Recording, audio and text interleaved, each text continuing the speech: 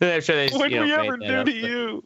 Yeah, we do live in interesting times. But if you think about it, if you think about what we're in right now in the context of just even the United States and tumultuous times, the government's actually holding up pretty well for what the fuck is going on. So I think we're actually weathering this pretty well. I'm interested to see when we have these fucking robot things that I keep on seeing online shooting guns. Yeah, right. Oh shit. When you watch the documentaries about what was going on during the Vietnam War in the 60s, and some of those riots in Detroit and stuff like that, it's like, okay, because heck, even here in Madison, there was like weekly fire bombings downtown. Right. Yeah. Imagine if that was happening now. Yeah, right? People would not stand for it today. Oh my God. Then it's like, oh my God. End times. We'll be all right, I think. Anymore, so. Anyways, moving on. Teddy, talking politics. All right, so I work in what's considered a pretty affluent area of Nashville. And a lot of these people, we didn't have the same backgrounds, and I don't. The what do you call it, gentrified area? Well, no, it's not gentrified. It's just rich white folks. Ah, they got old money in Tennessee. Oh, it's always old money. I see. Yeah, it's Nashville. Old right? money neighborhood. It's been like that. But they come in like this Kaepernick thing is in the news about him getting a workout with these teams, and a lot of these guys are businessmen, and they come in and they want to talk about it, and so what's your opinion on it, buddy? I'm like, I don't talk about stuff like that with guests and with customers. So I'm like, we didn't have the same background. We think differently, and like some of these strong issues, or they want to talk about Trump or something. I'm like, or the impeachment thing is going on, and I'm like, really? Buddy, I'm talk to you about that. I mean, yeah, because a lot of times because we were shorthanded. Dick move. Yeah, we were shorthanded, so I was like day manager and bartender at the same time. So I was behind the bar with these guys, and they just want to. And I'm like, I don't want to. You know what I'm saying? What you doing this weekend? That's kind of like a dick power fucking thing, because they know that you were there, and you kind of have to somehow talk along, right? Just put up a sign that says no politicking. Right. Politicking. No politicking, or I'll kick you in the dickin'. Right. And then they will be like, well, I ain't talking politics, I'm just talking about the football, what you think about that? I ain't here to talk about politics, you dumb crackers. Yeah. Happy? You want to press the flesh? Well. But like, what kind of a fucking dumb question is that? You're asking a black dude what he thinks about fucking... Yeah, about Colin Kaepernick. Kaepernick. Black dudes fucking standing up for black dudes. Right. Yeah, I like him. Cool. I mean, is that even that big a... honestly, I saw that, and I'm just kind of like... Responding, you're asking a black man. Really, it's one of the things I hear a lot is fucking... He should just shut up and play football. It's just football. You should do that stuff off the field. You know what I'm saying? That's not the place to do it, is what I hear a lot. Yeah, right. And I'm like... Yeah, but if J.J. Watt goes out and fucking salutes the flag, right? Fucking Twitter blows up. Tim Tebow does his fucking prayer. Mm-hmm. Nobody has a problem.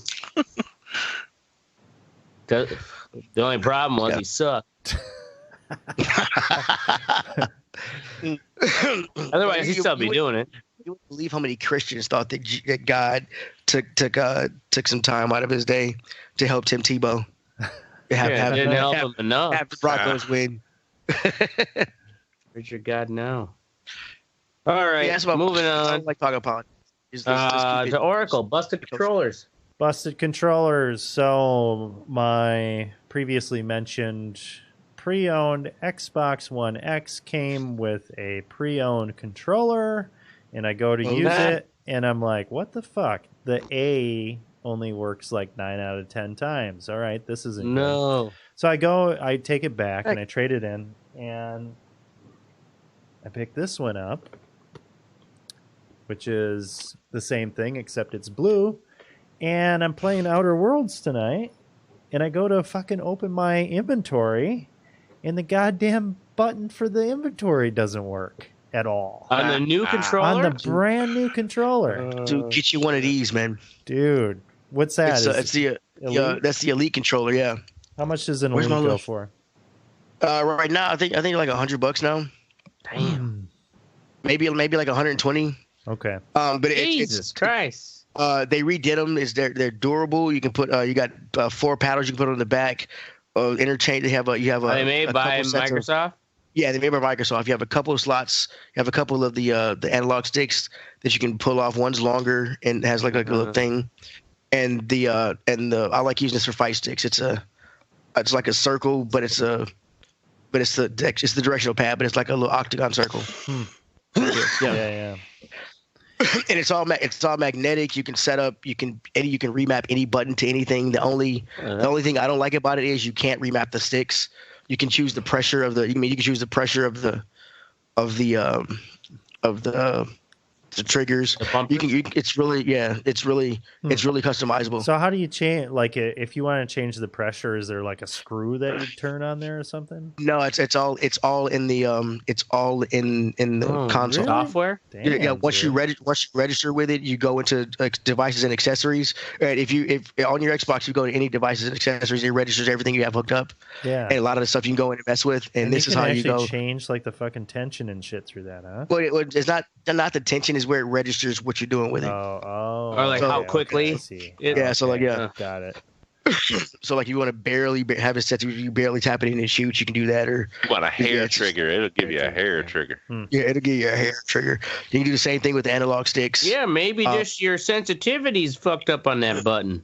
I do hear that they're good for racing games for that aspect, though, because you can change how hard or soft you want your throttle or where you want it to go in. Your brakes, too, you know what I mean? Yeah, so. I could definitely see that. You can map any button to anything. It's awesome. You can make your start button the A button. It's fucking. You can map any button to anything. Shit. I mean, I keep on upgrading my controllers. I'm gonna have like a fucking huge mech warrior suitcase full of controllers. Yeah, right. Buy this. It's an Iron Man suit. Shit. Yeah, I've got about 95 customizations. That's built-in catheter. Don't worry. Right? Yeah. It's awesome. Hours of fun. I smell a commercial script. There you go. Yeah, right. The GameStop Iron Man suit. Okay. In all seriousness, go fuck yourself, Dover, Delaware. Dover. That's our show. We're going to be here every Wednesday night, maybe Thursday nights, 10 p.m. Central. Make sure you join the conversation. Oh, wait. Yeah, we're going to be doing Tuesday next week. Yeah, right. Next Tuesday. So we're not. You don't know that yet, but yeah, we're doing that. Anyways. Make sure you join the conversation at theredeyereport.com or facebook.com/The Red Eye Report. You can twiddle us, but nobody's listening. And Teddy has an Instagram. You've been tweeting? I've been tweeting. I tweeted some Black Power shit. Y'all don't have Twitter. You can tweet us at Red Eye _report. That's right. Y'all put on a list. Man. At Red Eye _report. Look for that. Like us, share us, fuck us. We're down for whatever. I am the Ashtray. I'm Oracle. I want to go last. I missed it. And I'm Teddy. Oh yeah, and Teddy, you should have made it more epic waiting that long for. Well, I was gonna say the black man is apparently in charge of social media, so watch out, white folks. Hey, you can buy T-shirts, tank tops, and pop sockets on our website. Go to merch. the Reddit. Yeah, we've What got about merch. hoodies. Can we do hoodies yet? Merch. Yeah, no, I think I can make hoodies as well as an option. Oh shit. So yeah, I think I just gotta go in there and fucking start a new product or whatever. But yeah, check it out on the website. Get your own fliff. Boom. Boom.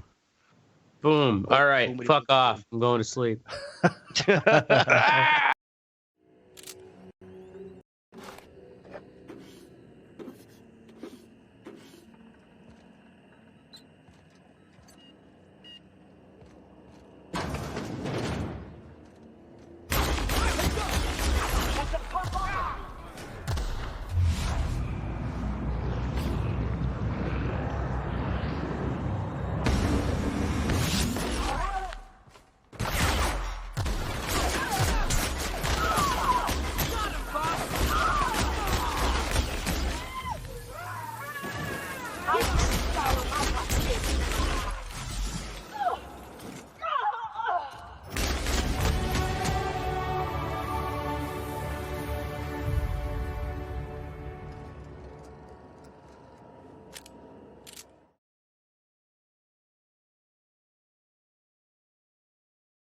Dude. Right now. Roxanne! We're live. We're doing it live. Doing it. Doing it live? The fuck was that? What the fuck was that? Doing it live. Ooh, look at that delicious meat. Oh, I like the background video too. Yeah. You like that meat? Yeah, fresh. That's fresh meat. Jesus. Raw. Oh, hold on. Let me turn the volume down on this. It's like when people call into radio stations with their radio up super loud. Sir, can you turn your radio down? What? Can't hear you there, Tim. Oh, yeah. Anyway. All right. In this episode of the Red Eye Report, we discuss meat. We figure out that Ashtray has a much more sinister side than previously thought. And as usual, we do the bare minimum. With me this week is the meat pimp Ashtray. For months now, every Sunday, Ashtray has been the auctioneer at a meat raffle in Madison. At least that's what the plebes think. Really, it's a cover for a sexploitation ring run by the Democrats. Here's how it works. To win a side of beef, that's really code for a prepubescent Argentinian boy. You win a slab of bacon, that's a 30-something Latina with mad seamstress skills. And the coup de grace, the rack of lamb. That's an albino Persian toddler. Very rare and very expensive. Right. Thanks, Hillary. Hard to come by. It is hard to come by, yeah. It's hard to come on, too, because it's so pretty. You can Next never to see him- where you hit him. Oh, my God. Next to him is the all-seeing Oracle. Oh The only thing Oracle knows about meat is how to beat it. Whether it's with a shovel, a cheese grater, or just his fist. Fucking tenderize that shit. Dog murderer. We've also got a fluffy teddy bear. Teddy doesn't eat meat anymore. He had a bad Yes, I do. experience with a tube steak once.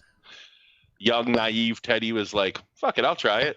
Then that huge black sausage poked its ugly head through the bathroom stall, and Teddy realized that this wasn't going to be fun. But he ain't no quitter. He finished it off anyway. First off, I would not take any kind of meat offering in the bathroom. Secondly, I do eat meat. It's called pussy. Last and least, I'm the mystic. My favorite meat is Polish sausage, preferably ones named Pavel Strombrowski. And this is the Red Eye Report. Boom, boom, boom. That's a real, Yay. by the way, Pavel. I don't know. Anyway, talking about I meat. would go with Fievel. Meat production. Yeah, Fievel Mauskowitz. Meat production. What country do you guys think is the most eats the most meat? America. Eats the most. I would say. Eats the most. Brazil. Yeah, I said Brazil. Ew. Really? Yeah. India? Oh. What? Enlighten us.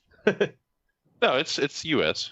Oh, Damn right. Okay. We're always number one. Don't U.S. you and ever doubt. Australia are almost virtually tied, honestly, per capita.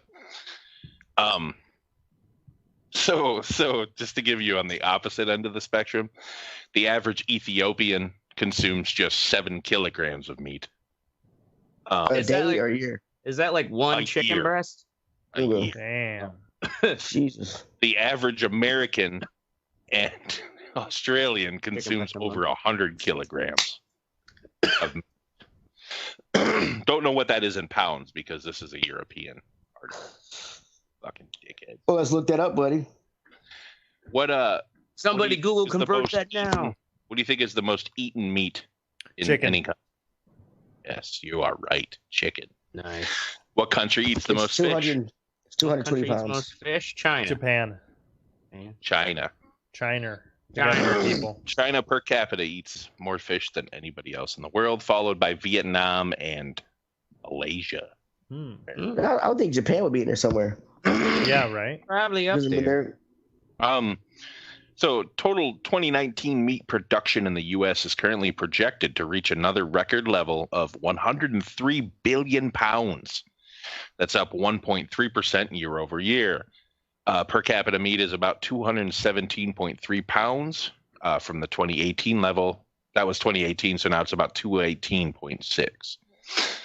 So 218 pounds of meat on average is what people in the U.S. eat. Now, that being said, I don't know how many vegans are in this country. So we got to make up for them. You know what I mean? Right. How much do you guys think you eat? Like, do you eat? Or we can stop killing so many goddamn cows. I mean, do we need all this fucking meat? I eat meat every day. I usually do. I don't eat meat every day. I mean, but it's unless I'm fasting. But otherwise, yeah, I ain't holding back on eating my meat. Yeah, I kind of feel like I need to eat my meat now before you lose your teeth. You get old. Yeah, before I lose the teeth. No, before like hey, us. Man, don't knock a meat smoothie, okay? Us please don't have access to meat anymol, and we have to like just eat dead bodies or something. We'll turn to Right. guinea pigs or rats or something like. Or these impossible burgers or whatever, you know. We'll get those resourceful. Take over. I don't trust those Impossible Burgers. I think they're fucking. What's that shit? Where it was Soylent Green. Soylent That's Green. Yeah, that's the Yeah, that's what I'm body. thinking Has it is, anyone dude. tried them yet? I haven't. No, I don't want to try it. They're supposed to be good.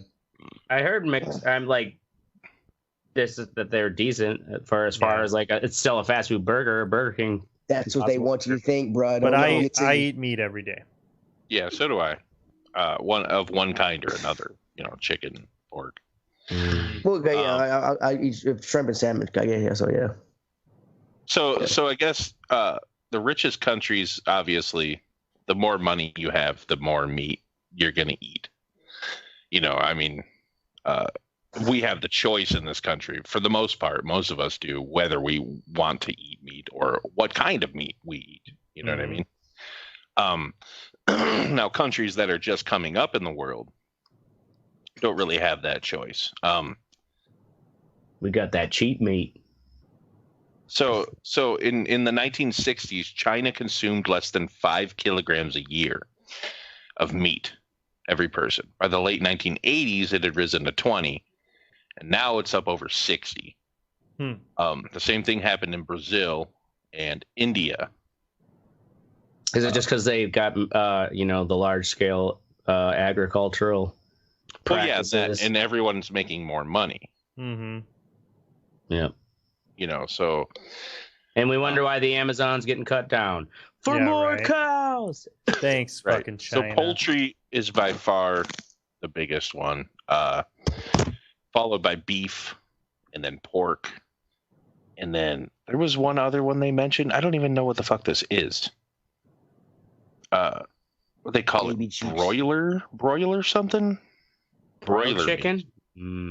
I like how it's a type of meat. It's not a broiled chicken. It's just broiler meat. It just says broiler meat. So I don't know if that's what is that beef? Fucking whatever. Lamb is fourth after pork for the most eaten. And a lot of the lamb is in European countries. So yeah. Pork is about 20. So yeah, poultry, we eat about twice as much poultry as we do any other meat in the US anyway. Cheap. We make a shit ton of chickens. Chicken is fucking ridiculously cheap. Yeah, it really is. You could buy like 6 big chicken breasts for like $9 or some shit. Yeah. Hell yeah. There's a shit ton of them. I mean, we have too much. We're farming too much food, too much meat. I believe. I mean, we don't need. I mean, it's great to get it cheaper and everything else, but we don't need fucking billion pounds of fucking hamburger. Yeah, well, we are apparently producing way more than we need because total 2019 meat imports are projected to decrease to 4.3 billion pounds, the lowest since 2013, and record exports of 17.4 billion pounds. So we're actually shipping way more than what we bring in out of the country. So yeah, and total meats include beef, pork, broiler, whatever the fuck that is, turkey, other chicken. I don't know what other chicken is either. Veal and lamb. What the fuck is other chicken? Other chicken. Right. Maybe would like what broiler meat is. Broiler, yeah, like pheasants, and duck. other chicken. Would other chicken be like other fowl? Broiler meat. other chicken. Oh, chickens that are raised for meat are called broilers. Chicken that are raised from what? Timothy Jeffrey Cadwell, Mystic, if you read the chat, wants to know where you're getting your numbers from. He doesn't accept that they're from his mom's meat bin. What he accepts? Oklahoma State University from April 4th, 2019. Damn, that's way more university. legit. Yeah. Oh, it'll be in our links. So you take your elitist asshole fucking findings and throw them up your ass.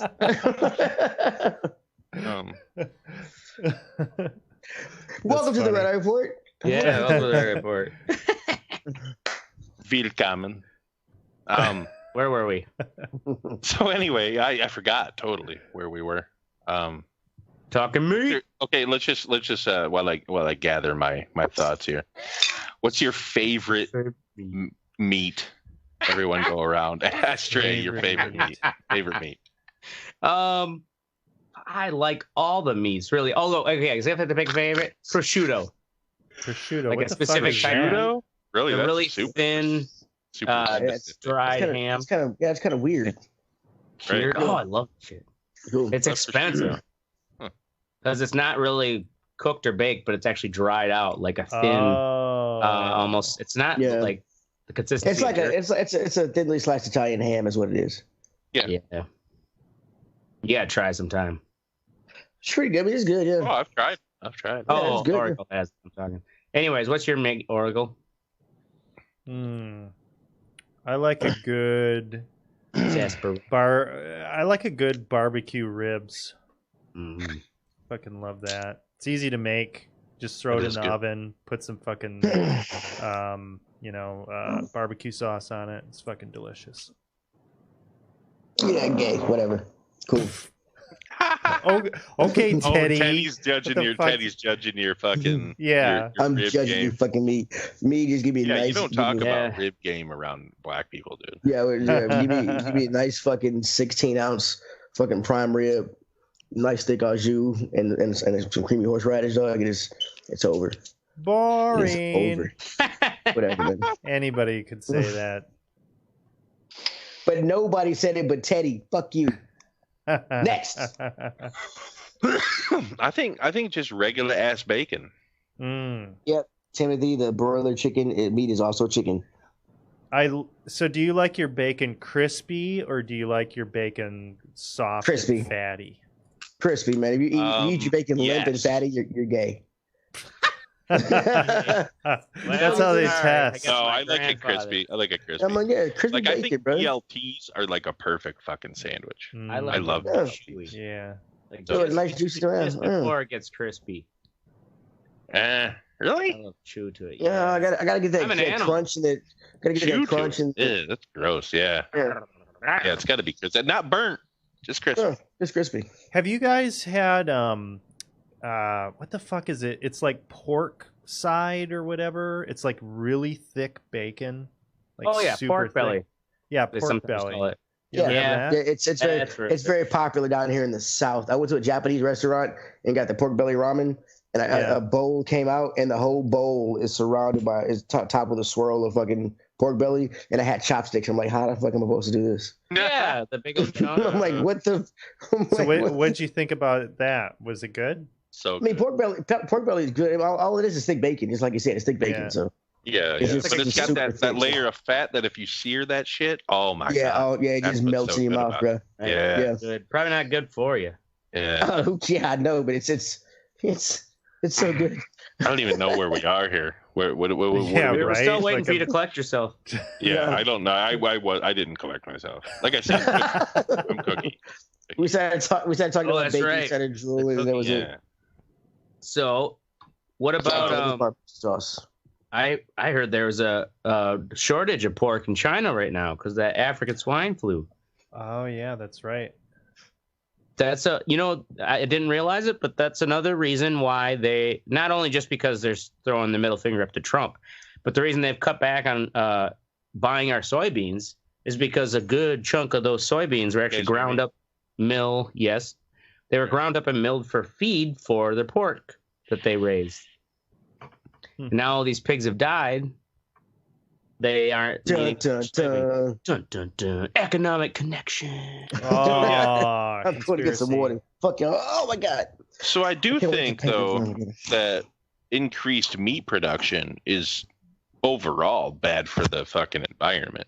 It is. Well, they say that like that's a huge part of right. Global warming.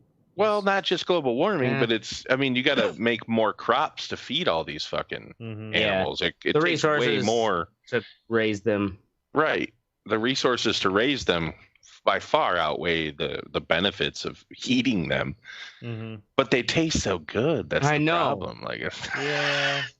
That's what I'm saying. So I would say this, Doug. If God didn't mean for us to eat animals, he wouldn't have made him out of meat. Good God. Like my wife totally she grew up vegetarian, and her sister like fucking has been doing this vegan, not total vegan, but like vegetarian diet, and like posting about it every day. And so she's like, oh, let's try it. So I tried the smoothies. You know what I mean? Like smoothies are good. You put some spinach in there, got some fucking flaxseed meal for the nutrients and shit. It's not bad, Ashtray. Shut up. But then like there's like these recipes that we got from this cookbook, like whole bowls, and it's basically just vegetarian like meals. You know what I mean? Right. Lentils and beans. Yeah, exactly. I just don't know that I can give up all types of meat. Right. Yeah. Like chicken, I could easily give up, and turkey and shit like that. But red meats, I fucking love red meat. Mm-hmm. So it makes steak, big ass fucking marbled up fucking porterhouse. Oh my God. There's gonna come a time in 20 years, I think that meat is going to be pretty rare that we actually eat it the same way. And we're just gonna be weaned off of it. And we're gonna talk about the glory days. Yeah. Eat one steak a fucking not year if or whatever. the butchers union can say anything about it. Right? Yeah. Rise up, save our meat. I can't run out of meat for my meat raffle. Yeah, right? Shit. Yeah, so tell us how that works, by the way. I've been curious. The meat raffle, which I also learned is technically illegal. Even though it's a Wisconsin tradition, we still all do it. What's technically illegal? You kind of have to have a fucking license to sell that shit, don't you? Yeah, it's like you can't, or I guess the law is that you can't buy meat from a grocery store or a deli and then resell it like on your own. Oh, yeah. I thought you guys were getting it from like a wholesaler. Isn't a meat raffle a pretty common thing, though? It is a common thing, and so it's kind of like I've never heard of it. They look the other way here in Wisconsin. It's a common thing in Wisconsin. Ever. I'm honest with you, Teddy. Here, I've never heard of it either. Like I've never heard of it. I want some fucking meat, baby. Woo! Apparently, no one really knows, but they think the origins come from like during food rationing in wartime, where that like people would pull together their small ration of meat, what was available, and then raffle it off so like one family could have a big meal. Although I'd be like, I ain't giving up my little bit of meat. Yeah, I'm just like, what's my fucking little bit of meat? This my just ham. so some other else can win. I already ate it, bitch. So, anyways, we get 5 sounds different like something cuts they of meat. do on what's that show? Trailer Park Boys. Trailer Park Boys, yeah. Boy thing. Selling meat in the parking lot of the mall. I go around with a pitcher full of meat sticks, I call them, but they're basically paint paddles with numbers written on them. Yeah. And I sell them for $1 a piece. Go around the entire bar, hustling my meat sticks, pimping my meat sticks. And you have a big wheel, right? Some places have a big wheel. I have a Crown Royal bag. You do this at a bar? Okay. Yep. Of course he does it at a bar. How many He's not going to do it at the public library. I actually saw this the other day. We did a story about it. It was like some Polish fest. They had a meat raffle. Some dude won a whole half of a cow. Holy shit. Damn, that's a lot of meat. It was like you need $20 to buy yourself a a chest freezer. So, yeah, these take place at bars, taverns, and I guess technically they are legal at VFWs because VFWs can apply for a state raffle license in order to do bingo and other things and such. But they were in wars. Private businesses are not allowed to get raffle licenses. So, anyways, I go around, sell these paddles out to everybody, and then I have this big Crown Royal bag full of poker chips with different numbers on them. And I pull them out and yell the number out on the microphone, and then, like, say it's number 32 wins.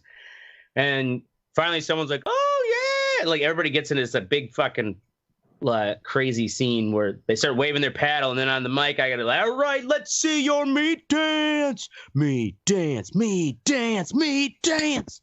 And like this the whole crowd. Yeah, that's wow. And that's how the meat raffle goes. If you read articles about it, they're wild. I'm coming there, and I hope I win because I will not dance. Oh, we'll laugh. I don't give a fuck what you do. I will not dance. I will punch a motherfucker in the face. We'll say, like, look at Mystic doing his meat walk. Meat walk. Meat walk. Meat walk. Then I'll take my side of bacon and get the fuck out. Grab my 30-something Latina chick and get the fuck out. How much meat were you raffling? We do 5 different cuts of meat, and then lately we've been also adding in desserts from Ken's Deli. A little bonus. So, like, what's the cut of meat? What are we talking? Cut of meat would be like. What are the 5 cuts of meat? T-bone steak. There was this. What was it? One of those marinated burgundy steaks was the other one. There's usually a big thing of fresh cut bacon, and then usually something for like the pussies, like turkey burgers, you know. And then usually like a nice big salmon fillet. You get to choose. You get to pick. The owner of the bar goes and gets the meat beforehand, so it's but you get to pick. I'm just saying, like, pick what you bet on or whatever. So right? if you win the first round, you get the broadest choice. But you know, as it goes down, like the last round, you only get whatever is left. Which is what, the turkey burgers every time? Yeah. No, actually, surprisingly, sometimes it's been the bacon. Man, like, no one wants to. What's wrong with you, motherfucking fucking hipster ass bullshit, right? No, they're like, I want to get that salmon. Salmon. Hey man, does the salmon have the skin still on it? Sometimes. Yeah, if it's got the skin still on it, I'm copping that salmon, bro. Give me a nice little cedar. I mean, it looks really good. It's going down. It's going down. I invite y'all over. Dude, I will come to that and bring a fucking cast iron skillet with a hot plate. Just start cooking right there. Win that bacon, and I will cook that shit right there. Fuck yeah. That's awesome. Nope, I'm cooking my meat. That's how meat raffle goes. Anyway, man, you guys are making me fucking hungry. I know, shit. Right? I'm gonna after the show, I'm gonna go downstairs and make me a nice little carbonara, bro. So what's the best? You guys all like burgers? Yeah. Yes. Yeah. What's the best hamburger you've ever had? Oh God, I don't know. I've had so many damn good hamburgers. So gonna have a hamburger. I've had a surprising hamburger, and not the Impossible Burger. So when I was overseas, kind of the thing that you get from restaurants and bars that cater to foreigners is a fucking burger on the menu. Like, right. They're always going to have a burger on the menu. But let me tell you, some of these places, they've never tasted a fucking burger from the U.S. I don't know what the fuck they got going on with that cut of meat is. It's not good. But I was in Thailand, and Carolyn and I, we had a motorbike that we had rented, and we rode up to the top of this mountain, and we were up on it. There was this huge Buddha statue in Phuket, I believe it was. And I mean, you had to ride up this mountain a ways. There's like fucking elephants up there and shit. And goddamn on our way up the road. On our way down. Let's go, baby. On our way down, this windy fucking road out in the middle of nowhere. There's this little kind of stopover place, kind of like a shack on the side of the mountain. And I'm like, hey, I want to get a beer or something. So let's go in there. So this shack looks like the kind of place, because in Wisconsin, all shacks have beer. Right, all shacks have beer. So we go in there, and I shit you not, it was one of the best motherfucking burgers I have ever had. On this mountain top shanty thing in Phuket, Thailand.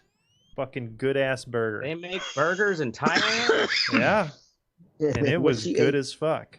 What you ate was a ground up man boy or girl boy. Hey, you know what? I don't really care. It was delicious.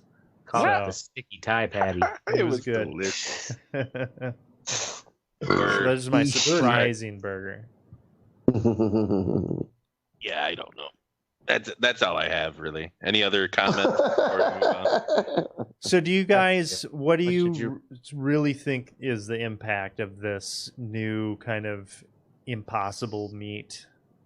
What do I think's the impact? Yeah. Soylent Green.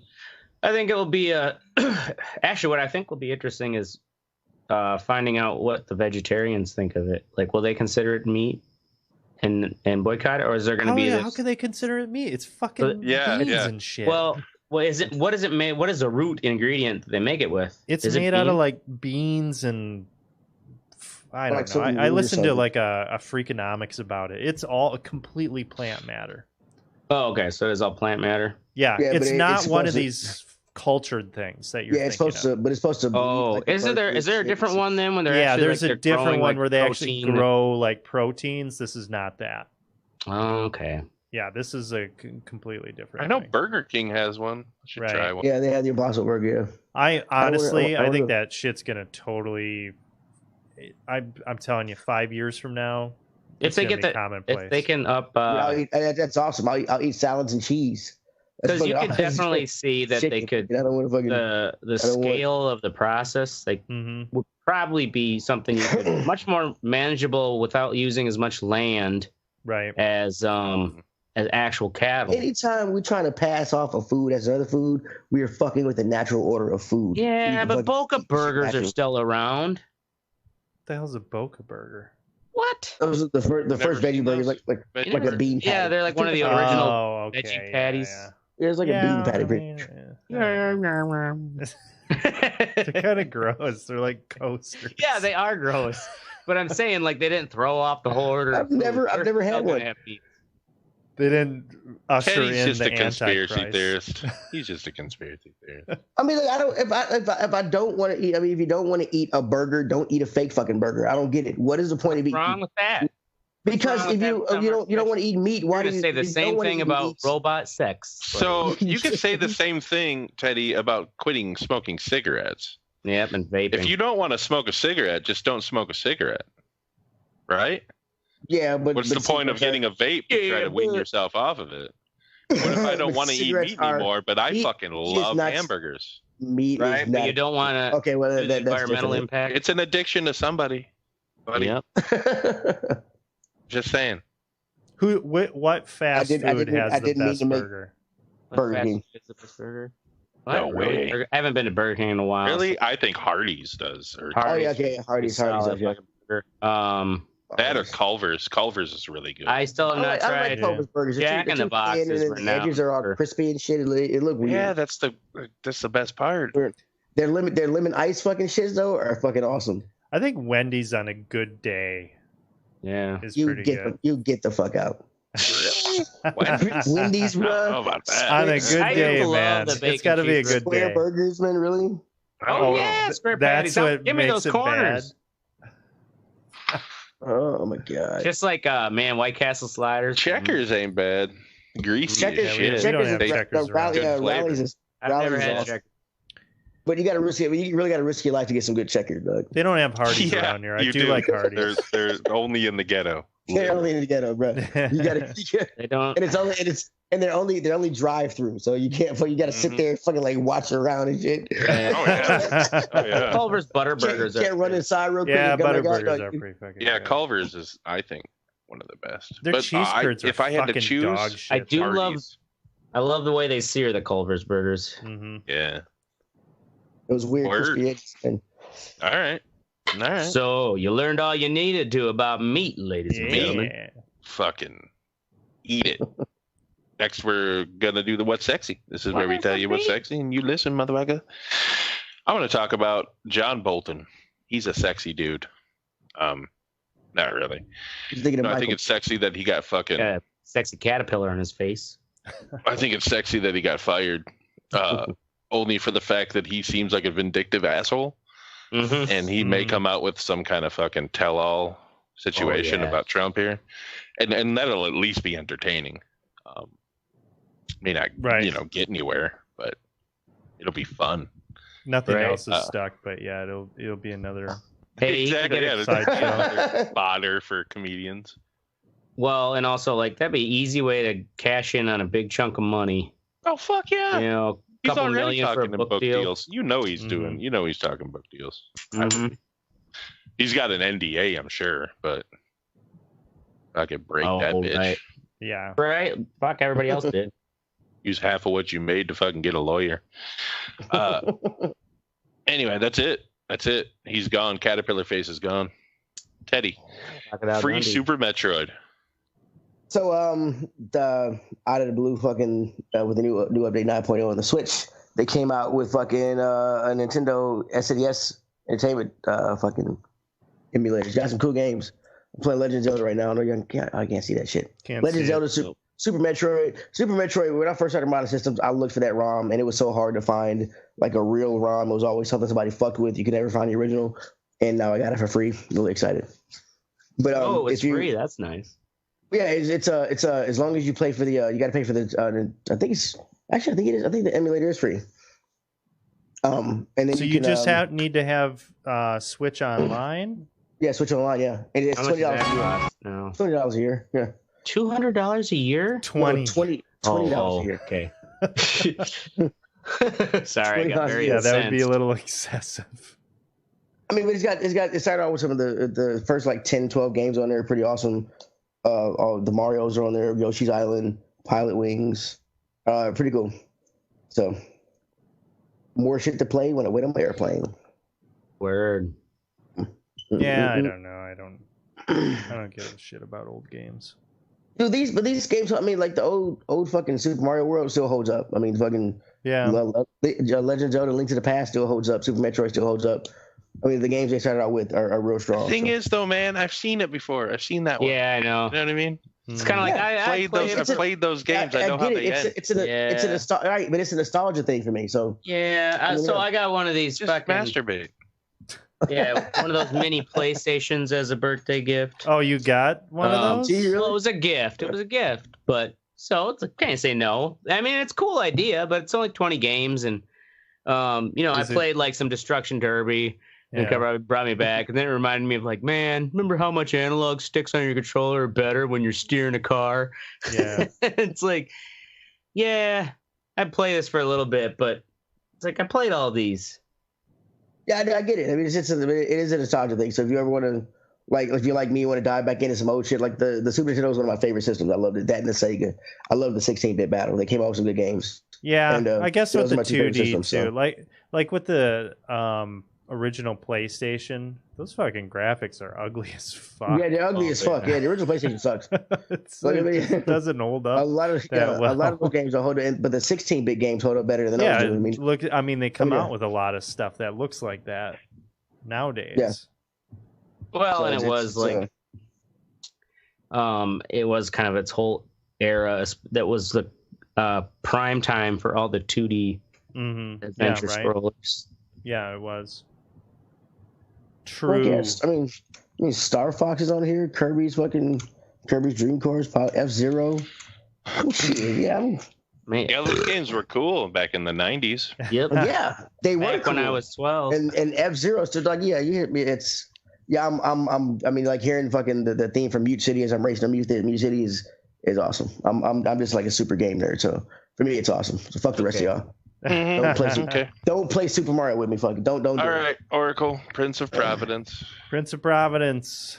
I went to Trinity Rep, which is a theater in Providence, and watched The Prince of Providence, which is a play about the mayor Buddy Cianci, who was actually elected mayor 7 times. Damn.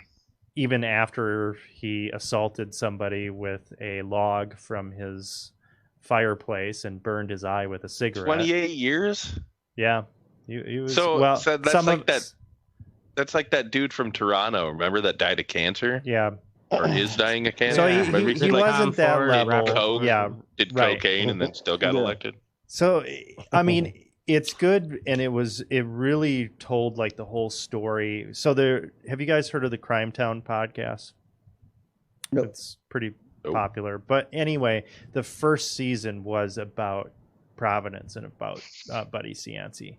But the thing is compared to other corruption cases and shit that you hear about, his shit wasn't that bad. Like, he was just a very like outspoken character.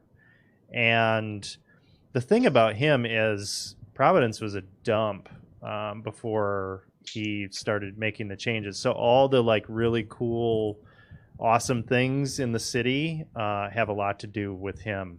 And he's the one that brought them. And it was really cool at the end of the play. He's on trial, and he breaks the fourth wall and just starts like the guy playing Buddy Cianci.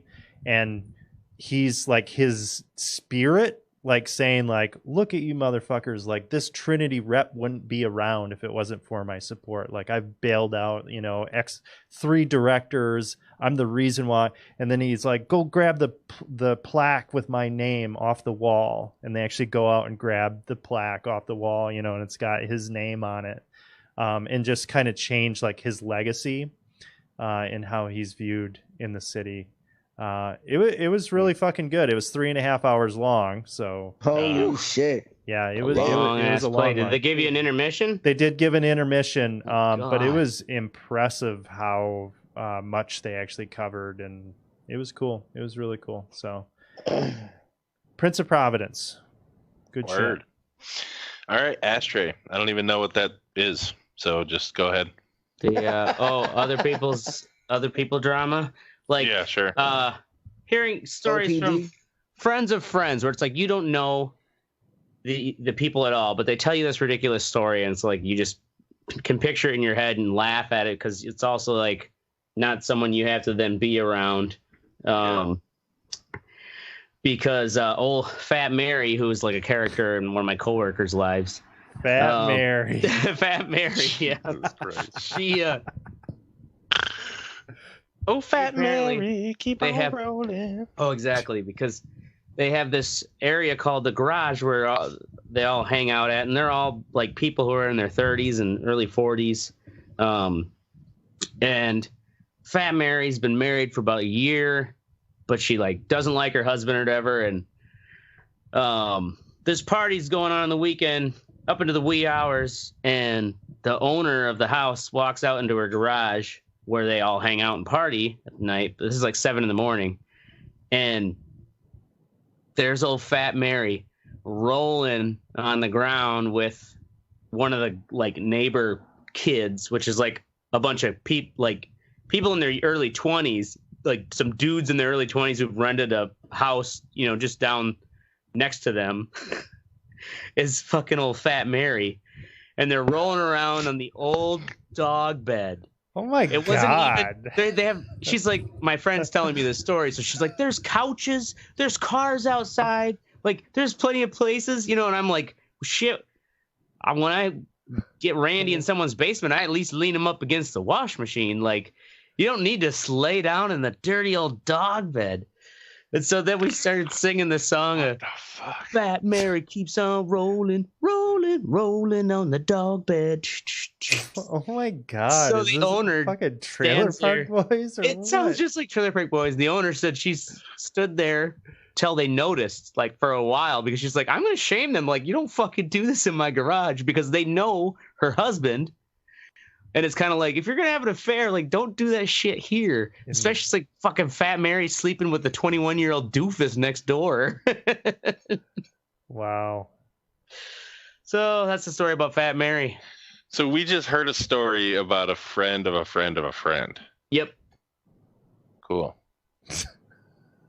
Hilarious. I kind of want to know what Fat Mary looks like now. I know, me too. Now I'm like, you gotta get a picture of Fat Mary so I can see her. Now that I know what she's done, turn her into a meme.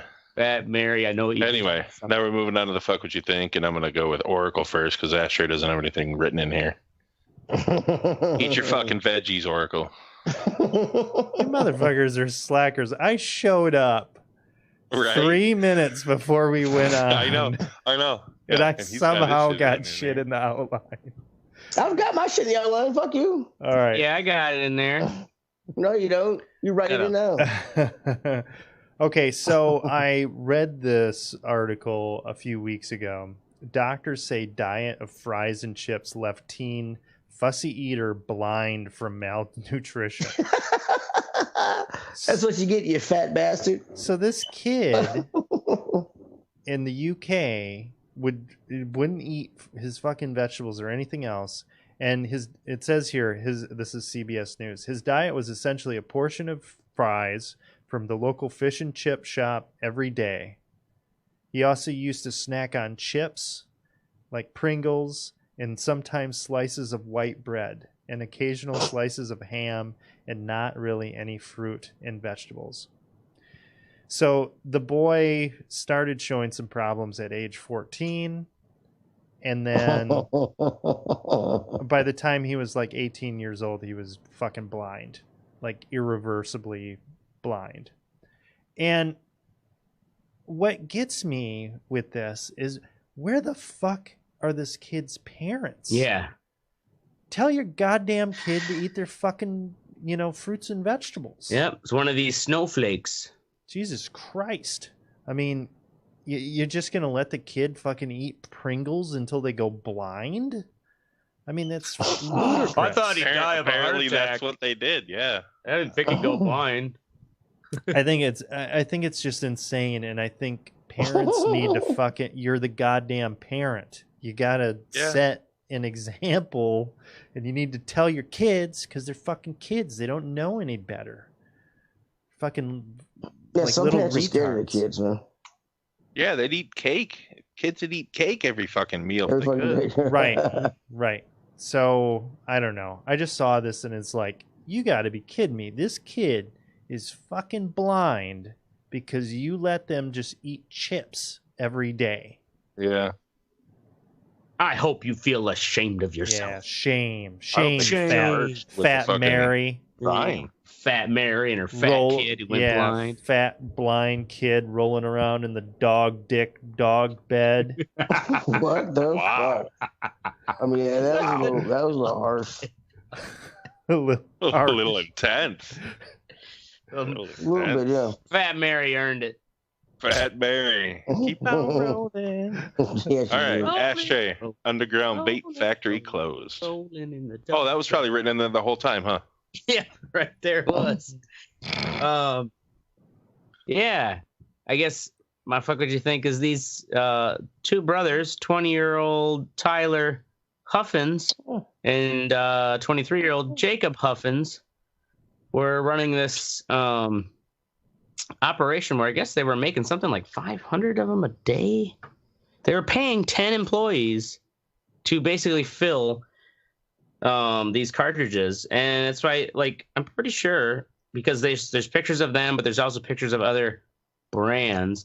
But the old the DANT cartridges, which I found conveniently, like two different completely separated people had connections to get these. Well, you try to find this company online and you can't, because these are the ones that they're printed in China. China just makes the packaging and the cartridge empty, and it's a do-it-yourself kit. Fill it with whatever you want. If I could fill it up with motor oil. So these guys are the ones that are causing the well, deaths? these guys, these guys could be, but the fact is that these problems are coming because of this widespread counterfeiting of vape cartridges on the black market. And because other states have it legal, it's easy for it, like, oh, you know, fuck, it's got a spot varnish on here, you know, like, that's a really sexy little package. That's cool. Of course it's got to be legit. It's got graphics. You know, like, you assume it came from a dispensary in a legal state and just smuggled into yours. But no, they're coming in empty from China, and people are filling them up with whatever. So that's why they think most of these problems are coming from people who use the counterfeit shit. 98,000 cartridges that were unfilled. Wow. 57 mason jars filled with THC oil, or whatever it may have been. Each jar is roughly valued at $6,000.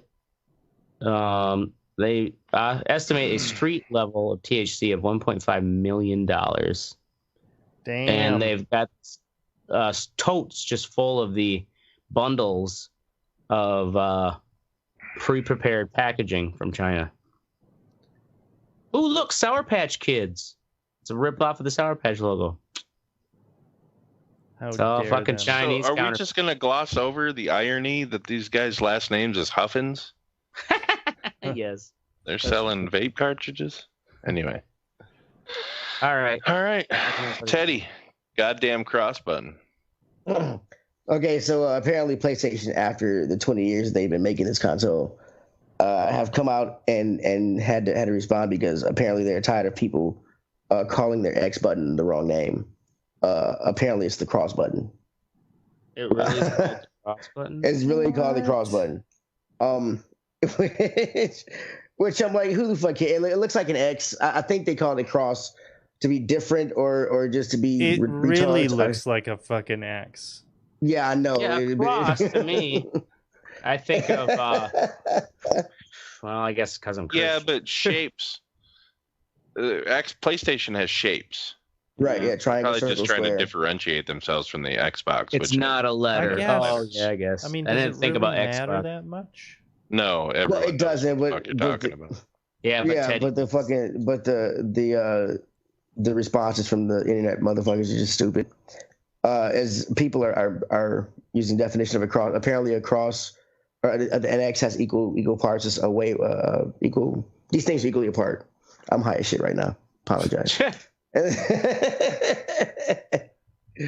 And I forgot what I was talking about. Let's move on. X cross. Okay, X so cross you're saying that the cross needs to have a longer. One side needs to be longer. Right, one side longer, right, than the other side, right. But that's what people are saying, and like PlayStation's you know like, what? we're not changing this across. I will not accept this until Sony releases the Jesus dying on the cross special edition Xbox controller.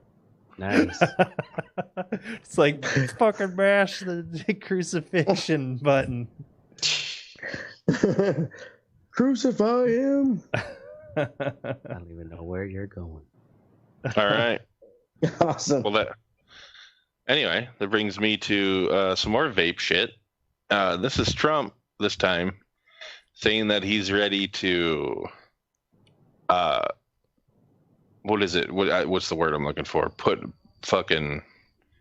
Make laws stopping the whole vape cartridge thing of flavored vape juice. Yeah. Because people are dying, and it's not even the right thing that they're you know what I mean? Like, he's targeting something else. And it takes 33 people have died and that have been linked to this. How many have died from guns in the last fucking year? Yeah. You know what I'm saying? And we get thoughts and prayers for that. But these fucking assholes who are, sucking this shit down into their lungs, somehow have caused an epidemic. Yeah. Country is fucking fucked up, people. That's all I gotta say. You need to get out there. You need to fucking vote. Don't fuck with Mystic's vape juice. Yeah. Oh, I don't care. I don't vape. You fuck your ass up. I don't vape. Does anybody vape here? Teddy, are you a vapor? I've stopped I am a vapor, since, yes. Are you since this shit's been afraid, going on. or how do you feel about this? Whatever the fuck's going on with the it terrifies me. It makes me want to stop. I mean, I don't use it. I don't use it fucking 24 hours a day. You know what I'm saying? But yeah. And once I get home, I smoke the real stuff. So yeah. But it's well, you know, and the thing is, we still don't know. There could be black market cartridges that are filled with, you know, like legit THC stuff that doesn't have, you know, because you don't know what kind of recipe they're making this stuff with. Right. I mean, look at this picture of these mason jars. They're all kind of different I'm colors sure and stuff. FDA. Yeah, they were probably cutting that shit with butane. Right. You know what I mean? Like, that's a popular way, or used to be a popular way of making that oil. It's actually really dark, so it probably was. That shit, yeah, that's going to fuck you up. Yeah, I'm pretty sure these guys, they didn't look like they had chemical engineering degrees. Right. No. Yeah. And, I mean, that's just 2 guys that got caught. Imagine. Think of how many of these operations are out there, you know? Yeah. In Florida alone. It's probably like thousands. Yeah, that's probably all the that's a shit ton of these entire trailer cartridges. parks in Florida that make nothing but meth and THC cartridges. Anyway, in all seriousness, go fuck yourself, Palm Springs, California. That's our show. We're going to be here every Wednesday or Thursday at 10 p.m. Central. Make sure you join the conversation at theredeyereport.com or facebook.com/theredeyereport. You can also twiddle us, but nobody gives a fuck. Like us, share us, or fuck us. We're down for whatever. I'm Mystic. I'm Oracle. This is the Ashtray. And I'm Teddy playing Super Mario World because the game is still awesome, you dicks. This is the Red Eye Report. Keep on holding on to that nostalgia, Teddy. Yeah, right? It'll get you through the day. Lord knows I need it. Did you guys see that? I drink. I've lost my nostalgia. Those dudes that had that.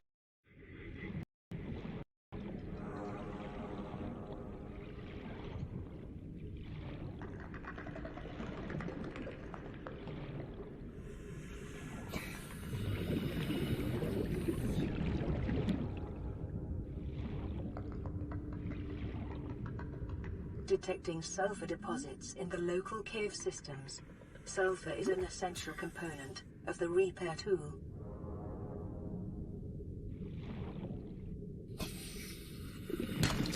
Copper is an essential component of all powered equipment. Your probability of survival has just increased to unlikely, but plausible.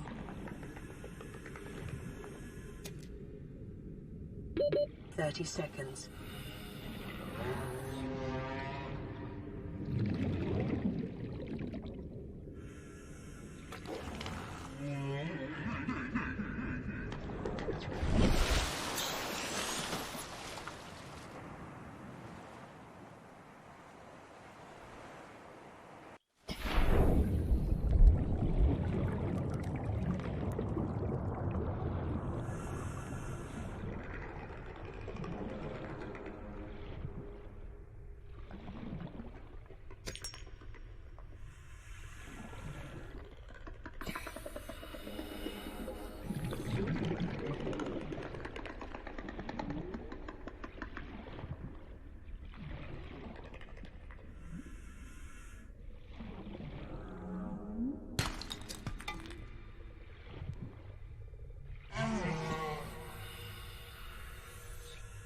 Silver-based wiring kits are an essential component of many habitat modules.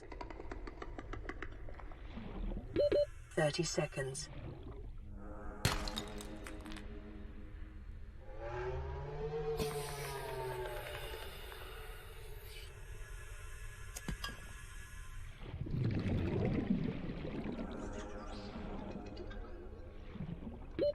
Oxygen.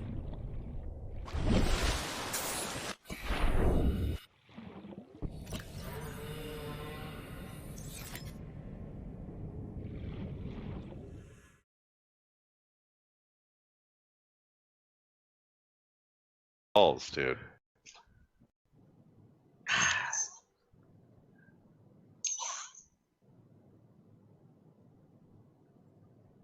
All right. We're doing it live. Doing it live.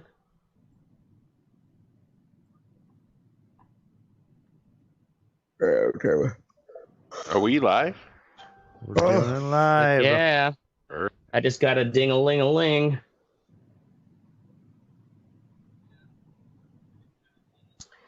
All right, ladies and gentlemen. You know, the invite button when we start these shows isn't really there anymore. Now it's all like, start a watch party. It's like, I'm hosting it. I don't have, like, I want to just send an invite out like we used to be able to. Fucking dumb. Old man ashtray. Old man ashtray, right to the... When we used to stream, it was this way. You could send an invite. Yep, fucking bullshit. Is evolute a word? No. Hi, Callie. Evolution? I just wrote evolute this. Doesn't make any sense. Shared to a group. Make perfect sense, man. All right. We ready? Oracle, you should have gotten this fucking long-lasting battery switch, man. It was awesome. Anyway, go ahead. I never play my shit anymore. Yeah, right? They're fun for a week, and then we're so spoiled. That's because Oracle's a video game whore. I am. Yeah. All right. He's back to the PC now, baby. On this episode of the Red Eye Report, we talk about human evolution. Where did we come from, and how many Neanderthals did we fuck to get here? Judging by the faces of my co-hosts, I'd say the answer is a lot. Oh, have you seen I my only brow? have to personally do 4. He's talking about Ashtray's glistening forehead. He ain't talking about me. That's funny. Ashtray has been known to black out and rummage through trash bins at night looking for simple proteins and scraps like a savage beast. Scientists are still trying to determine whether this is the result of ass clapping a Neanderthal or being a raging drunk. I think it's a little of both. I think it's a little of both. Man, that Neanderthal booty, though. All right. Teddy has a recessive gene that causes him to think the PlayStation Vita was a good gaming system. Hey, fuck you. It's a good console. Kiss my ass. See, Every console has been in it its own, around like, for a year and man, a half? don't be talking about my video games, dog. It's too personal.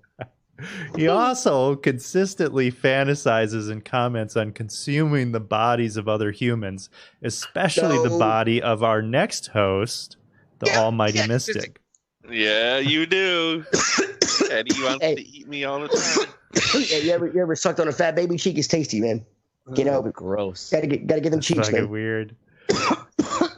You have no idea. Speaking of Mystic, Mystic's body has morphed into a gelatinous mass. We're not sure what Mystic is evolving into, perhaps a giant brain or maybe a new Pokemon.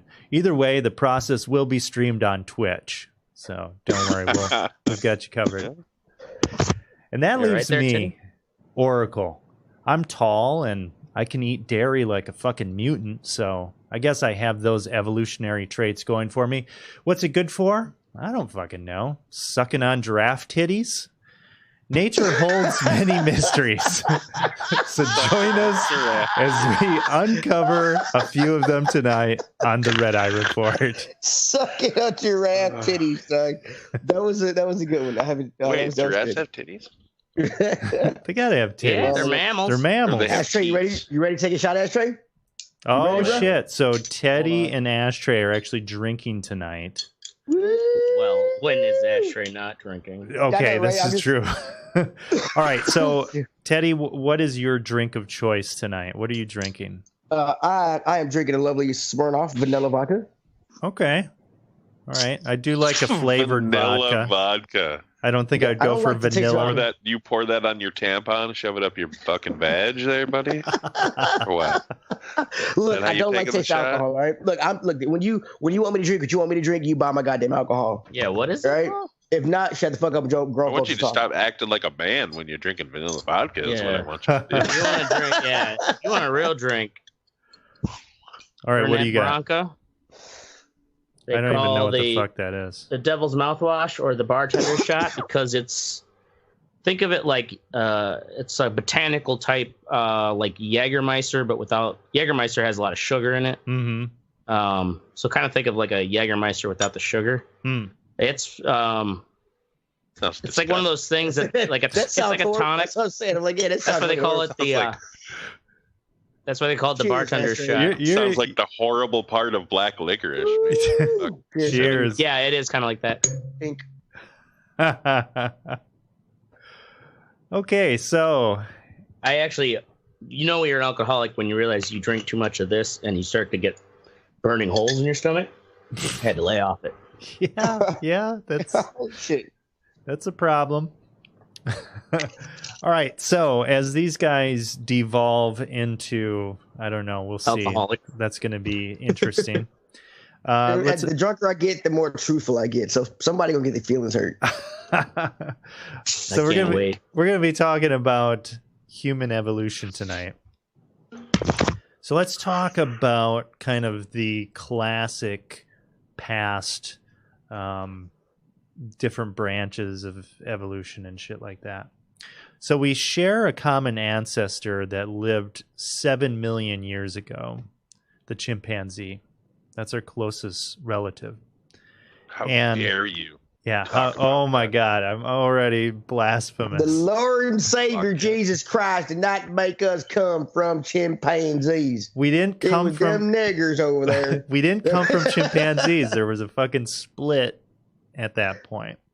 Now, there are closer relatives to our species. So we're Homo. They're the hominins. Okay. So these are all the kind of the things that would eventually develop into Homo erectus and Homo sapien. So the first hominin emerged in Africa about 7 million years ago. And its kind of defining feature is it had canine teeth. The motherland, Doug. That were smaller than earlier apes. We had canine teeth. Oh, yeah. So we do. Looked pretty similar to the other apes, and it just had like, I don't know. We ate meat. Yeah, it looks a lot like a fucking ape. Now, around 6 million years ago, another one came up. This one is Ororhyntugenesis, lived in East Africa, and its thigh bone suggests that it was an upright walker. So now that is a trait that we're starting to see 6 million years ago. Closely around that time, there was another one that had a toe bone that suggests upright walking. Now, this is all based off of fossils that they have found. So there is like a gap around like 5 million years because, I mean, it's 5 million years old. You got to find this shit in order to make these discoveries.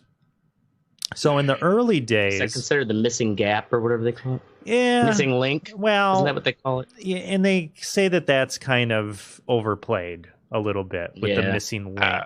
The missing link is Patrick Ewing. So yes, they describe the human evolutionary tree and the hominins is more. It's not like these species were existing simultaneously. So it's more of a bush than a tree. It's branching off in multiple directions at the same time. So and is this mostly because of where they lived, right? So they're all in Africa at this time. Well, I'm just saying that like we developed our brains because we needed to. Right. Yep. You know what I mean? Like that's implies compared to like somebody that had the strength to fend off. Well, we didn't have. It was survival. Exactly, and we'll kind of get into that, and we'll see kind of what changed and how that reflects what we are today. So around 4 million years ago, the grasping feet that allowed them to climb trees, those went away. So now the feet can no longer go around the branches. Climb on trees. We now walk our asses everywhere. Son of a bitch. Now, this had all taken place in Eastern and Central Africa. By 3 million years ago, they hit Southern Africa. And now stone tools were actually being used in Ethiopia, or around what's Ethiopia that is today. 2 million years ago, Homo erectus became the first hominin to migrate out of Africa. So now these motherfuckers they're are like, standing we're up. out of here. Right. They're standing up on 2 legs. Their legs are a lot thinner, skinnier than what the other ones were. So they are much more efficient on moving around. And they had larger brains. They had dexterous fingers. And they really spread out quite a bit. Oh, Hi. I like the dexterous fingers example. Right. So yeah, they were the first ones to actually leave Africa. Yeah, they left Africa, and they really spread out. How many millions years ago was this? So that was 2 million years ago. 2 million. 2 million. 2 million years ago. 800,000 years ago, advances in cooking kind of changed the game, and that allowed the brains to grow even larger because I guess they could process the nutrients and eat more stuff at that point. Now, Homo sapiens... I never thought about how cooking could be a factor. A big difference. Yeah. Because you could break down the food that over hundreds of thousands of years of cooking food, even in the simplest form, has actually helped us evolve. Absolutely. Crazy. Yeah, it is crazy. So Homo sapiens emerged in Africa about 200,000 years ago. What's up, Luke? Boom. Luke Keogh's joined the Facebook. They lived alongside and interbred with the other hominin species. Nasty. So they're fucking all these other things. They're fucking Neanderthals. Are they fucking these Neanderthals because they can't get away because they're on 4 legs and the other ones are on 2? Well, the Neanderthals are not on 4 legs. They're No, Neanderthals are so walking. The Neanderthals are just fucking like big, grunty, dumb human things. Yeah, That's a huge bitch. They're the Trump supporters of fucking 800,000 BC.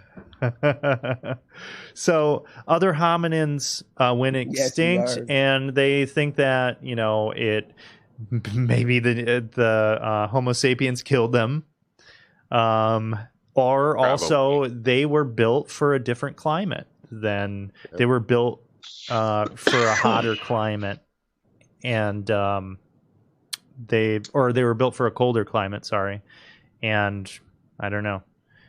They're not really sure, and actually, there's still some of the Neanderthal DNA that can be found in humans. So I've seen estimates up to 4%. We fucking murdered all of them. Yeah, we probably murdered all. We did. Right, we probably fucked them and murdered them. Did, for sure. But like you had societies, but they weren't writing shit in stone, but. It's very easily you could just be like, you know what? Fuck all those Neanderthals. Let's take their shit. Let's kill them. Mm-hmm. Well, have you guys ever seen the movie or the show Cosmos? The new one with. Do you remember the part where he talks about the reason that white people historically are more advanced or richer than the African continent or the black people? No, because of the animals that surrounded them. So like when the fucking white people migrated out of Africa, right, they had oxen and horses and shit that they found in these other areas. These animals did more of the work for them. Right. So they were able to cook things and feed their brains and read fucking literature, write literature, where these other people that didn't have the animal labor to fucking plow their fields and do whatever the fuck else, didn't have the luxury of that. Yeah. It's just weird that you can think just one little thing like that. One little thing. Yeah, one little thing, but over a long fucking period of time. Hundreds of thousands of years, a long period of time. I think it's also like more so. I mean, the brothers had zebras over there that can do the same thing as horses did, but they just left them alone. I think it's another thing about. I mean, I'm okay, being honest. no. That's true. You're right. You're absolutely. That's a good fucking point. I mean, they just left them alone. That's a good point. Do the work for them. Yeah, they never tamed them. They just let the animals alone, and animals let them alone. That's what I'm saying. They didn't tame any to do the work for them. Yeah. Damn white folk trying to tame everything. Right. And I don't know why that is. You know what I'm saying? Like, why is I don't get it? I guess, but yeah. So because we respect nature more. You fucking white devils. Well, that's the reason you're running around with fucking paint on your face and throwing spears. I was waiting for you to call me a spear chucker, you racist fuck. Well, let's talk about some of these kind of evolutionary kind of holdover things. So can any of you what? Well, besides, you mentioned cooking as growing the brains. When you were talking about 3 million years ago, when they started, when they stopped being able to grab their trees with feet. What kind of ushered this kind of evolution? Did you? So they needed to move. They needed to move out of the trees. They couldn't get everything that they needed in the trees anymore, and there have been environmental changes. Yeah, environmental changes. So humans are actually quite good at. And there are still some people in Africa that's how they hunt animals. They actually run the animals down over the course of like a day. Miles. Because the animal, like a human being is actually capable of massive endurance compared to most animals. And it's an evolutionary thing that they were massive able to. Massive endurance combined with guarantee you the top 5 long distance runners in the world are from Africa. Yeah, yeah, I believe that. I definitely believe that. Oh yeah, if not top fucking 100. So what is it Kenya that always has the winners? Yeah, it's always Kenya. Yeah, right. So can any of you wiggle your ears? No, my wife can, but I can't. Okay, so your wife can wiggle. Demon. Because she's a demon. Yes. Demon. What fucking ears are? What is it? Well, so this is called a vestigial trait, and it's something that is from our past. And some animals, like cats and dogs, you ever notice how they can move their ears and change the direction of their ears to direct kind of or detect where something's coming from? That is our shitty way of still being able to do that. The little twitch that somebody can do. Right. So it's not very good. Another one. Have you guys ever done this test where you put your thumb and your pinky together and you kind of bring your wrist up?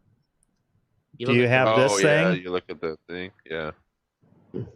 I don't have that. I don't have that. So you don't have it. So do you have it, Ashtray? Okay, so I'm the only one that has it here. That's another one. Yep, I'm a demon. What is that? It's an extra tendon? It's an extra tendon that doesn't do dick for us nowadays. But I guess maybe it had something to do with grabbing onto trees and shit back in the day. Maybe you have extra pinky strength. Maybe you should give up scuba diving. It really doesn't do anything anymore? Yeah, it doesn't do anything. So Yost has it as well. So those are a few of them, but there are more recent ones that affect us every day. So 10,000 years ago, humans could not drink milk after they were a baby. How long ago? 10,000 years ago. Only 10,000? Only 10,000 years ago. Across the board. And what changed this, and this kind of ties into what Mystic was talking about, was agriculture and keeping cattle. Now, they're not sure what came first. If the cattle came first and people started to develop a tolerance for lactose, or if it was the other way around. If they had a tolerance for, there was a mutation. It is weird too, because I was thinking that the other day. We're the only species that drinks another species' milk. Yep.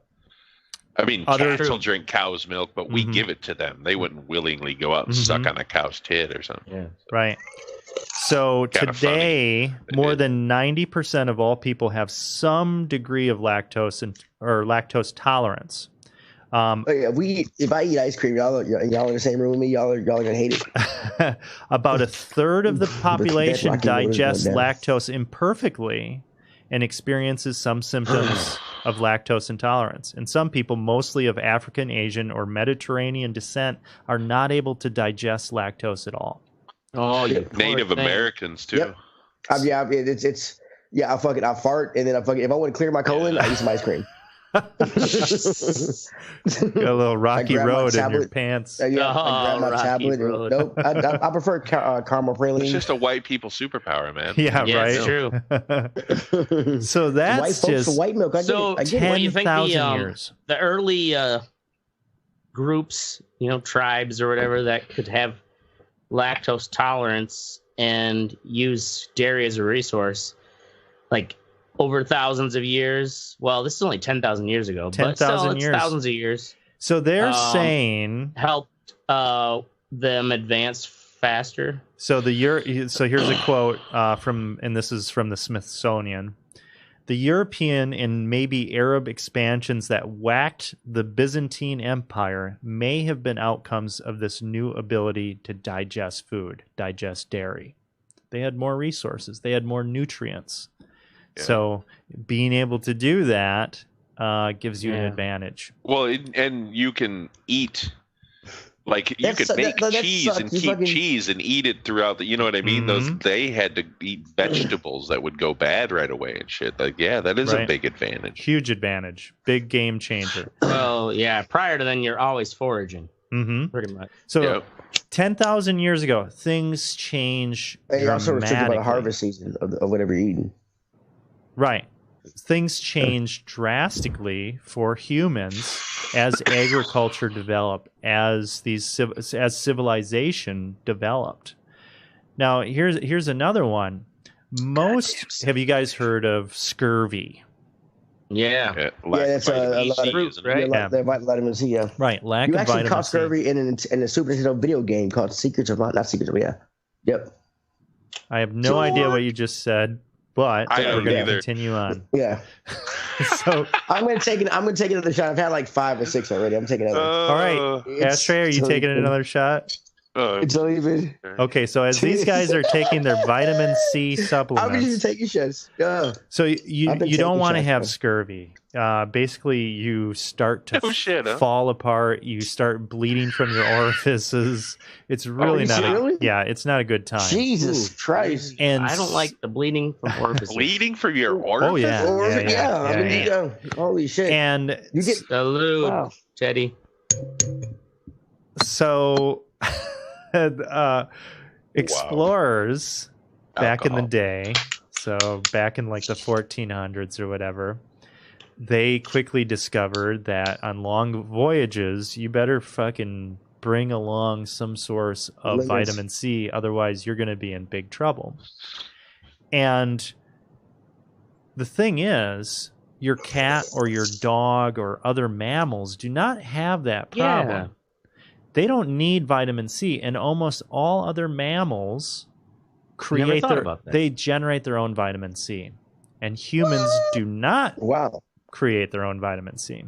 So after looking into this, they actually found that humans have the genetics in order to create vitamin C. They have this GULO gene. Well, let's CRISPR that shit and get it going. Yeah, right. Maybe that's on the horizon. But the thing is, some time long ago, so maybe this was 200,000 years ago, maybe it was 1,000,000 years ago, that gene had a radical mutation happen to it. And normally what would happen if an animal, let's say something just suddenly has a mutation where it goes blind, and this is a genetic disease, and those many times because of natural selection, those things will die out, or humans or whatever. But back in the day, I was talking about all of these early ancestors. They were all in African areas with a lot of vitamin C available. So they're thinking that it didn't affect the population because they had the stuff. It was part of their diet. So now this gene that affects us now and means that we have to take vitamin C in from outside sources, it wasn't a problem for them. It's a problem for us now. Or I guess if you're a sailor on a long voyage, I don't think it's really a problem. I mean, I don't think anyone's catching scurvy nowadays. Right. Yeah. I mean, you can just go buy an orange juice from fucking. Right. Yeah. You got to go like 6 months without any vitamin C to get scurvy, man. It's just hey, man, post-apocalypse, it might be a problem. Right. So now let's talk about, so these are kind of some of our far back things. And what got me on the subject of this was I read an article and our brains are shrinking. I didn't realize this. I've heard that when you get older, your brain shrinks. No, just like the rest of your damn our body, brains are shrinking as a species. Oh shit! So Trump. Yeah. So what they're saying is this over the past 10,000 to 20,000 years, they think the shrinkage is likely related to the decline in humans' average body size during the past 10,000 years. So we didn't need as big a body because we weren't in as cold of temperatures. So we didn't need all that mass. A smaller body also suggests a smaller pelvic size in females. So you need those small pelvics. Right. So you need a smaller head. Hey, for tiny dick guys, that is a plus. Okay. I don't care about tiny dick guys. Hey, I'm just saying, you got to think about everybody, man. And that's the problem with the country now. You got to care about everybody. Yeah, you know what I'm saying? Really should. Now we get it. Now we get into kind of more modern stuff. And another likely reason, and so this was 10,000 years. Our brains are energetically expensive, and they don't need to be maintained at larger sizes. We don't need to store as much information inside our brains. We need to process store it in that. The cloud now. Right. We process that information, and we don't need to remember shit like we used to. Yeah. So, there may be, like, I could see how just on evolution level, like, we have, in the civilization level, like, we've got so many comforts now that, you can be a lazy fuck. I remember somebody saying and still have kids. My part thing is, in the past, cell phones have been around for the past 10 years. Mm-hmm. Cell phones have been around for more than 10 more than 10 I get that, but the smartphones 10 years. Yeah. And my thing is, like you say, our brains getting smaller because our bodies are evolving into a fact that we don't need to maintain that big of a brain. Mm-hmm. I'm worried that this could be like that the past 10 years could be a side effect of the intellectual side, a bad part of the intellectual side. Maybe. Well, go ahead, Mystic. I had a professor once where you were talking about, like, we were talking about in ancient times, the oral fucking storytellers that would go around and tell stories, and and somebody said, well, how do they remember all this shit? And he goes, because they didn't have 8 seasons of The Office rolling around in their head. Like that, think about it. Right. That's fucking right. We have this whole sensory overload. I mean, we take in so much information that you can't remember that. That was their only job. Right. Yeah. They just remembered stories. Yeah. I think it was, Socrates even, he's known for not ever writing anything. We only know about him because people who wrote about him. Mm-hmm. But I think he also was like someone who actively was like writing stuff down. Hell no. Like, you're going to lose that ability to have it all up here. Right. Yeah. And they said it's kind of akin to the way our brains are going is we are upgrading our processor and our RAM, and our hard drive is getting smaller, which I thought was a good analogy for that. Now, something else that I learned about, which is kind of shocking to me, was that our skulls are actually getting smaller. The shape of our skulls is changing. Beautiful skull. And now skulls are timeless. I've heard the same shit on Ancient Aliens, and you're starting to scare me. Okay. Oh my god. Okay, so about 250 years Bottoms ago, up. our faces began to change.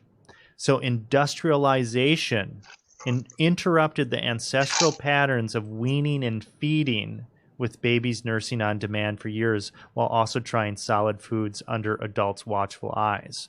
So when the mothers went to the textiles and we started giving them increasingly processed foods instead of saying, okay, here, chomp on this fucking deer or, tear into this turkey leg.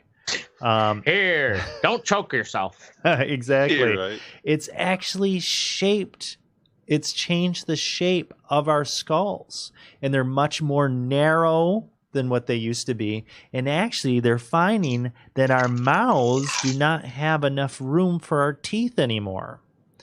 Ancient peoples, so ancient Romans, actually had straight teeth compared to us. We have much more What's that crowded. mean, straight teeth? They had room for it. They had room. Jaws are compressed Right. They nowadays. had room for the teeth you to didn't have grow to take your in. wisdom teeth out. They didn't have to take anything out. Now they're saying that it's considerably crowded compared to what it used to be. Oh, so that's actually just like a bad evolutionary symptom.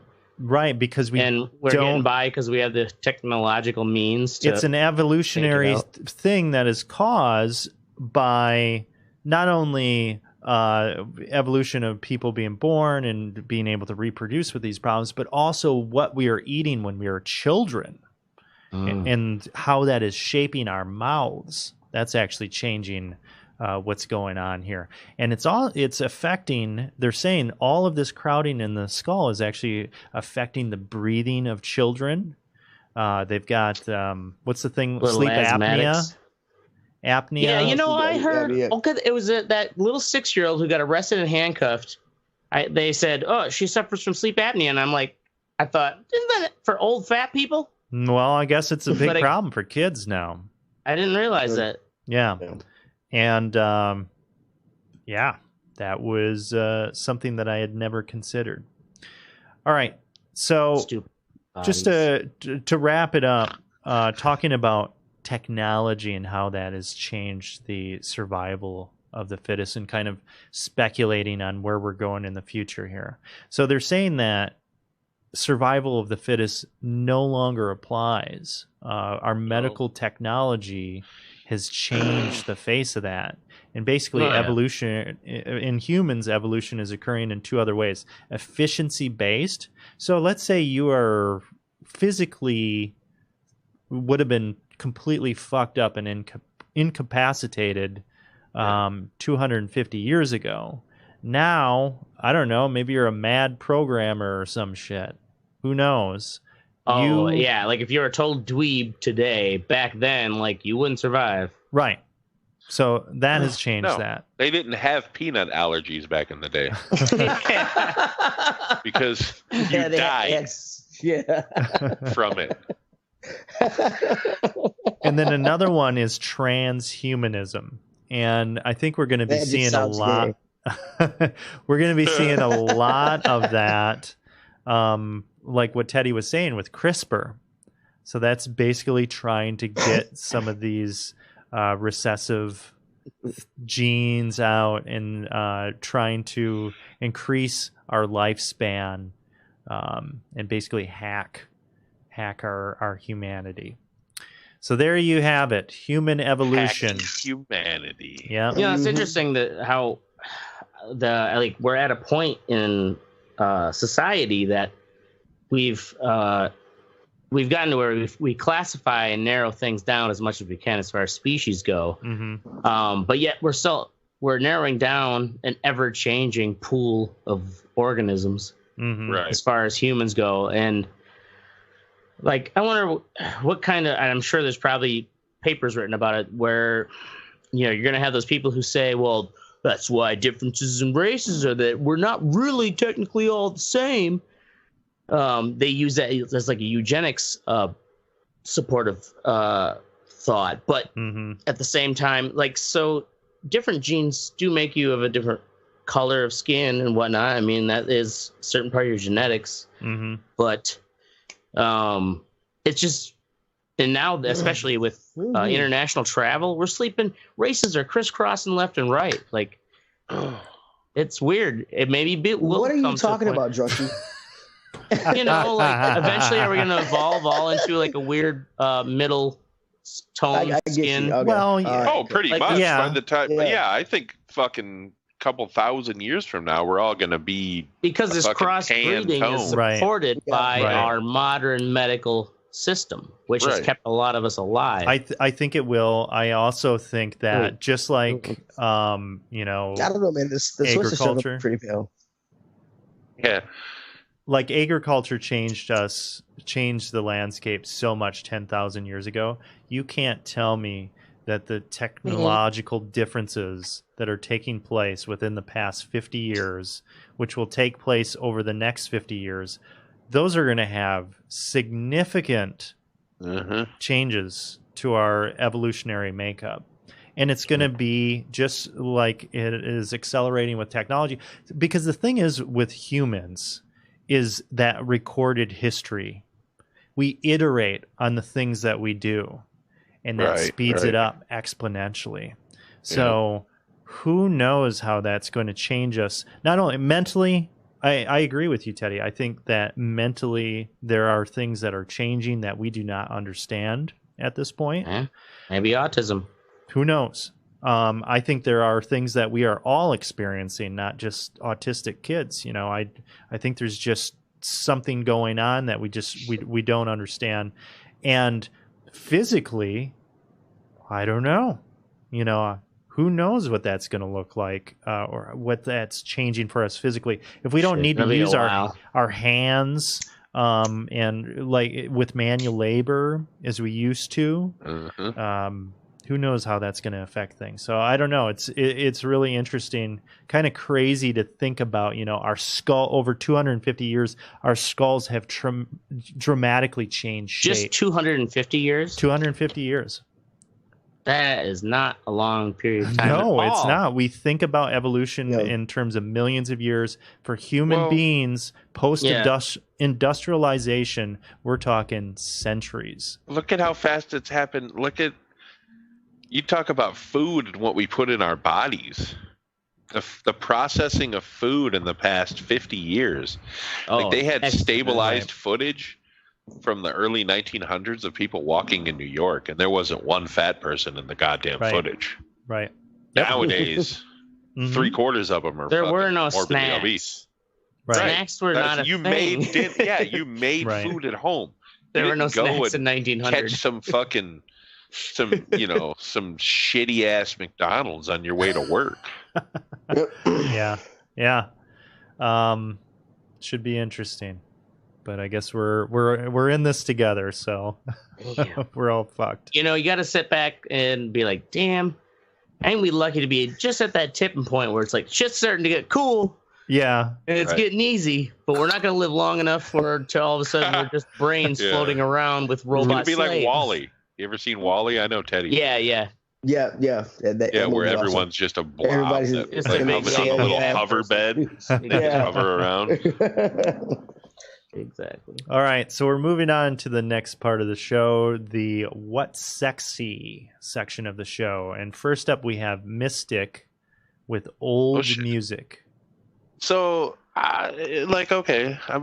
recently I've been kind of just getting into some shit I listened to in the 90s. Pearl Jam, Soundgarden, Alice in Chains. And I was like, you know what? I'm going to listen to some Blind Melon. I haven't heard Blind Melon in a really long time. Dude, they were incredible songwriters. That whole album, the whole self-titled Blind Melon album, is a fucking great album. You know, I never listened to the whole album. Yeah, I just watched that one video with the bee costume girl. Yes, No Rain. Yeah. No Rain, and that's their most famous. The thing is, the band really reminds me of Greta Van Fleet. Like Greta Van Fleet, the music is almost identical. It's just that like soulful 70s, like fucking kind of acoustic-y guitar. You could tell he's playing through some Marshall fucking or Orange Crate with a fucking Les Paul, you know what I mean? Like just that classic guitar sound, but it sounds good. It's really well mixed. It's fucking, and the singer is way better than the kid from Greta Van Fleet. Like that dude was a fucking talent. And it's a shame that he was a heroin addict. Cause did he die? Yeah, he could have had a really long career, and he was a great songwriter. So I don't know. Check Old it out. Music. Old music. You know, I've been getting into some old and new music. I've been listening to the Gimme Metal app that Mystic had brought to our attention last week, and that show or that app, which has maybe 100 different shows on it,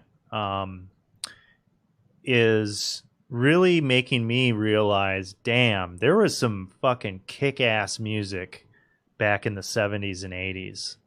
Right. You like Blue Oyster Cult? Fucking ripped, man. They fucking ripped. Like you just hear like the classic stuff, you know, like Don't Fear the Reaper. Don't Fear the Reaper. Yeah. Right. Godzilla. They fucking ripped, dude.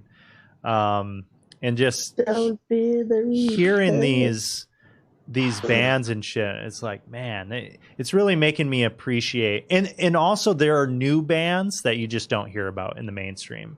And it's nice to be reminded or kind of curated in a way like, hey, check this shit out. Like there's so much available out there. It's really hard to keep track of, good sources of shit. So I've been appreciating that. Music's good. Music good. Napster.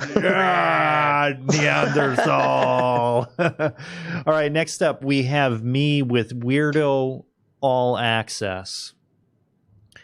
So the Red Eye Report now has a 24/7 or damn near 24/7 or stream, not live when we do the show on Wednesdays or Thursdays at 10 p.m. Central. A stream, a stream that is on all the major streaming platforms. So Twitch, Mixer, YouTube. We're on a bunch of other obscure ones. So at any time, somebody will come on 3 o'clock in the morning. Guess who's going to be there? It's going to be us. And I love the thought of us being that fucking... We're a channel you can tune into to fall asleep. Exactly. So when I worked at Hollywood Video, with ashtrays, laundry in the back. Yeah. When I worked at Hollywood Video in Wausau, Wisconsin, I worked until like midnight, and I would always, after I'd get done, I would close up the store, and I'd have to drive an hour back to Marshfield, and I would listen to Coast to Coast Radio, which I don't. It's a classic kind of like conspiracy theory shit. And it was just history. Right. And it was always there to be consumed and listened to late at night. And I love the thought that we could be that and fill that space for somebody. That makes me really happy. So check that shit out. I noticed some people are trying to contact us in chat. Join our Discord, and then that way we can keep that shit together because we're streaming. So can we all get on the Discord? Yeah, you can get on the Discord. I'm on the Discord, bro. I am not even on the Discord. You're a fucking asshole, that's why.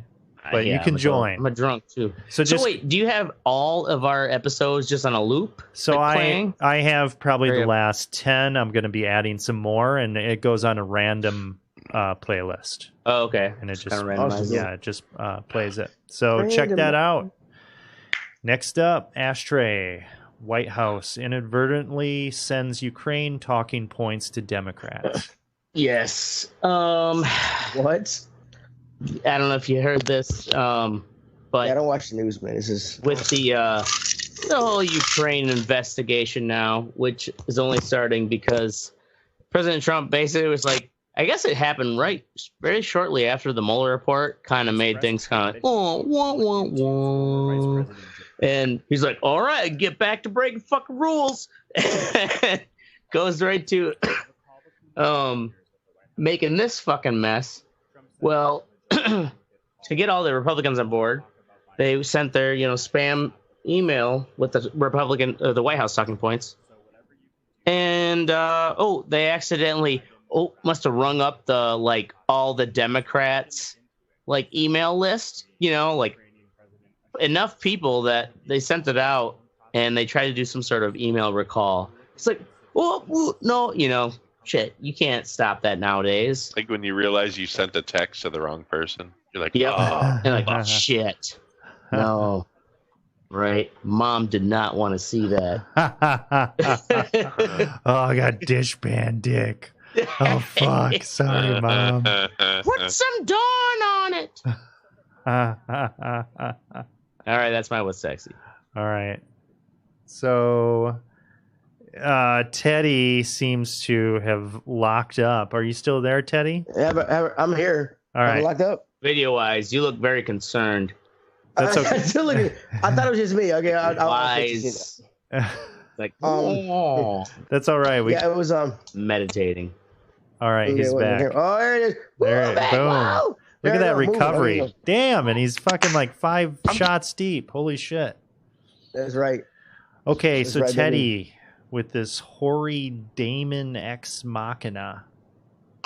Okay, so Daemon Ex Machina is a mech game that's coming out for the Switch. It's kind of reminiscent of Armored Core. I'm a big mech game fan, and Armored Core is one of my favorites. And the cool thing is it's cell shaded, so it looks kind of cartoony. They came out with a controller for the Switch. The hoary Daemon Ex Machina. Yeah, it's a cool controller. One reason because for some reason it popped up to my big thing. I see. Yeah, that's the game in the background. I'm watching the video. Yeah, it's pretty. Yeah, the game. That's the video in the background. For some reason it popped up on my. Yeah, on my, because I TV. put it there. Oh, okay. Yeah, That's calm down. Fucking keep magic. right? How do you put it on my TV? All right, Fucking magic, dude. Magic, dude. Alien magic. Just go. Fucking coast to coast. That last shot you see, We're live. It adds extra girth and size to the Switch. For a lot of adults, it's kind of hard to hold on to, or kind of uncomfortable because of the size of the controller. In this, it works with any game. It just clicks in. It's a lot bigger. It has a button on the back because the two top L and R buttons R or L, the big ones on the bottom, are kind of big. RZ or LZ at the top are really, really slender. On this controller, they're about the thickness of my finger. There's also a button on the back that you can assign to either one of those buttons at the top for whatever game you're playing. It has a turbo Switch that comes with this. No, it is. It's the controller is about $50. But it's for. It only works in handheld mode, and I use mine in handheld mode exclusively. I really don't put it on the TV. So I mean, like if you look at the size of the fucking from the controller on the left, which is the Oreo, and the one on the right, which is the Switch, it adds so much more size to it, and it makes it a lot more comfortable to play in handheld mode. Yeah. It's awesome. I always felt that the Switch was just not weighted properly. Like it felt like I just had like this long ass tablet, and I had like these little things on the end. Little things on the side. Right. Yeah, I mean and to play it, you have to turn it sideways. The Hories don't work in handheld mode. They only work when they're click the system. So that's crazy. So this, I'm glad I never bought the people that made the game also made this controller. This controller, yeah. The X button is actually the X in Daemon Ex Machina is actually a little red X. It looks and it's on the X for the controller. But I brought the controllers. I did buy the game also. Because you can play the demo on Switch if you have it to see if you like it or not. But like I said, I'm a mech fan, so I bought the game. But these controllers, I bought the controllers mainly for the size. And it does pretty much doubles the size of your Switch because if you put them together, it's almost the size of the screen. So it's crazy. But it makes it a lot more comfortable to play, and it's it looks awesome. like it's more like this is how an adult should play it. Yeah, I have actually still never played a Switch. Have you? I'm hoping they come out with a middle part for some. The Switch comes with a little thing you can click the controllers in and have it like an Xbox controller. And I'm hoping they come out that Hori comes out with something that Nintendo lets them use to do that. So I can use it and so I can put it on my TV and actually want to play it. So right. Okay. But mainly I use it here. That's pretty badass. It reminds me of, I don't know, whatever. Something about it reminds me of Game Gear, the Sega Game Gear. Remember that shit? Yeah. And Hori is a reputable company. They make really good Fight Sticks and other aftermarket controllers for consoles. That's actually really kick-ass that they made it for their game. Like, that's really cool. Yeah. I mean, they have a Tekken 6 Fight Stick. They have a lot of things that are fucking, have a lot of Hori stuff. So yeah, check it out. All right, we're moving on to the Fuck What You Think portion of the show, where we bitch about something and tell you to go fuck yourself. So first up, we have Mystic and Parents. All right, so I went to a junior high girls basketball game tonight. Mm-hmm. My daughter was playing in it. Awkward. Yeah, but especially with that state warrant. Like, there was some parents there that were just fucking like, dude, you're in public. Shut the fuck up for fucking 5 minutes. Like, there's this dude like, no, go in, box out, get out. Like, he's just yelling. Oh, like fully dude, engaged. They have a coach. Sporting. Shut the fuck up. Right. I'm trying to watch this shit, man. Like, holy fuck, dude. Wait, and how old are the kids that are playing? 7th and 8th grade. Oh, that's like 14, right? Okay. 13? Yeah, 13, 14. 12, 13, 14.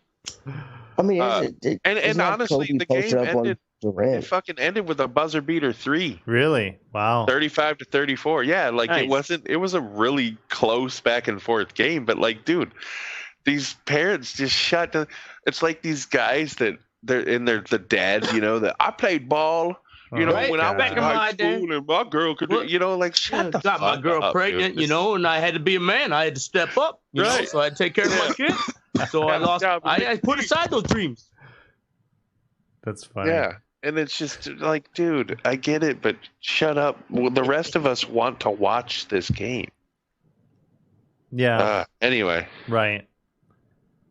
And you're also just making the kids uncomfortable. Right. Yeah. Because I'm sure they can hear their dad fucking screaming. Yeah, God, I would hate to have. Yeah. To have like fun fervor dad on the side. What are you doing? Fucking Neanderthal dad. Like, I'm fucking up. What do you think? That's why it only took middle school basketball for me to realize sports were not for me. All right. Awesome. Next up, we have Teddy. People who can't make decisions in restaurants. Great. Okay, so I took my son. Yes. We can hear you. You didn't miss. Yep. Go. Awesome. So a few weeks ago, I took my son. He likes to go laser tag downtown on 2nd Avenue, and down the street from right down the street from that place is a Hooters. So I took my son to Hooters for the first time. Anytime we go to a restaurant, my son wants to sit at the bar. So we sat at the bar at Hooters, and it was pretty funny. But we had these it was 2 couples that sat to the right of us, and they couldn't. They were like, "Well, what do you have on tap?" And then they asked the bartender, like, "Well, what do you like here and shit?" And I'm like, if you're an adult and have been in a restaurant before, you need to make a decision. It is not that hard to go in and like, why does it matter what the most popular thing here is? Why does that matter? Do you want to be a sheep and follow everybody else? Like, make a goddamn decision. Right. I don't get what it is. And they're like, and then one guy turns to me, he's like, "What do you have?" And I'm like, why does it matter what I'm having? I was like, I don't. You're gonna get the same thing. I don't get. Like, I'm with my son. He's coloring. I'm looking at titties. Just fucking order some goddamn wings and get on with it. I don't fucking understand what's going on. Did you say that to him? Yeah, I said, "Why does it matter what I'm having?" Yes, I did. Should have spit in his face. I was high as shit. I had my little pen with me. I'd been playing laser tag for like an hour. I was pumped up. Adrenaline was going through me. Water that I came in. Yeah. So if you want, right ahead, protein. But that's all. That's my fucking thing. People. But someone asks, like, "What's the favorite?" You got to make up something that's not on the menu, right? So what's the most popular thing? Like the Texas Lone Star. That's the real burger. Yeah, it's Hooters. Titties and wings are the most popular thing here. I go for the buffalo shrimp, but all right. Next up, we have Ashtray. worst wedding song ever. If this song plays live in my headset, blasting my ears, I'm catching a flight and beating your ass. Just a couple seconds of it. That's all you need, really. All right. You realize, like, this is going to be a bad song. Let's crank up this jock jam. This is for this wedding I've got this weekend. And I could not find this song to buy, like as an MP3, like you normally would. So the only place I could find it was on YouTube, and it's some Christian mom. Well, I'm assuming she's a mom. She's a Christian contemporary singer/songwriter, and her name is Melissa Smith. Wow, you're just calling her out, huh? Right? Yeah. Well, I mean, she put it out there. That's true. The thing is, I realize I just got to make sure I don't make any reference to whose wedding it is, because they know I'm their DJ, but it'd be funny if they find this 12 years later when we're a big hit. We're like, oh my God, that was our song. It is so bad. I swear to God, the mom just searched mother and son wedding song because that's what's first in the title and that's why it comes up top. Okay, so what makes this song so bad? As a seasoned... it's fucking shitty, but I would think any song like this would be shitty. Well, it just sounds like basically some mom singing in church with kind of half-assed recording quality.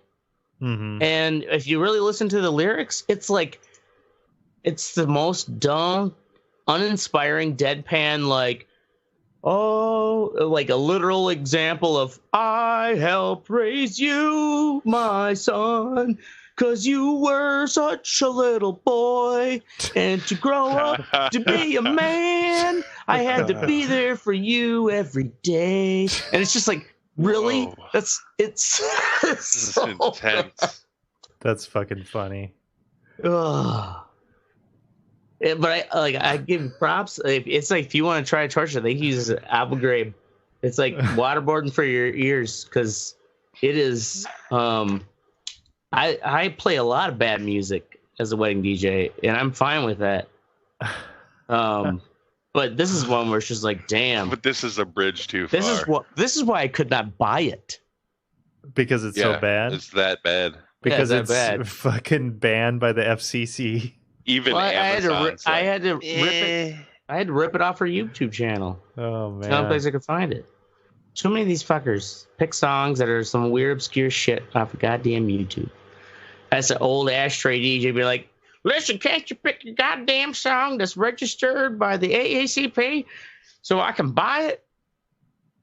No. Okay. Are you done yet? DJ problems. Right. All right. The song sucks. Moving on. Next up, we have me with this thing that I heard recently on Vice News. They have a podcast about cybersecurity called Motherboard. And they were talking about this thing called DRN, which is Digital Recognition Network. Also, do not resuscitate. DRN. DRN. Drunk. Do resuscitate now. Do resuscitate now. All right. So, what this is it's a private company that repo men and private investigators, as they drive down the road, they have cameras on their cars that are scanning everybody's license plate and taking pictures of them. That goes into a database. They use that database. It goes to DRN. They use that database to track where somebody's car is.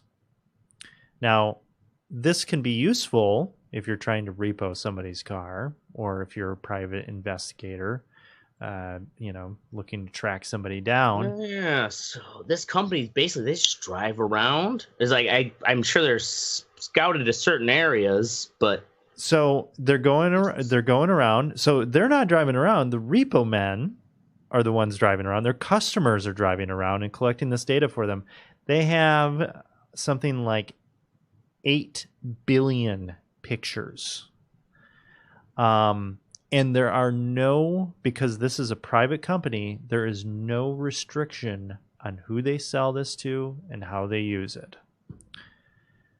So I just think, all right. Wow. Yeah, that's could be abused. Well, it's like one of those things where you probably don't have to worry about in metropolitan areas or, like cities. Right. So in 2014, Arkansas banned the collection of license plate data by private entities while allowing law enforcement to continue using the technology. DRN pushed back, saying the law violates their First Amendment rights. They said, "Oh, well, we're just taking pictures." Film, because they're from the street. Right. You do have, you have the freedom to take a picture, right, of whatever's around, but you wouldn't have that freedom to display material like that in a broadcast setting without a release. So why should you be subject to having it sold to somebody, which is essentially the same concept? Right. I agree with what you're saying, Mystic. If there's like a psycho fucking boyfriend, for instance, they could pay them $70 to run the plate and fucking track down somebody and kill them. Nothing's stopping them at this point. Well, what's to stop Google from targeted advertising along your route to work every day because that's your prescribed route? Right. I'm sure they already do, but this is, who the fuck are these private investigators and the stakes that are there? So I guess it's a little troubling to me. Yeah, they have 9 billion scans at this point. And they said that it's already... I'm so glad I got more than one car. There's already cases where people were giving their login information to fucking some Yahoo and they used it incorrectly. So it's already being abused. So, yeah, I just think that that's bullshit. And I think in a situation like that, you need to fucking have some sort of check on that shit. Because that could get out of hand real quick. Because all they're doing, it's like, all right, get more surveillance because it's a for-profit enterprise. So it's like more pictures, more money. Well, it just sounds like, the bigger it would get, would just be like, they'll just start covering more and more areas. Just like Google Maps has started getting more and more detail over the, what it's been around for probably 15 years, right? Google Maps. Yeah. Well, Google Maps is a different beast than this. Oh, I know. But I mean, in the sense that like it improves over time and starts to cover a higher resolution over the globe. Right. This kind of thing would spread just like that because it's like if you could just basically you're just mining data by driving around and you get paid some regular fucking fee like you would for a cab driver or some or delivery guy. You're just told to drive around this fucking neighborhood. Then you have that GPS system that tells you where you got to drive, and the cameras around, beep, beep, beep, bring it all in. Shit, easy money. Yeah. So watch out for that. So that's it. Straight driving around in a car with cameras all over. Actually, I learned that was what I've seen a few of those parking enforcement, Madison police or, parking enforcement vehicles where there's literally like 16 cameras on it. And they look almost like security cameras, like heavy duty. And they're pointing in all goddamn directions. I only recently learned that basically is the new high-tech way to drive down and instead of chalking tires, they just drive down, it takes pictures of the license plates and timestamps them, and then they just come back and drive around later, and then the computer's like, that car is fucking there too long. It's pretty impressive. All right. It's impressive until you're enslaved by it. Yeah. Okay. In all seriousness, go fuck yourself, Wichita, Kansas. That's our show. We're going to be here every Wednesday night at 10 p.m. Central or Thursday night, whenever we feel like fucking doing the show. Make sure you join the conversation at theredeyereport.com or facebook.com/redeyereport. You can also twiddle us at redeye_report. Like us, share us, or fuck us. We're down for whatever. I'm Oracle. I missed it. This is the Ash. Trey. And I'm drunk. Yeah, And I'm Teddy, you motherfuckers. And this is the Red Eye Report. Yay. And to be honest, even when that technology is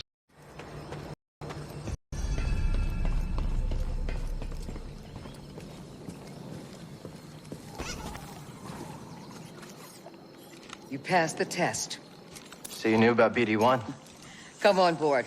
We'll talk inside. Oh, BD1, this is Grease. Hey, Grease. What is that?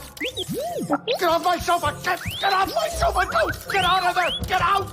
That is BD1. He's with us. I don't care who he's with. Do you have any idea how hard it is to get oil stains out of petroleum fabric?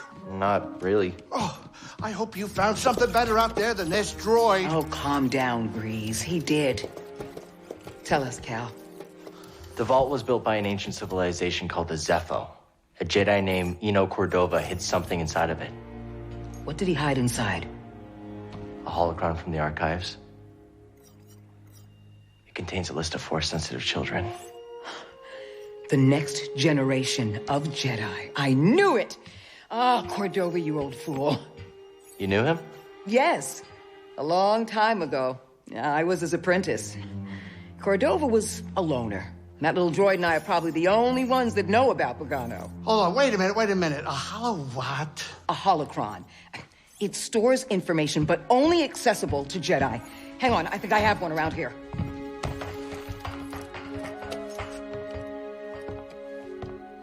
Use the Force.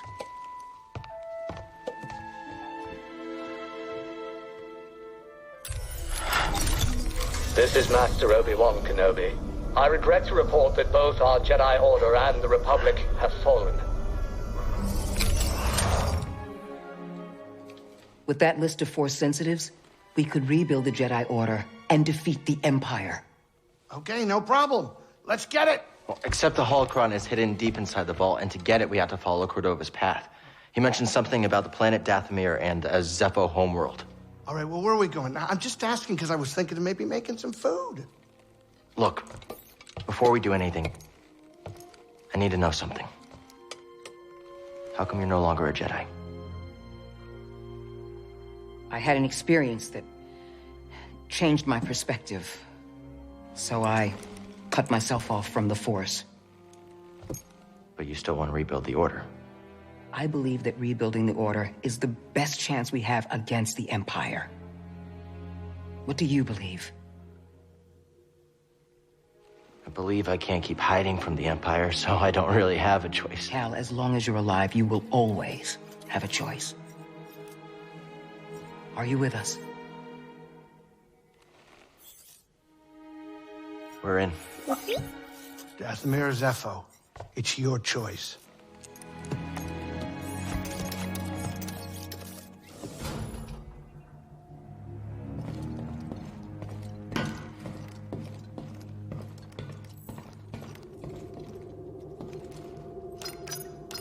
Which planet next?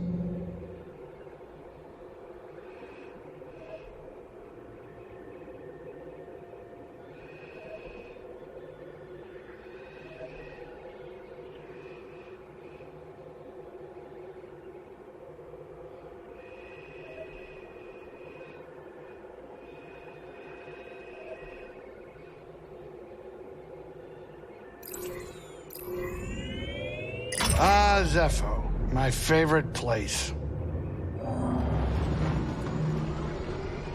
Grease, have you ever thought of redecorating? The Mantis? Why would I? Wouldn't hurt to throw some art on the walls. Something new to look at. Since when do you care about art? I've always liked it. When I was younger, I used to pore through every piece I could find at the Jedi archives. Did you critique them too? I admired them. When I became a Seeker, I got to see a few in person. So many different cultures in the galaxy, and each one had their own unique works of art. It was breathtaking. All right, kids, sit down. We're here.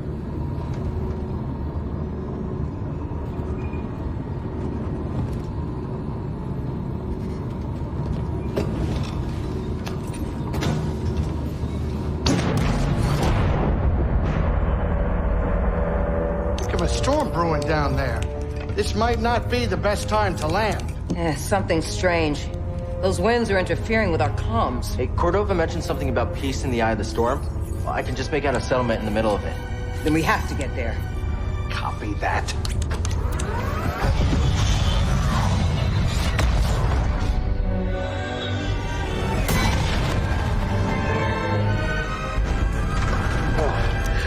Couple bumps ain't gonna kill you, kid. Unless the wind picks up. Can you tell that bucket of balls to keep his opinion to himself? I'm sure everything's under control. It's under control. It's just a little tricky.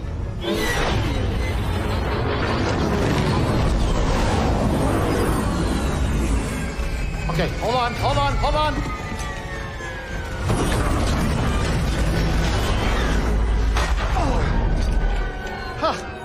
Perfect landing. Easy money, baby. But I'm still getting a lot of interference on the comms. It's gonna take me a minute to get them back up. I'll search for signs of Cordova in the meantime.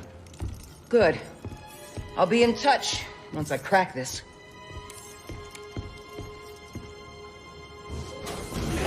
Cal, over here. You did good work on Bogano.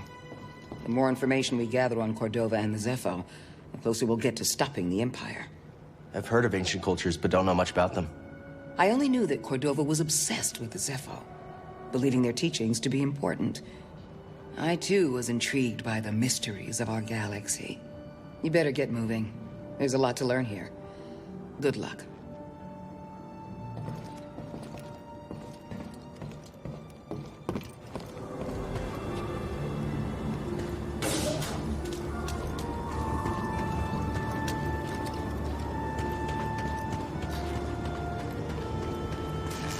Good work. Oh, we did it. We did it.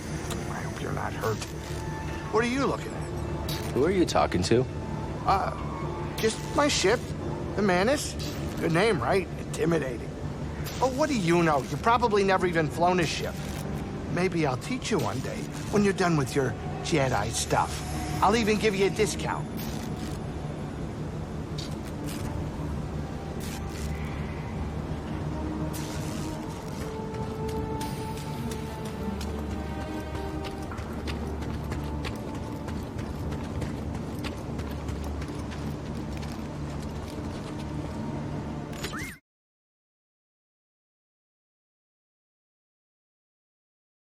I was like, oh, whatever, man. It'll get us high. I'm like, yeah, but we could have been high already. That just took you a half an hour. Like, what the fuck?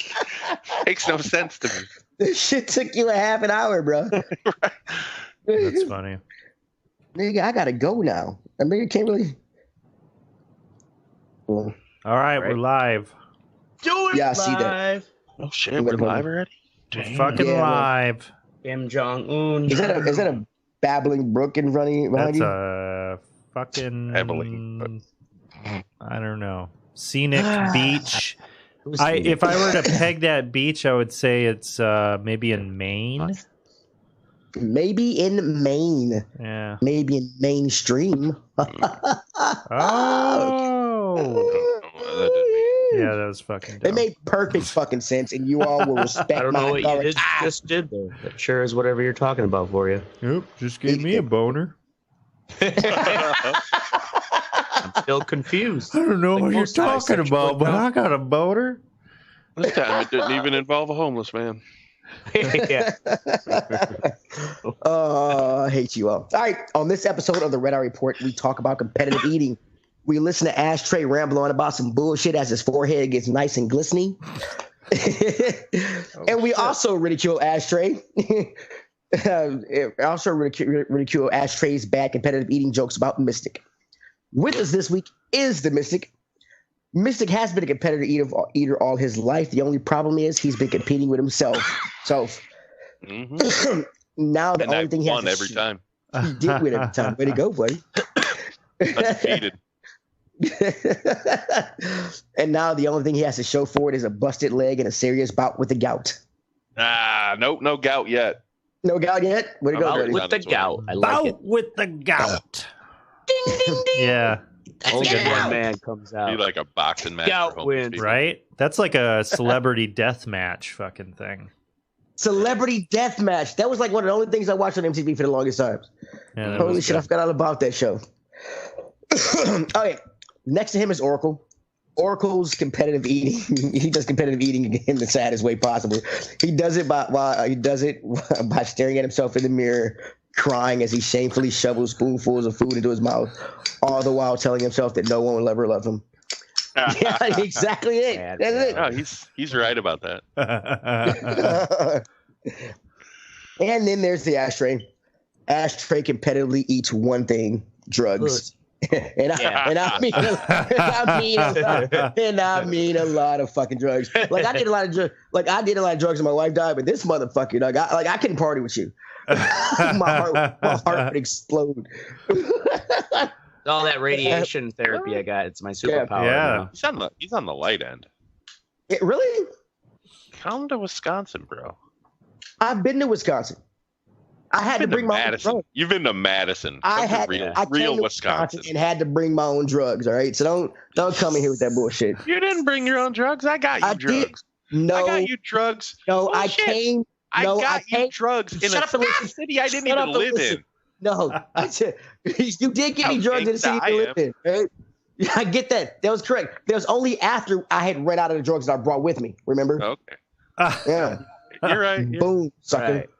But we helped each other out, and we're discussing who got who drugs on Facebook. Way to go! My father would be so proud. Fucking gold. Anyway, Ashtray the person watching is Mitch. And me, I'm watching. Thanks, Mitch. Anyway, I got to do that part over. Ashtray competitively eats one thing: drugs, and I mean a lot of drugs. I do mean a lot of drugs, but I do have to say that his cocaine and mushroom-filled rants on the show make him slightly more bearable. Just a little. Just a little. Yeah. And lastly, I'm Teddy. Yeah. And I'm Teddy. I competitively eat one thing: pussy, and I'm pretty goddamn good at it. And if you don't believe me, ask your mom. And this is the red article. Burn! Wow, sick burn, sick burn, dog. Yeah. Oh, dude.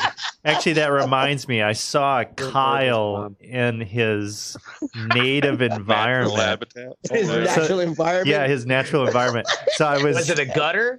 My gym is across from the Social Security Administration office. Oh, my God. And there was a Kyle there, and his hat was like sideways, and he had a big old Monster can on top of his shitty car. I felt like fucking Steve Irwin or something. I didn't want to go inside. I'm like, oh my God, it's a fucking real Kyle. He spotted me.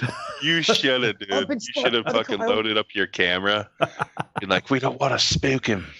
Yeah, right. Don't spook the Kyle. It's a Kyle in his natural habitat.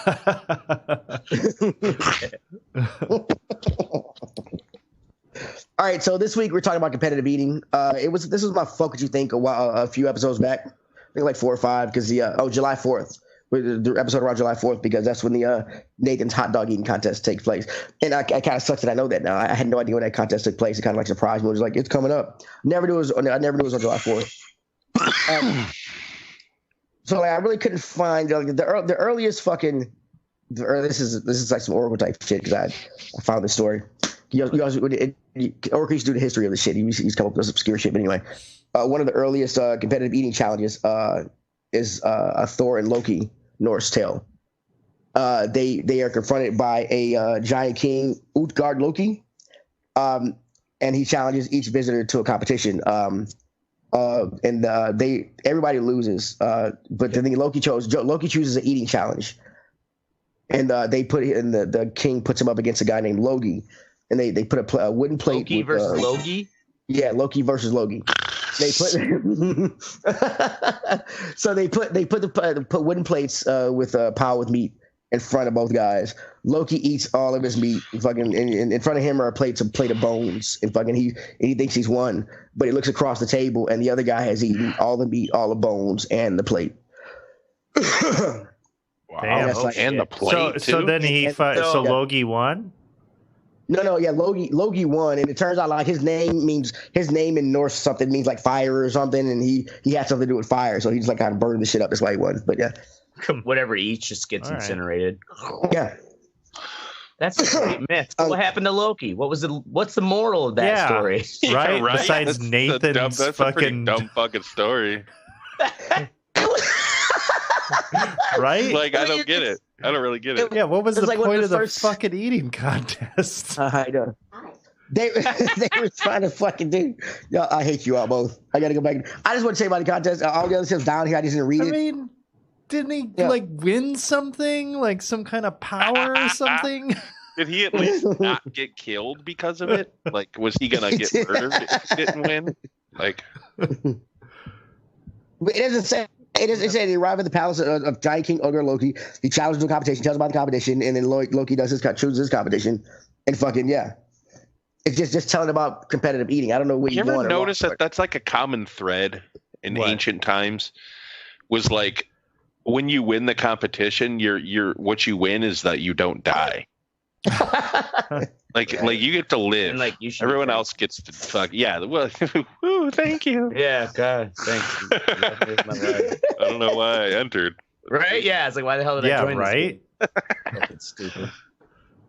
Boom. Can't lose if you don't play. Can't lose if you don't play. So in the United States, everything pretty started off in the early 19th century with pie eating contests.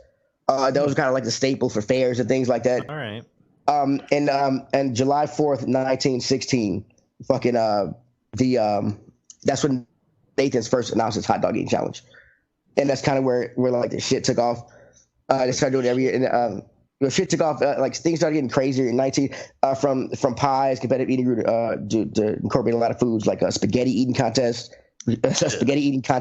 between a New York Yankee and an ostrich. And an ostrich in 1919, yeah.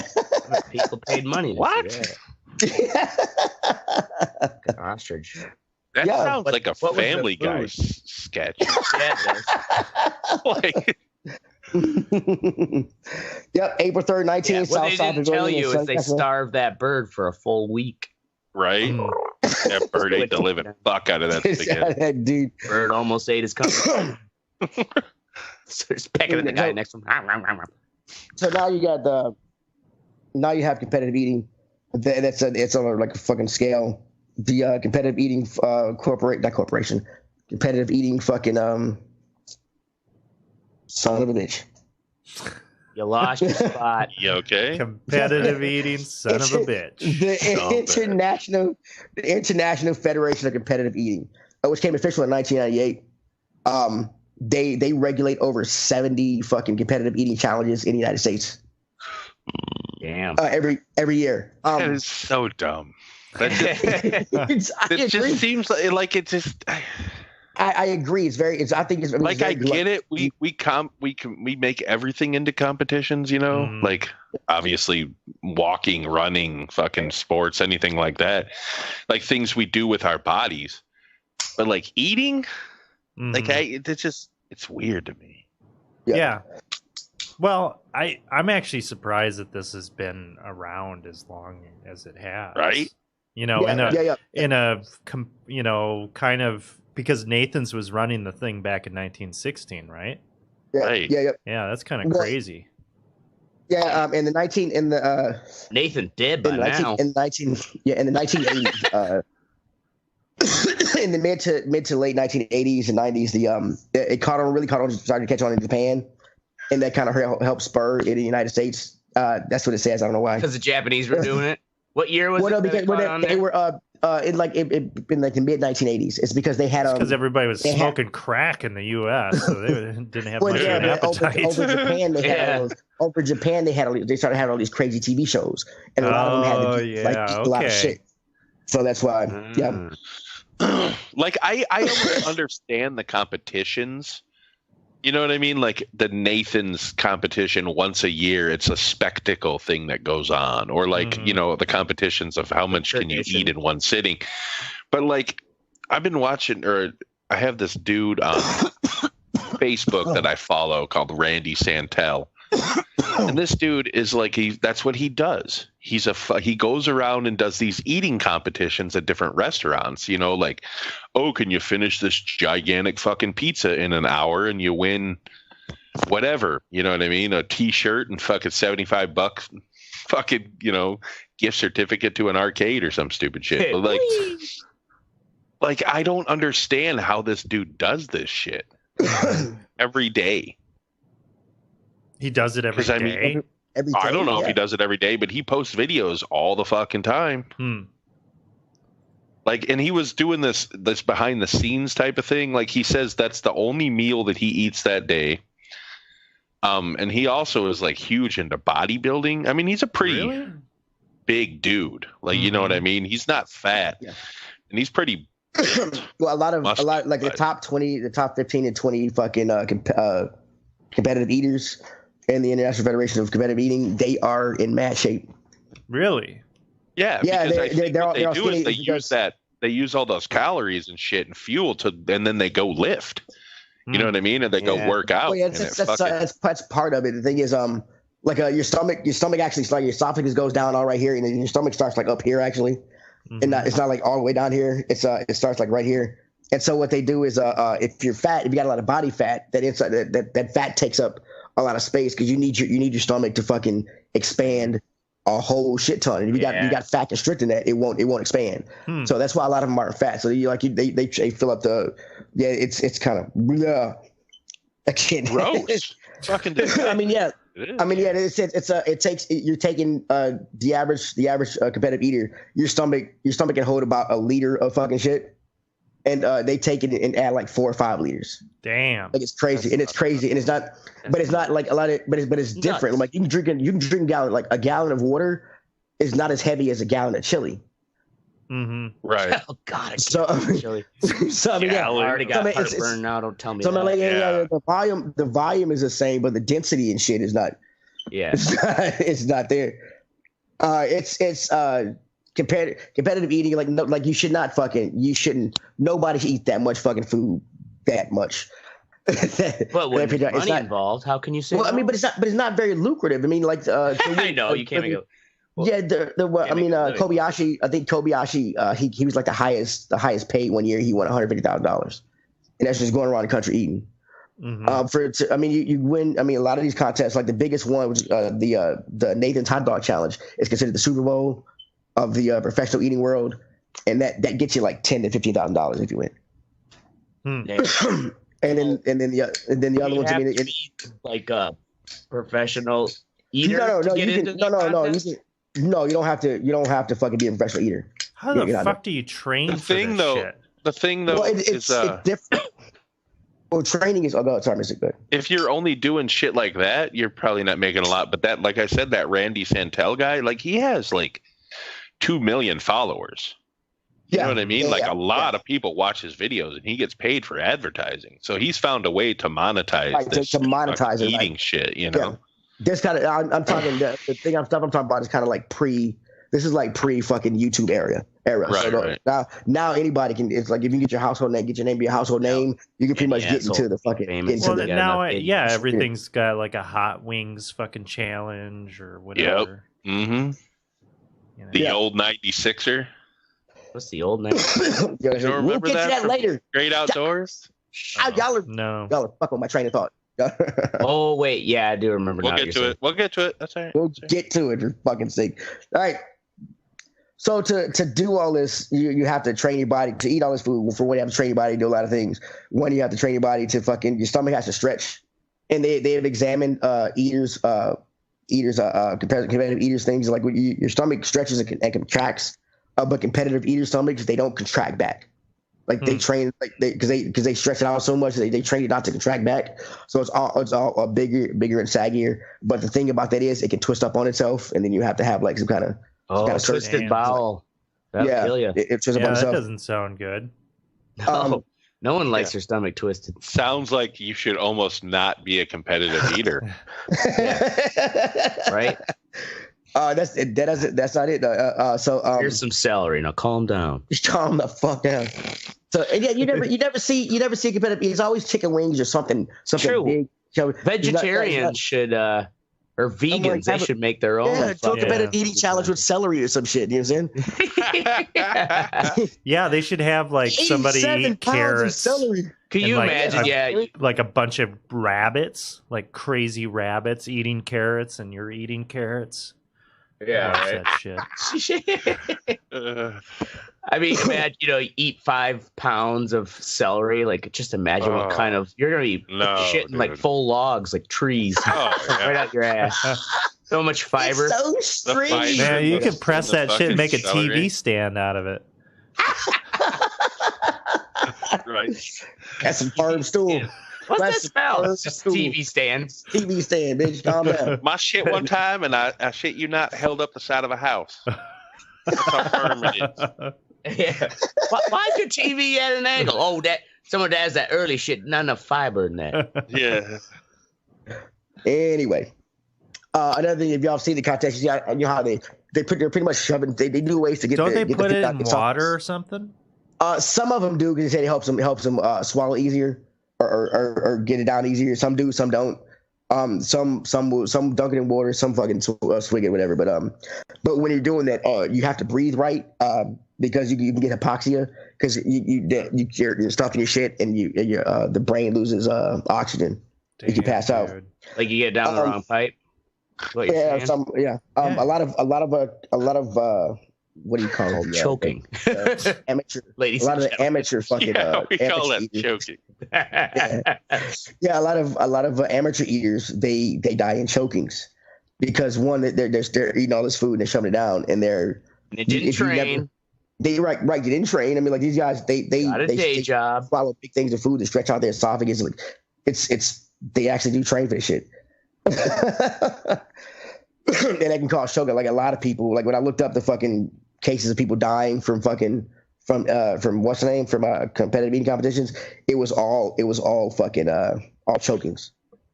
One guy one guy had a heart attack. One guy had a heart attack from the spiciness of the chicken wings. Right. Wow. There's an asterisk, like these. Yeah, they said he ate no wings. They said he ate some wings. This one is a heart attack. Yeah, he ate some wings, hit the ground, said, "Man, that's hot." Then had a heart attack. These three killed by a giant TV screen. Died from cayenne pepper. Again, I can also put stress on the liver. The liver also fucking clean. It takes the shit out of your blood. But what it also does is it takes care of the liver. It takes care of all the fat that goes in your body. And if you're eating fucking 200 fried chicken wings in a competition, that's a shit ton of fat. Right. And they continually put your liver under to eat because in between competitions, unless they're just like any other thing you're training for, they eat regularly, but like up to for far off from competition, they'll start eating bigger shit to practice for. A lot of them when you eat for the hot dog challenge, they'll eat nothing but hot dogs for like a month, fucking to stretch the shit out. How do you not die? What the dude? And the guys think your body. Yeah, apparently some Hooters thing comes up after the fucking Hooters wing challenge comes up after the fucking that's next on the major league. Yeah, after Nathan's thing. So after the Nathan's hot dog challenge, a lot of them are spotted at Hooters ordering a shit ton of wings and eating Hooters wings to get ready for the next one. Wow. Yeah, and it put stresses on the heart and liver and kidneys. Wow. He's got all that food and shit. Yeah. That I keep going back to that dude, but that dude always says that. He always, like Ashley was just saying, the vegetables, healthy vegetables. Yeah. He always says that. Like if it's like a cheeseburger or something, he'll be like, "Oh, it's got a bunch of healthy vegetables on it."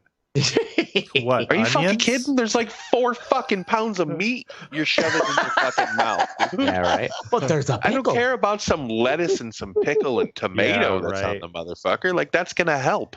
Yeah, but I think some people, honestly, like I was actually sitting and waiting to meet with somebody the other day at the university, and one of the staff or kind of like an intern or whatever working at the front desk, they were chatting to a couple of them, and they were talking about kind of the places that they eat or their favorite food. And it's like, well, Monday I had Domino's pizza, and Tuesday I had, KFC, and Wednesday I had, and it's like, I'm thinking to myself, how the fuck are you just not an absolute wreck? Yeah. Like, just eating this fucking shit. Like, I think some people have just had a shit ass diet their entire lives. And, I wonder that because if I ate like that, I'd feel like fucking asshole.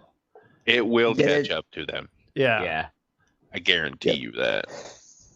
Right? They're saying like another reason why competitive eaters say it's a sport is because like any other sport, not everybody do it at that level. And some people's body will not let them some people can't do it without vomiting.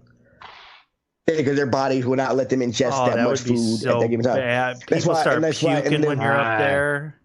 Right? Wasn't like that you have to Stand By Me? Didn't that happen in that movie? The eating contest? Yeah. Oh, yeah, that's right. Blew up on everyone? Yeah. All the spectators? That was awesome. But imagine if you're up there eating and somebody pukes and they spray puke on your hot dogs. You're done. You're right next to it. Oh, yeah. It'd be a fucking chain reaction. But you've been traded. See you guys next year. Done. Dude, that shit has to happen. I bet it happens. It does happen because in order to be competitive, like your body, once your body or stomach gets that thing, you pretty much they stuff food down, they jump up and down. You see them doing a lot of technique things to do to fucking keep the food going down and stay down. But you have to fucking like Oracle was asking how to train for it. A way to train to fucking to forget about your gag reflex apparently is every night, every morning, every night when they brush their teeth, they go as far back as they can down their throat. It works too. Yeah, and find out that gag reflex, and after a while. After a while of doing that, you have no gag reflex. Ladies, listen up. Well, yeah, and that one dude was saying too that he takes fucking basically the equivalent of X-Lax every night. Really? To clean himself out. Yeah. Oh, yeah. They some people do that. Some people, a lot of them, they have like this one guy here. He has a diet of before competition. He eats a diet of pureed juices and soups and stuff, and coffee because it helps clear them out. And because he wants to make sure you want to make sure you want to make sure your colon is as empty as possible, so you can start. So like you can start because you want as look much up space. in there. Yep, doesn't look like because you want as much space. She's clean as a whistle. I mean, you want as much space as possible. And if your colon is full of shit because you're having shit, that's a lot of space taken up. I guess that could be pureed, whatever, for your competition. So yeah, I mean, you want. Well, they're not actually putting it in the colon. It's not like it's going through their digestive system. I get that, but if you have a full colon, your stomach pressure against a full colon, it's a lot easier. Probably just makes it uncomfortable for you. Yeah, uncomfortable. Yeah. You don't know to shit their pants during an eating contest. Did you find? So they put all this food in.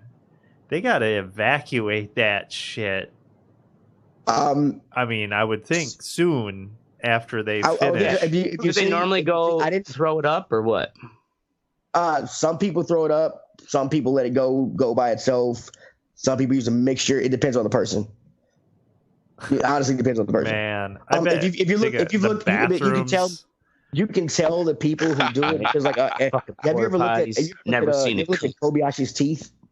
The Asian Kobayashi guy, like his teeth look like he pukes every fucking day. Yeah, like you can tell he's bulimic. Like it's crazy. Oh, fucking nasty. I'll bet you the maids that work at the hotels that these people stay at. My God. Probably when they come into town, they're like, "Motherfucker!" Right? They better I don't want tip their well. rooms. Right? Can you imagine somebody taking a shit after eating 100 hot dogs? No, because imagine the shit of somebody after they ate 107 jalapeno poppers in 2 minutes. Okay. Yeah, oh my God, that would hurt. You have to flush the toilet 3-4 times. Right? Like 3 courtesy flushes at least for that. At least for that. They should just bring like a jacuzzi or something and just have everybody just shit in that. like a trough. Shit over, just hang over Big the shit side. trough. What is wrong with y'all? Dude. Fuck is wrong? Why would you just have people shitting in a jacuzzi? They just have a What the fuck garden is wrong with hose you? instead of toilet paper. What's wrong with you, bro? Why Spray you your got asshole, jacuzzis? just sandblast your asshole out after you're done. I mean, It'd be comfortable. dude, if you think about it, if that many people are eating that much food, you need like some fucking industrial fucking solutions in order to get rid of that. Yeah. You know, we're talking like a farm operation or some shit. Right? Got like a trough, They got- or not a trough, but like the shit, the shit conveyors that used to come through the farms. Yeah, right. Oh, yeah. Clear out the shit. Manure spreader. That's what. No, that spreads the manure. You ever been inside a barn where they're all shitting into the center and it's like a big trough? Oh, That yeah. metal, No, like, those metal like in a wheels dairy that farm, go they got around. the gutters that.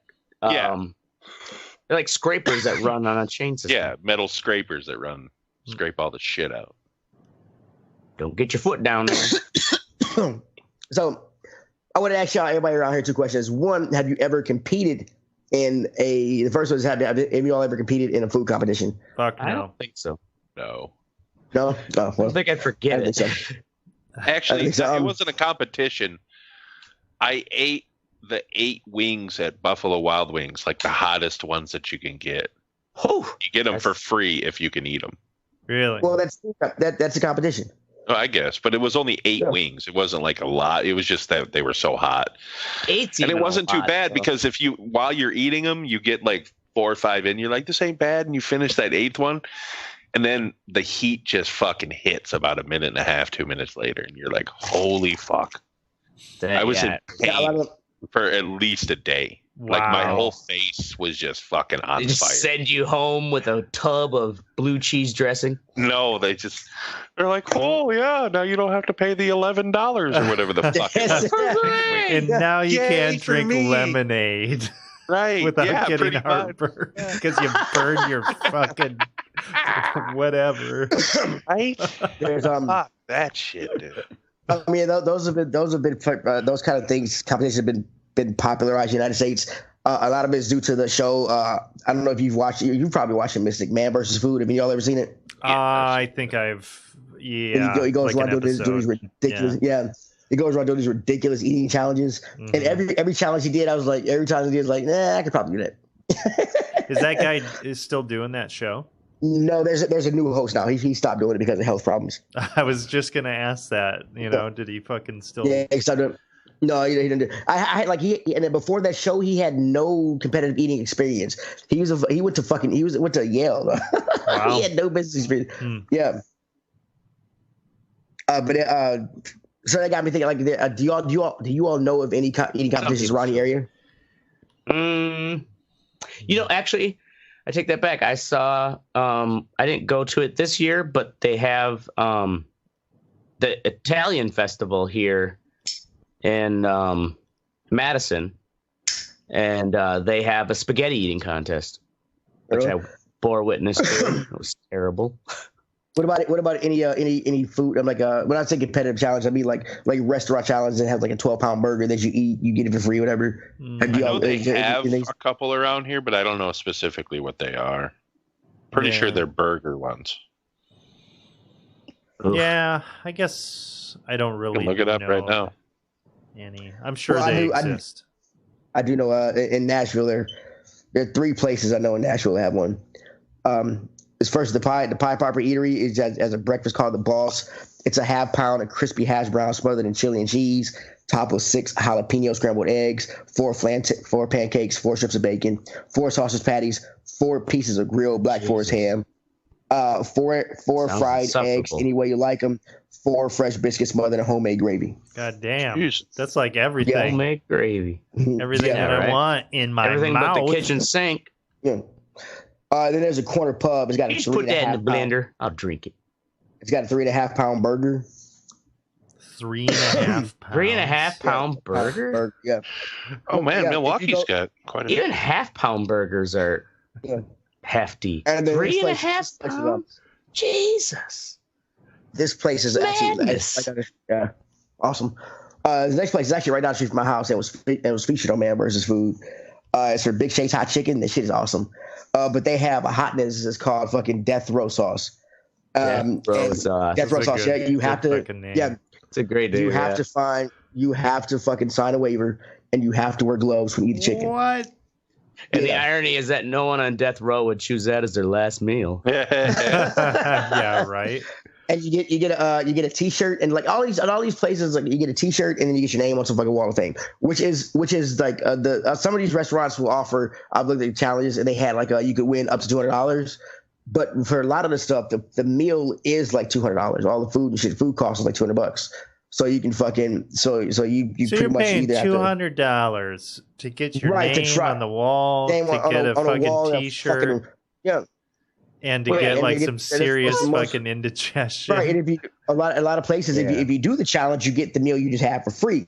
Yeah, and if you don't do the challenge, you got to pay for the meal. But in some places, whether you do it or not, you're still paying the fucking money for the meal. I just feel like if I was a restaurant owner, I feel like, what are you going to have a referee there? You're going to have your waitress or whatever, like, hey, wait, you missed a crumb or whatever. Yeah, you know, like that's not legit. Got to eat the fat and gristle, right? Well, like, him throwing up behind the booth. Well, yeah, okay, so like when it comes to those challenges, a lot of them will have you sit in the area, like after you do a challenge at these local restaurants, they'll have you sit there because they have time limits after. To make sure a lot of people do the challenge and like shake hands and run immediately to the bathroom and throw up. So they have like stipulations like you can't throw up within like the first 5 minutes of after competition's over. This just seems fucking ridiculous. And throw up within 5 minutes of the competition. Right. And then for the heat challenges, a lot of places have installed now like you can't have milk until after you have to sit still and not have anything to drink for up to 2 minutes after the challenge. After you eat that hot shit. I'm like, yeah, no water, no milk, nothing. After you eat that hot shit, you got to sit there for 2 minutes after the challenge is over. And then crushed ice. I would take crushed ice. Don't give me milk. Wow. So Milwaukee has a lot more than I thought. It's just the most famous one is the Pizza Shuttle's 12-pound pizza challenge. 12 pounds. Holy shit. Yeah. Jesus. It gives 2 participants 12-pound, 28-inch diameter hand-tossed pizza. And you have to do it in 45 minutes. You can't leave the table or drink more than a single cup of water. And you win $500 if you finish it. A single cup of water? What's it cost you if you don't? I don't know. They don't have a price. They don't have a sale. I can imagine that's it's pretty expensive. Yeah, a single cup of water, you got to ration that shit. Yeah, and right? AJ Bombers, which is actually a really good burger place around here, has an Octo Burger, which is 2.2 pounds of meat. It comes with cheese, lettuce, and tomato and bun, and it's $28. You have to beat the time record, which is currently 2 minutes and 16 seconds. 2 minutes. Yeah, if you can do it, you get the meal for free. What's the point of fucking eating it? I mean, really, the point of eating it is to win the contest. I guess. Right, but but you're paying $30 to choke yourself, you fat bastard. I mean, really, just fucking. I mean, really, that burger can last you 4 days. Just chop it like this. You got breakfast, lunch, dinner, and then breakfast the next day. Yeah, if you want. I mean, it's you fat bastards. Yeah, I don't get it. I've never seen anybody take on the fucking. Every time I go to Big Shakes, which I'm going tomorrow because I want some Big Shakes. Now I'm talking about the chicken. I've never seen anybody attempt the challenge. My neighbor next door said he tried, but I don't believe him because he's an old white guy. Yeah, and I've never seen. I've been to AJ Bombers probably fucking 30 times in the years I lived down here, and I've never seen somebody try the Octo Burger. That big ass fucking thing. Yeah, right. Is it on the menu? I know. I've never seen it on the menu. That's why I was like, weird. Probably some special. Yeah. Challenge or whatever. Imagine how it would take if I had to fry that burger. That's a lot. Dude, of money. if I had a stupid competition, had a restaurant stupid competition like that, it would be on the. That was the first thing you see when you came into the restaurant and sat down and shit. Because I want every fucking idiot to try to do it, just so I can get like $50 off him when he fails. You're right. Yeah, right. Drunk motherfucker's gonna be like, I could do that. $50, thank you. $50, thank you. $50, thank you. I'm like, yeah. Just keep giving me money, you retards. You cannot eat 6 pounds of food in one sitting. You're not trained for it. Don't try it. You're not trained for it. You went in there without an actor. Word. And that's my thing on anybody got anything else to say about competitive eating? No, It's that gross. was Disgusting. yeah, it's gross. That was surprisingly informative. Although- Teddy. Thank you. Yeah, right. I bet they did it back way back. I competitively eat Einstein. pickles. Ugh. I love me- pickles that much. Triscuit. I have about 4 pickles a day because we have it with our sandwiches, so we have like a big vat of pickles in the fucking cooler. So I go in when I get to work in the morning, I go in the cooler, fucking check the beer and shit. I grab a pickle, and then like through the day I go back there just like grab. I have like pickles are fucking awesome. I hate cucumbers, but I love pickles. So good. I competitively eat cheese. Yeah, I know. We said this cheese before. curds. Oh, you'd be stopped up. Oh man, I've been You would be training. shitting. Do you think how much do you think you could eat in one sitting? Do you think you could do if they had a competitive eating of cheese curds? You know, honestly though, I wouldn't want to do Uh-huh. that because I wouldn't want to ruin cheese curds for me. Right. Right. Don't do that to the curd. It's like tequila, you know. Like I can't drink tequila straight up. Because you drank too much of it. When, Right. yeah, when, Back in when the I day. had that I'm like that with vodka. bad experience. I don't want to do that for cheese. It's not worth it. Right. Ain't worth it. Well, no. any food you'd get all fucking. Right? Yeah. Like, I swear to God, some people do. Have you ever seen? I have The Rock or his Facebook. I followed his Facebook thing for a while, and he would always post fucking pictures of like, he calls them his cheat days, but he just eats sushi. And this dude, I swear to God, has probably $300 worth of sushi, like in one sitting. Yeah. It's just well, it's a lot. It's like one plate will be 4 fucking rolls, and then another plate is like, 18 pieces of sashimi or some shit, and then like a bunch of fucking other like holy shit, man. I can put down 4 rolls and I think I'm a fucking glutton, but damn. In Portugal, I found out all you can eat. 3. That's it. I got asked to leave a sushi restaurant in Portugal.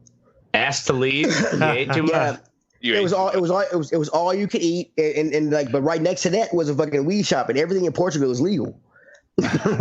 so like there was a weed shop next door, so I went there, got suckers, candy, and y'all give me samples and shit. Because I got like a pocket full of, like I got my whole little thing and had my passport shit, and I got all these euros and shit. He's seen him. He's like, yeah, try this. I tried. So by the time I left that shop, like my wife and that whole group was all around town doing all this shit. I stayed in that shop like half the day, and then I went to fucking the sushi restaurant next door, and they're like, "You have to leave. No, you have to leave." That is funny. All you can eat, man. Give me some more rolls, son. But yeah, yo. Oh, fucking man. American. It was awesome. My wife's like, "What'd you do?" And I was like, "I got candy." Because I didn't want to smoke anything, so I just fucking because we were on the bus and shit. So we used to sit there with lollipops and fucking annihilators all day. It was awesome. It was fucking awesome. And that shit lasted me fucking like a week. It was fucking dope. Woo. Yeah, they I fucked just up can't on that eat one. that much sushi. That's a lot. Yeah. Yeah, it was. Yeah, they fucked up right there. They never met Teddy. They go and I was hungry. I think because for breakfast at the restaurant, we had like a fucked up. They had fucked up breakfasts over there, like tomatoes and shit. I don't want tomato for breakfast. There was this comedian. Just, can you guys hear me? Yeah. Yep. Okay, good. I might cut out. I was just wondering. Shut up. There's this fat comedian that I used to watch. I forgot his name way back in the day. Ralphie May. No, it was way Chris before Farley. that. This is in like the mid 90s, early 90s. But I remember one bit, he was always like, just to fuck with these all you can eat buffets, I take like 3 of my really, really fat friends. And this dude's already like fat. You know what I mean? He's like, he's just fucking, we stroll up in there.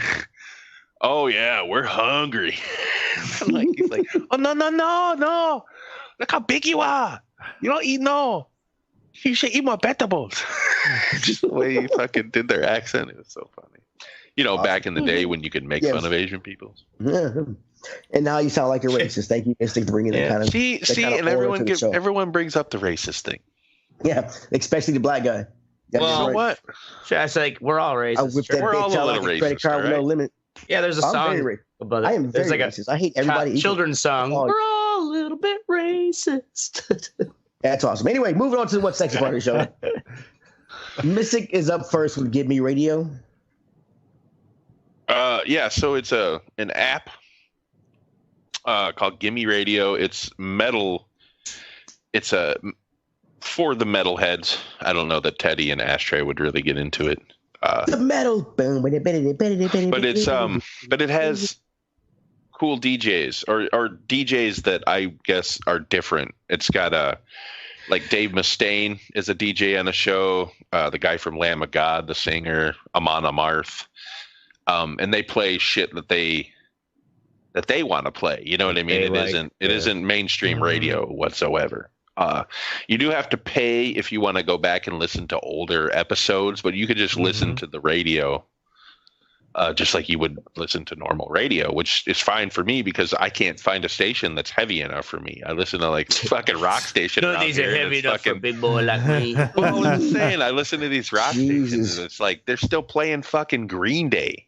Yeah, I can't. From 93. Are you kidding? Right.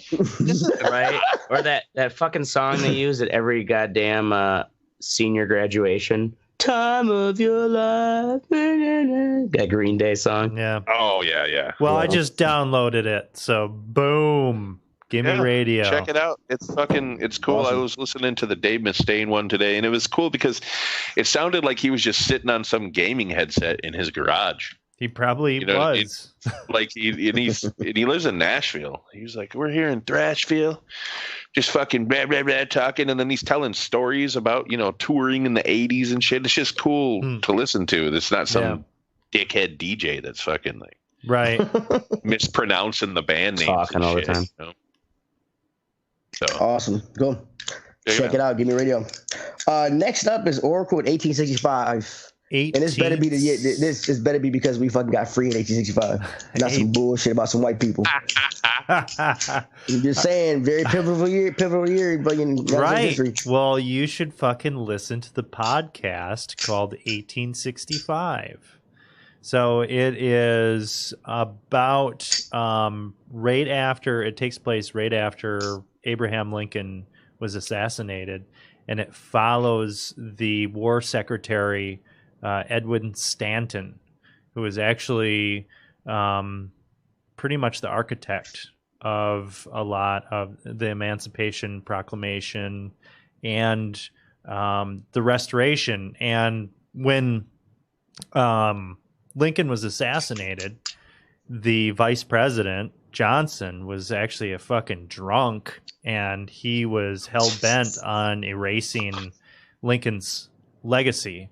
And it was Stanton who kind of stood in. Isn't that funny how this is parallels to today? Yeah, well, I mean, honestly, though, the shit that was going on back then kind of make today look like not much. There was some crazy fucking shit going on. But it's an audio drama based, on history, and it is done just incredible voice acting. The guy that does Stanton is just amazing. So it's a multiple cast member. Yeah, multiple cast members. It is really. I was normally I don't listen to stuff like this. I was gripped. Cool. And the Stanton is the best definition of a son of a bitch I have ever witnessed before. Oh, he was a fucking ruthless bastard that. And this is the guy that helped free the slaves? Oh, yeah. I mean, because he was in a snake's den. Like, he had to fucking play dirty. He had to be a dickhead. Okay. He had to be a dickhead. And also, he fucking led the Union Army through the Civil War. And, fuck. Yeah, dude's a hardcore motherfucker right there. Hardcore motherfucker.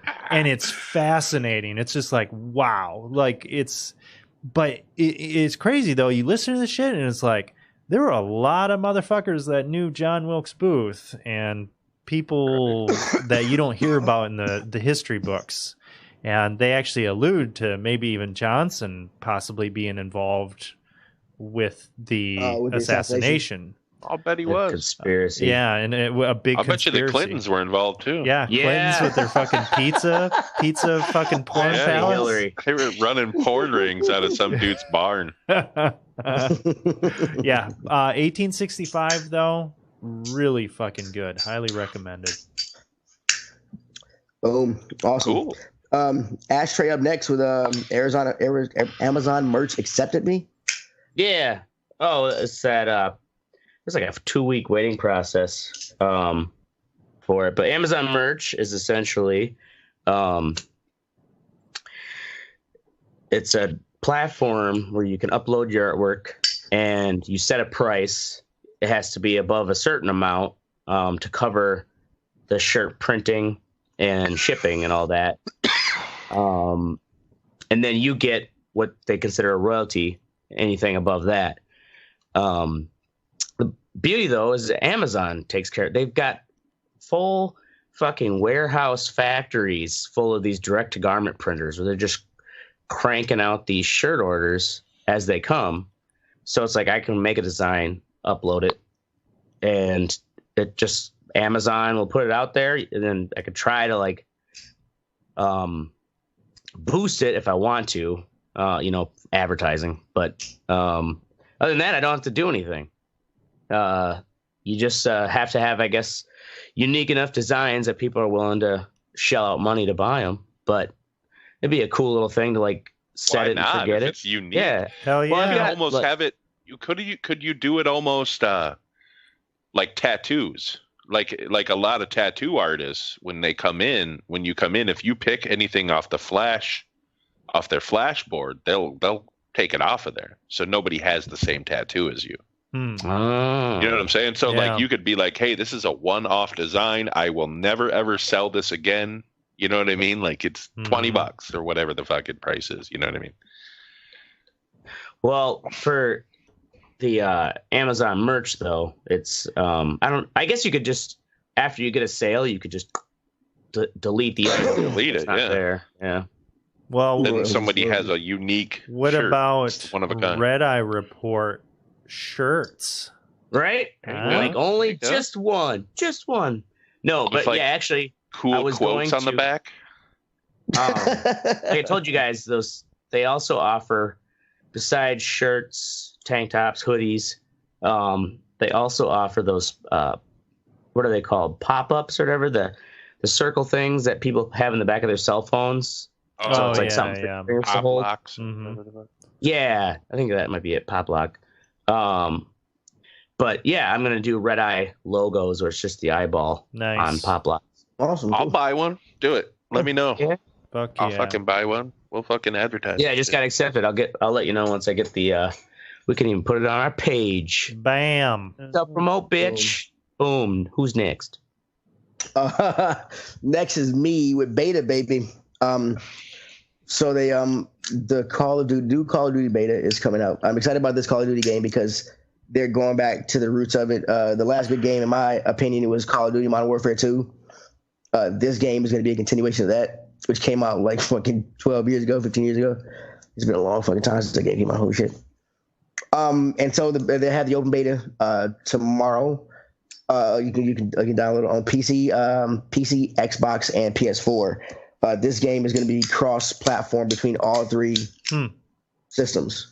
They've been running like an alpha and beta for the co-op play and shit, but for this, so now we get to test it out. So like everybody hop on, like I'm gonna play tomorrow. So everybody hop on and fucking test out the fucking. I think somebody posted to our page already that the beta was out on PC because that one dude got a 30 kill streak. Oh yeah, I put that up there. You got the nuke, the tactical nuke. Yeah, right. Yeah, but that wasn't closed beta, not open beta. Oh, okay. It's only been the closed beta has been up for like a week, I think. So Teddy, for Call of Duty, I haven't played through a Call of Duty since probably Modern Warfare 2, but I have just kind of popped in. I think I played. I got like Infinite Warfare for like $10, and I played it for maybe a couple hours, and it was okay. It was all right. But why do you? And I guess that's common that I hear like, oh yeah, that was the last good one. Like, why was that good compared to what they were pumping out after that?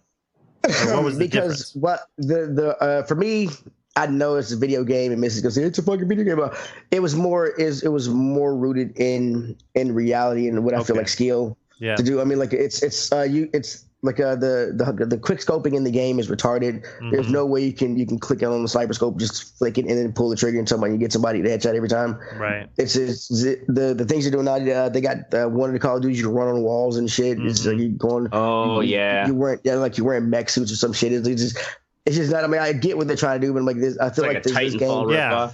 No, I agree with you on that aspect, Teddy. Yeah. I'd rather have it more realistic. Than... I mean, yeah, it's more. I mean, it's more. I enjoyed playing Call of Duty and I enjoyed playing Battlefield, both because they're first-person shooters and both because they play to their strengths. If you want to fucking be more realistic, you have bullet drop and everything else, and have a huge level, you go on fucking and you play Battlefield. But if you want to just run and gun with your friends and capture flags, you play Call of Duty, but they both required some kind of skill for that game. Mm-hmm. And I feel like after Modern Warfare 2, they took a lot of that shit out and made the shit the kids liked it. The little kids and shit were doing. And now Fortnite. That's what made them the money, though. Right. Right. Yeah, that is what made it the money. But it's also started with losing the money because Call of Duty 4 has not done it. Call of Duty 4 got them the money is what they got them losing the money. And so now, like the last two Call of Duties didn't have a story mode.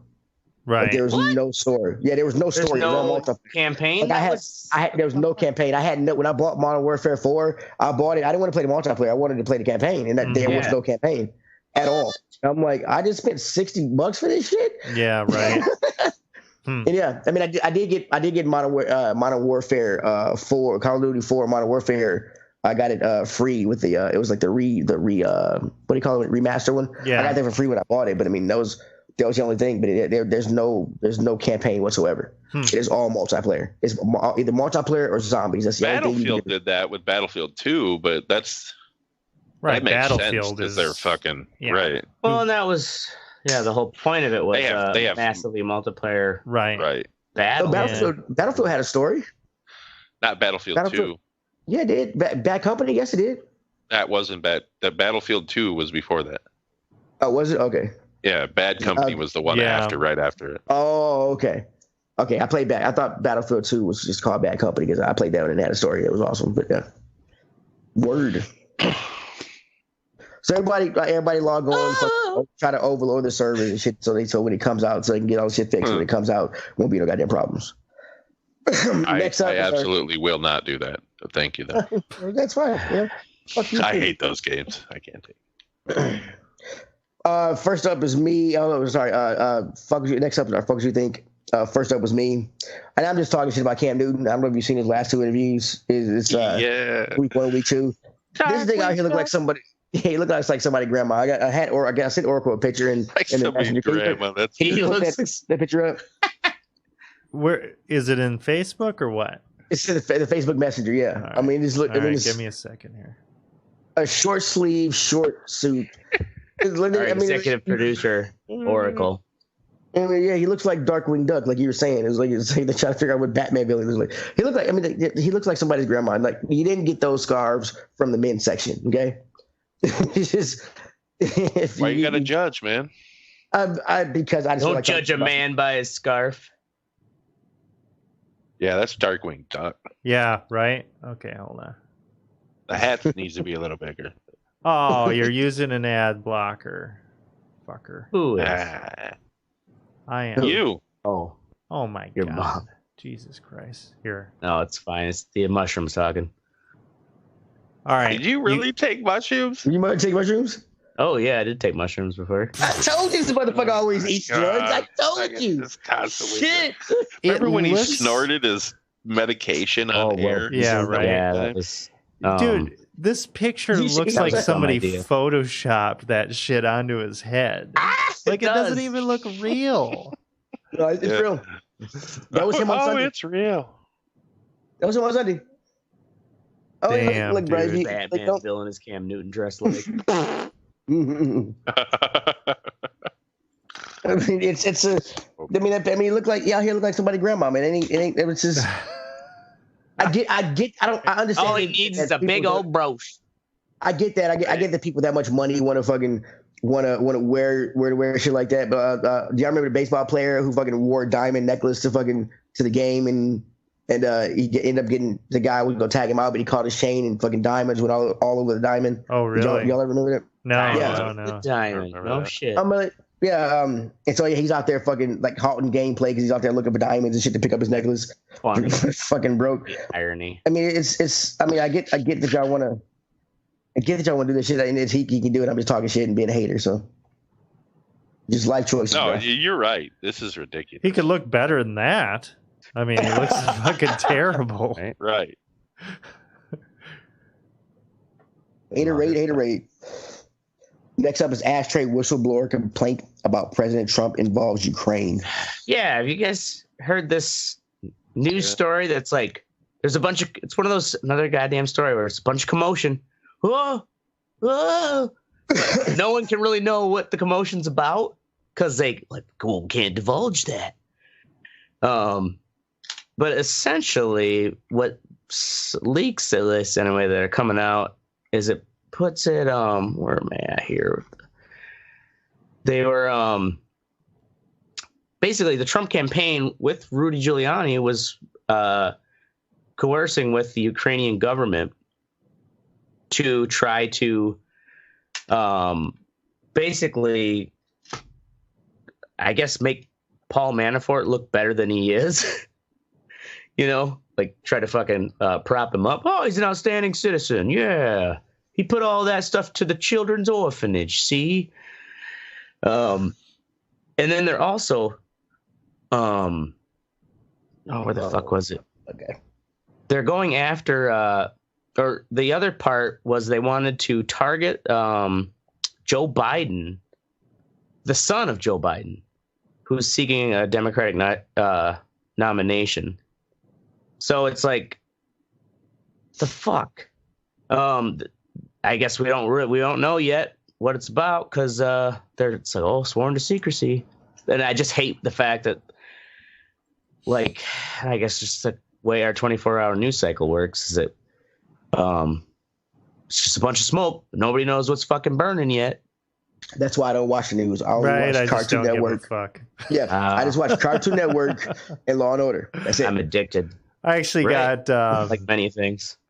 I got yelled at the other day because whatever, we were talking about presidential politics. I'm like, Uncle Joe, and Carolyn's like, you can't fucking vote for him because he's a meme. And I thought to myself, it's like, you know what? That's why I want to vote for him, because he's a meme. Yeah. Oh, that's just like the reason why a lot of people voted for Trump, you know? Right. Because he's that larger than life clown. Oh shit. I'm just we fucking, shouldn't let them in. I'm fatigued, man. I don't give a fuck. Biden is seriously, his mind is almost gone. Biden, he can't be president. Yeah. That fucker's crazy. he's crazier than Trump. You can't. No, like, he's not crazier than Trump, but he's fucking Trump. Yeah, he's just. Yeah. Well, it's just like he. I agree with Well, during the debate where he's like talking about what was it? They were asked the question was something about, you know, how are you going to address the inequalities, you know,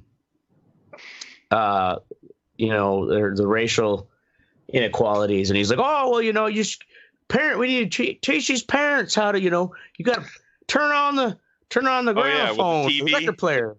No, he said what? TV, and then he changed it to record player. Record player, and then he almost said gramophone. What the fuck? Yeah. Yeah, it's just like, you got to turn off the TV or the record player or like and then he stopped, and then he like changed the subject kind of. Is he going back and like to past lives he's or something? That fucking retarded. He's just old. He's old, man. He's almost 80 years old.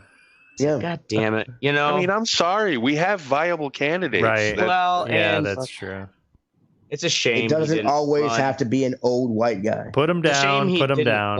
Run, in 2008. Or, I mean, not 2008. 2016. When Trump got it. He would have won.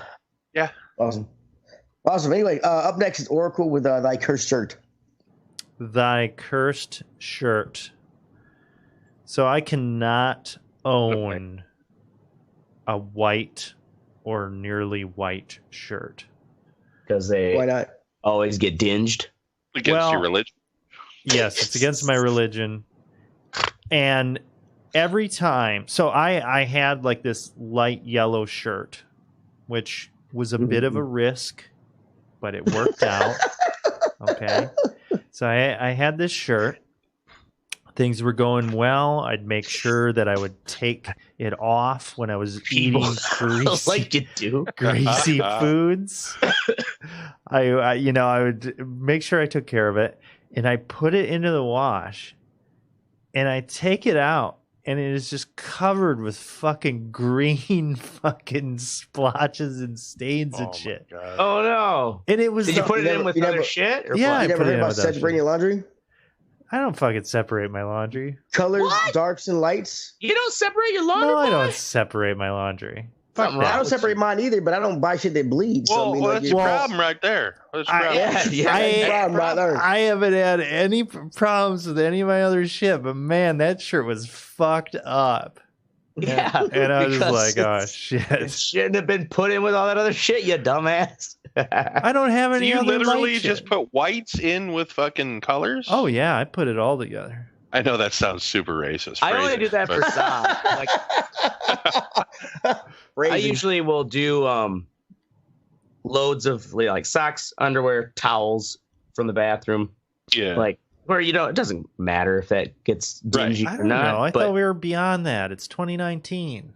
no, colors are still fucking Oh bleed. man, you can, Yeah, color is still a thing here in 2019. Right? Fuck. Sometimes they come together. Right? No. But it was like it That's when- targeted that shit. Like it was just You gotta covered pick in it. extra small load level. Whatever was green that got on it, has that green thing never bled on anything else? I think it was Do you my know what the green workout was? gloves. I don't know what it was. Workout You gloves. work out were in what? there? You said Yeah. workout gloves? Yeah. What the fuck? Yeah, I wouldn't wash man. those with the rest of your shirts because you Dude, think of all the gross fucking who gives a shit in your workout Oh gloves. my god. dirty ass leather. What about your fucking glove. underwear with your ball sack and Well, that's why I asshole? separate it. Yeah, it can get washed with my underwear, but if I have a nice fancy yellow shirt, I'm trying to maintain in pristine quality. I'm not gonna fucking mix it with my gym clothes. Well, fuck that shit. I guess I'm just not Ashtrays- going to get light ashtrays colored Mother shirts. didn't raise you right, boy. Ashtray's getting worked out about laundry. The mushrooms kicking in. His head is getting all glistening. We got to move on. All right. Next is Mystic with I don't know what it is Yeah. because there's nothing in there. Oh yeah, I forgot to put it in there.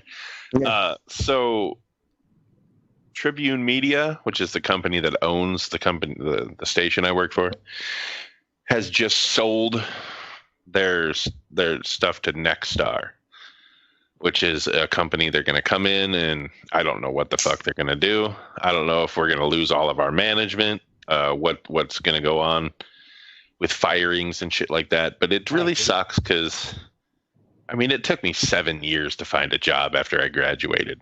You know, I was delivering fucking pizza. Right. And now this fucking company is going to come in and there's only like 2 people behind me in seniority wise. You know, so I mean, am I going to be one of the first to go? I mean, I don't know. From what I've read, this company has bought a lot of. They're a pretty fast-growing media company, and they bought a lot of stations recently. Are they And trying to keep Sinclair? What? Well, yeah, but they're not Sinclair. That's for sure. They're not. They seem like a pretty fair, decent company. But what I think what they do is, from what I've been reading, is that they come in and they fire all the management. So we're talking general manager, news director, and assistant. That's gotta suck to be them. Yeah, well, that's the thing especially too, since- is because they have high salaries. Yeah, when they're that's at that true. level. Well, and So they're going to it's- bring, they bring in people. And then they bring in people they trust and people that they want in the position to run it their way instead of trying to teach somebody to do it their way. Mm-hmm. But that's, I guess it would suck for the news director. He just got that job like a month ago. Ah, Damn. The assistant too, actually, like 2 weeks ago for him. So Damn. Wow. I don't think he's going to get fired because he's new enough to where they can maybe just train him in the way that they want him to run the newsroom. But I'm pretty sure the general manager is going to get fired. Damn. Which is fine because he's a fucking douchebag. So yeah, How long you been working there now? I hate uneasiness. Yeah. It's gotta be at least 2 years. Yeah, I was like, it gotta be 2 years. 2 years and a month, something like that. Damn. Yeah. I mean, I'm still only part-time, so I don't think they're going to fire me because, I mean, why would they go through that of hiring another part-timer for the same amount of money? Especially if you've been there for a couple years. Right. Yeah, they're not going to just get some fucking scamp off the street. It's goddamn scamp. Well, and it's just, you know, I those think scampy fucking the ones to go. video editors out there. But we've already, it could be like Office Space. Left and right. Because people have been quitting. Oh shit. And you know, never know, man. It could be like Office Space. They call you in and you're like, yeah, that guy, Mystic. You want to put him as 4 people underneath you. Yeah. Really? Yeah, that sucks when you start to see the kid's got upper management written all over the him. ship, and it's kind of like, God damn it, you know, like weren't we raised to have loyalty for the job, you know? Well, yeah, and they have a lot of producer positions open, so I think I'm gonna go talk to the GM or to the news director. Oh, and maybe start producing. Producer mixed. That's a full-time job. I'll take it. I don't give a fuck. Yeah. Boom. That's right. I'll produce. You got to show enthusiasm. Right. Just fucking brown nose right up to the new owners. Yeah, I'll do whatever you want. Jim, I'll suck your dick, Jim. Yeah. Just keep giving me a paycheck. And in all seriousness, that's our show. All right. Now go I can fully melt into my mushrooms. Yeah, go fuck yourself, mushroom ashtray. Yeah, and whatever fucking planet you're on right now. Yeah, fucker. Go fuck yourself, mushroom ashtray. I said that. Just want to make sure I got it right. I forgot to put the other shit in here. This is a great fucking outro. We're professionals. It is a great outro because Teddy's doing it. You fucking, you goddamn right. See, I keep flowing through the bullshit. See, I keep flowing through the bullshit. You call this flowing, dude? Yeah, I'm flowing. Fucking flowing, bro. Or like rolling down the hill. Right? Like Chris Farley rolling down the hill. Let me finish. All right. Can I finish? Follow us. Can I finish? Follow us at theredarreport.com or facebook.com/theradar report. You can also Twitter us at we don't know what it is because nobody uses it. You can like us, share us, or fuck us. Yeah, we do. I gave you the fucking shit, you fucking lazy asshole. Yeah. Did you really? Yeah, I did. What? Yeah, back in the feed because you said you step up or and do it. Shit. He said he didn't have it. He found it though. Yeah, fucker. In the group chat. Send it to me now, and we'll have the updated. You better scroll up, boy. I'm off tomorrow, so I can set it up tomorrow. So it's at redeye_report. Yes, send it to me. Boom. Send it to me. Like but scroll up. Yeah, a week ago from the bullshit. Scroll from the bullshit that y'all talked about for a week. Are you kidding me? You know we're still live, right? We had Captain Meat over here talking about fucking. Oh my god, dude! Oh, but before we go, I got to tell you about something that's great that I love doing. So we have this Facebook fucking message feed that we've been talking on for like I don't know, at least 5 years. We need to put that shit. Yeah, we need to put that shit on Twitter. But it's so fucking great because when I'm driving, I have like a hands-free thing in my car. And I can, when it gets a message on Messenger, I can tell it to read the messages to me, and it reads the whole fucking thing. It is fucking amazing because it's just like this monotone fucking woman, robot's voice. This is through Facebook Messenger. Saying some of the shit we've said. It's fucking hilarious. I want to do that. Oh my god, we can make a 6-season TV show out of that shit. We could. No, I'm telling you, the shit we talk about is so interesting, weird, and fucked up that you all would be amazed. Your tiny little minds would fucking corrode away. Yeah, you don't even need much. We talk about. Yeah, but that look on your face terrifies me. Anyway, that's our show. Blah blah blah. I'm Teddy. I'm Oracle. This is Ashtray. And I'm Mystic. Yeah. Are you? You sounded. Is that a question? Who put the question mark on the teleprompter again? Producer Mystic did. And this is the Red Eye Report. Boom.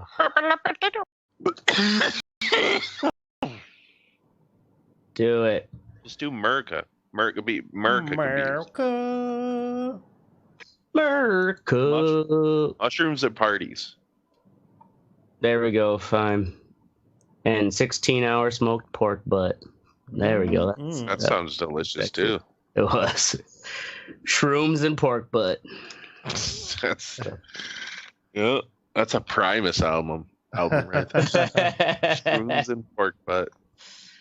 Oh. All right. We're live. Why is my... There we are. We're live.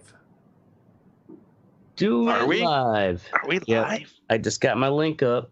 All right. Uh-oh. Get all my other shit here. All my other ducks in a row. All right, ladies and gentlemen. Tonight's episode of the Red Eye Report, we're talking about fireworks. And it's so damn hot out tonight, just everything's hot. There's Mystic, our hot fat dude. There's Teddy, our hot black dude. Oracle, our hot East Coast starving poet dude. And myself, Ashtray, our hot drunk tripping on shrooms dude. Oh, I'm not starving. Ashtray does look hot. Just look at him. Like, yeah, you're melting, man. Sweaty. I got a gleam. Like Eddie's over there just chilling. Like, I got central. I got fucking AC on, man. Look at that wind blowing in your hair with that flag. Yeah, man. Right? That's ridiculous. My AC's been on for weeks. Oh, yeah, I can only wonder how long this bag of frozen peas under my nutsack is going to stay cold.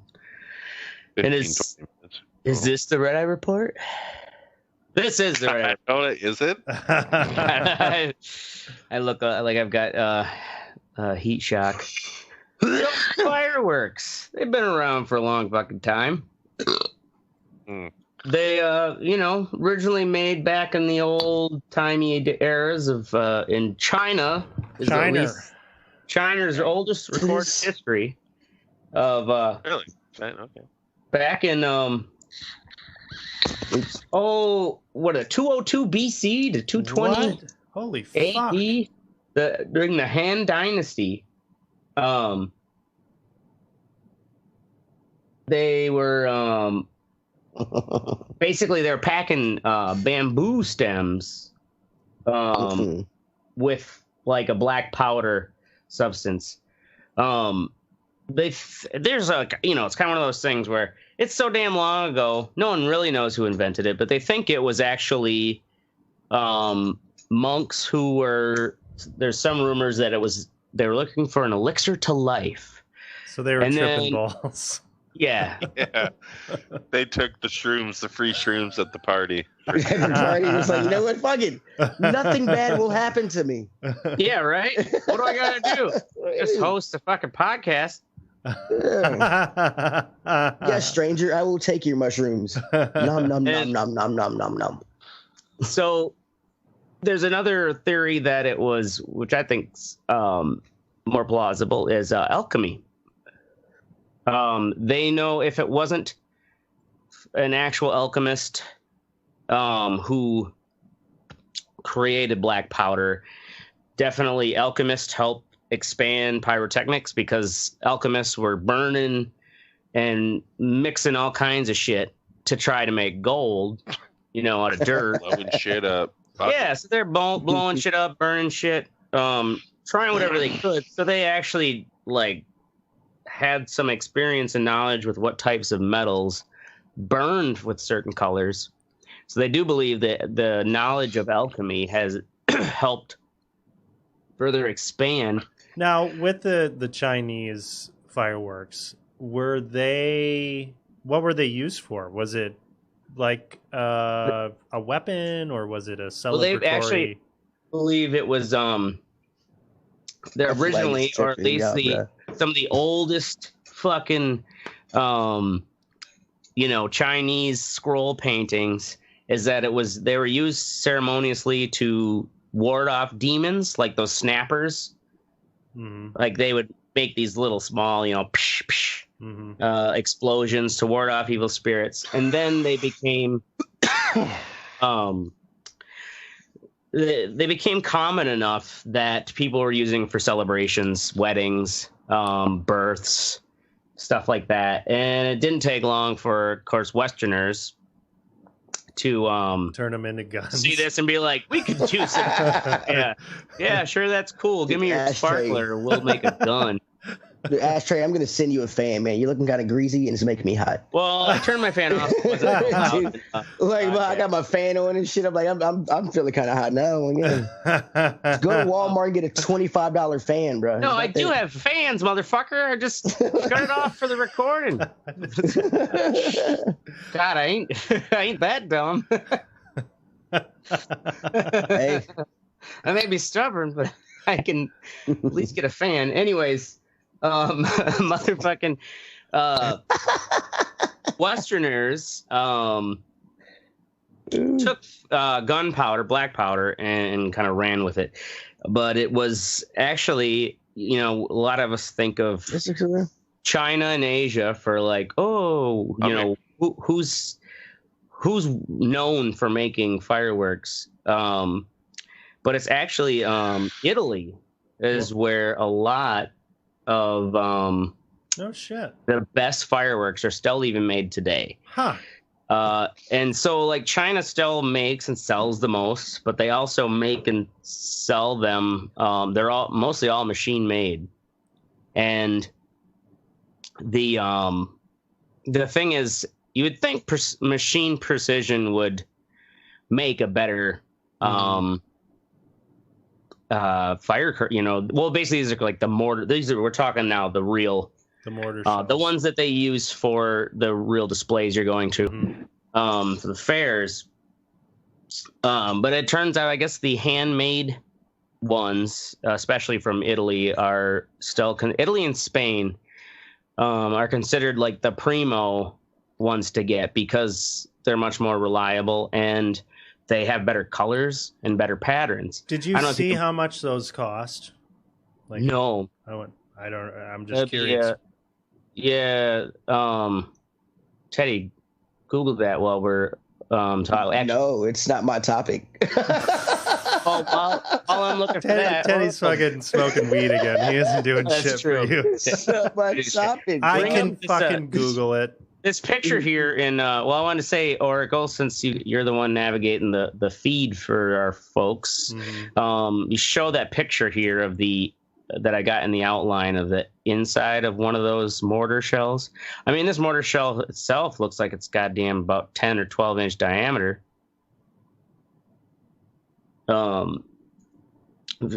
Oracle brings it up on the feed here. Yeah, that's it's like a fucking basketball. Yeah. Now it's a cool cut in half thing to show you how how these are actually made, and also how them being handmade are why they're just a better quality. And if you scroll down, or you probably are showing it now, there's just a delay in feed. All the balls and shit. The one below it, yeah. So those are they're considered the stars. Okay.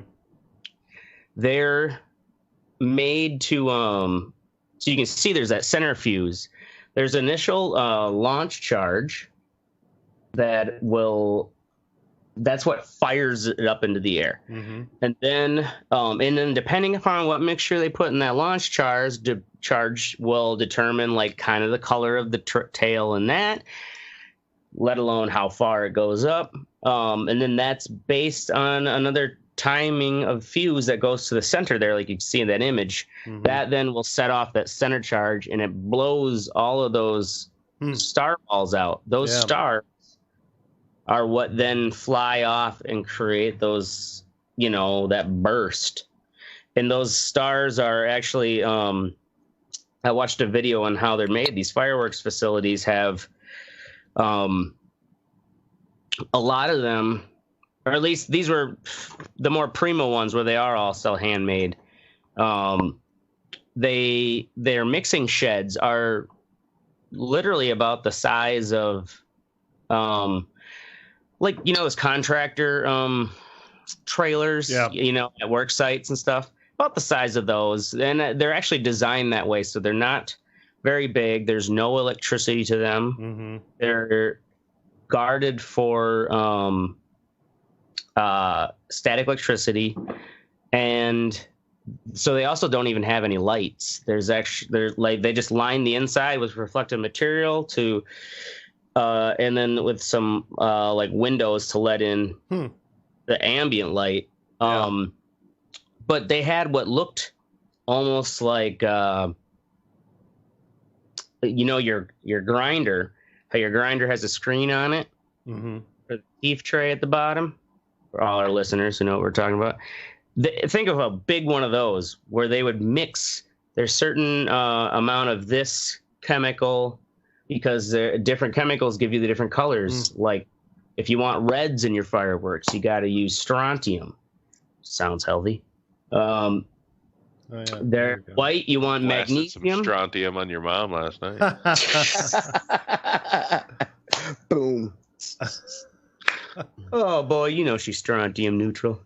Anyways, if you want blue, it's copper compounds. Orange comes from your calciums.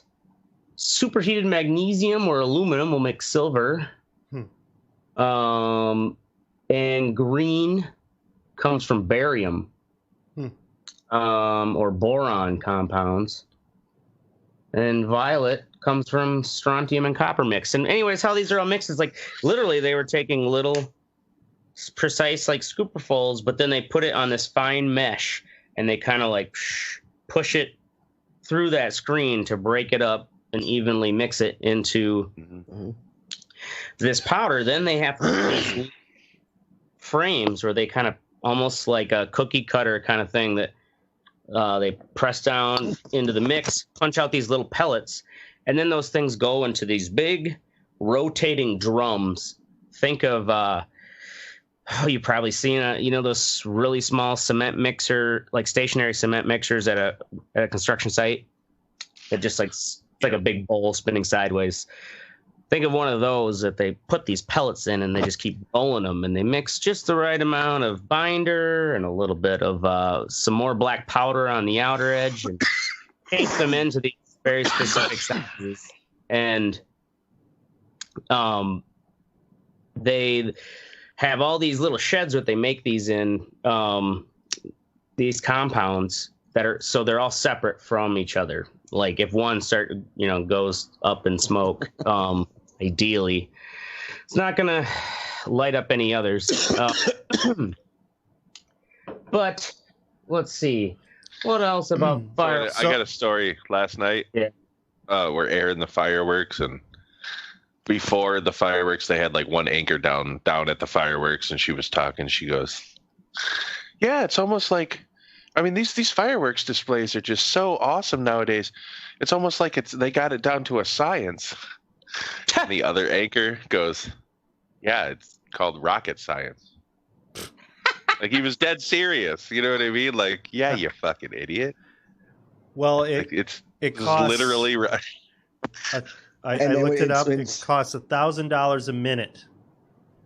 Well, I can find individuals. Yeah, they don't really do individual, but it's about $1,000 a minute. A good fireworks display is going to cost about $20,000.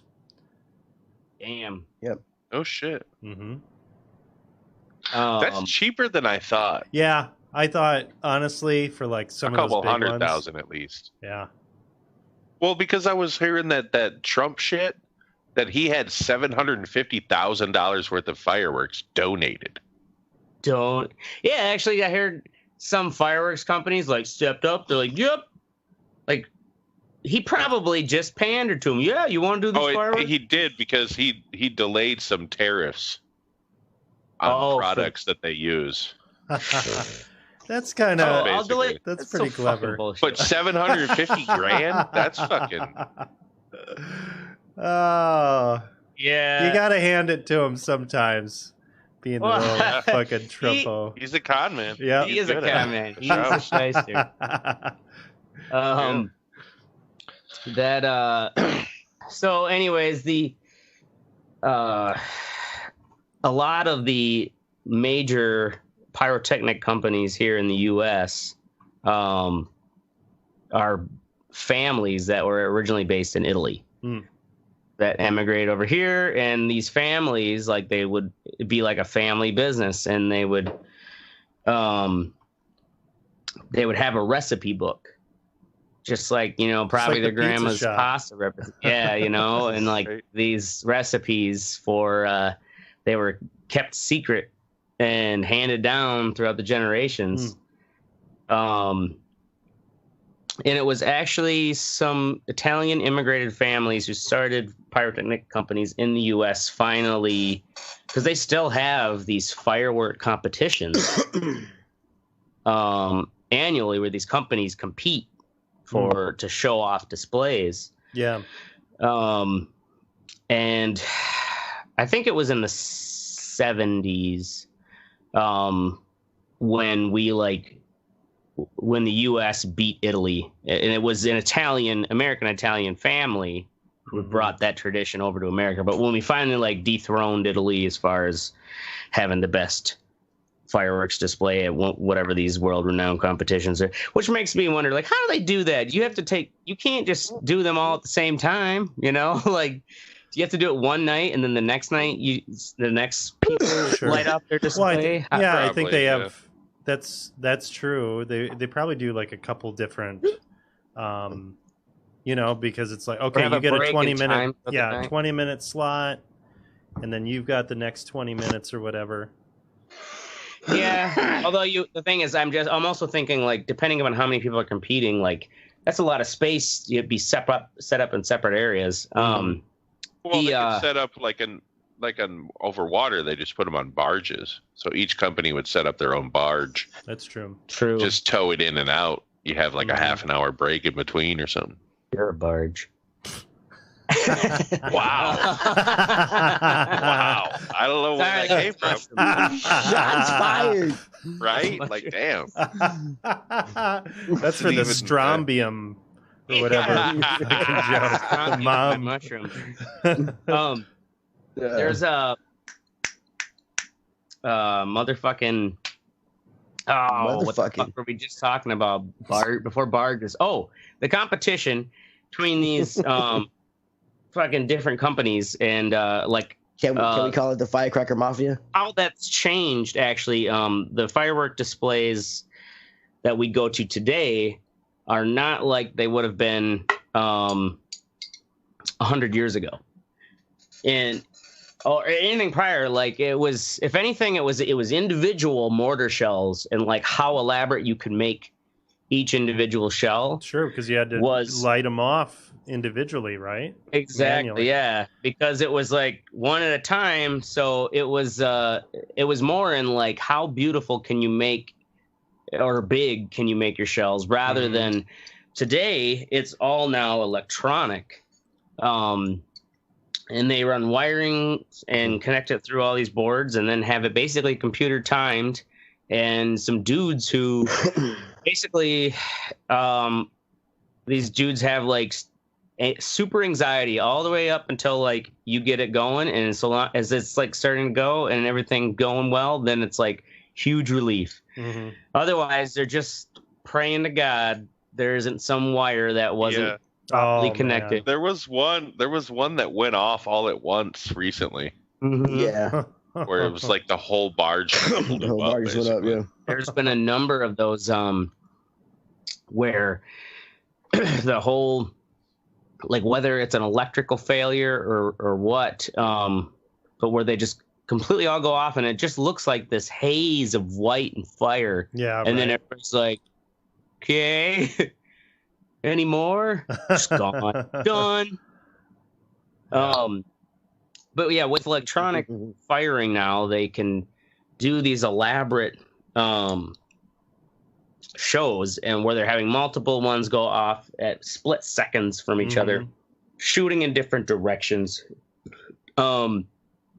They even had I was watching these like renowned, I wish I had the list of their names, you know, it was like the Garbonzis and shit like that, these Italian families, you know, who like nailed it. Yeah. How very racist of you. Right. Oh shit. Oh, we've had much more racist stuff than that on this show. Yeah. Thanks, Marco. Way to go, white privilege. No, he could have went, they got a Bonzi. Real racist. They lit up the Brooklyn Bridge for the was it like America's bicentennial that was like in the was it the 70s or 80s? Yeah.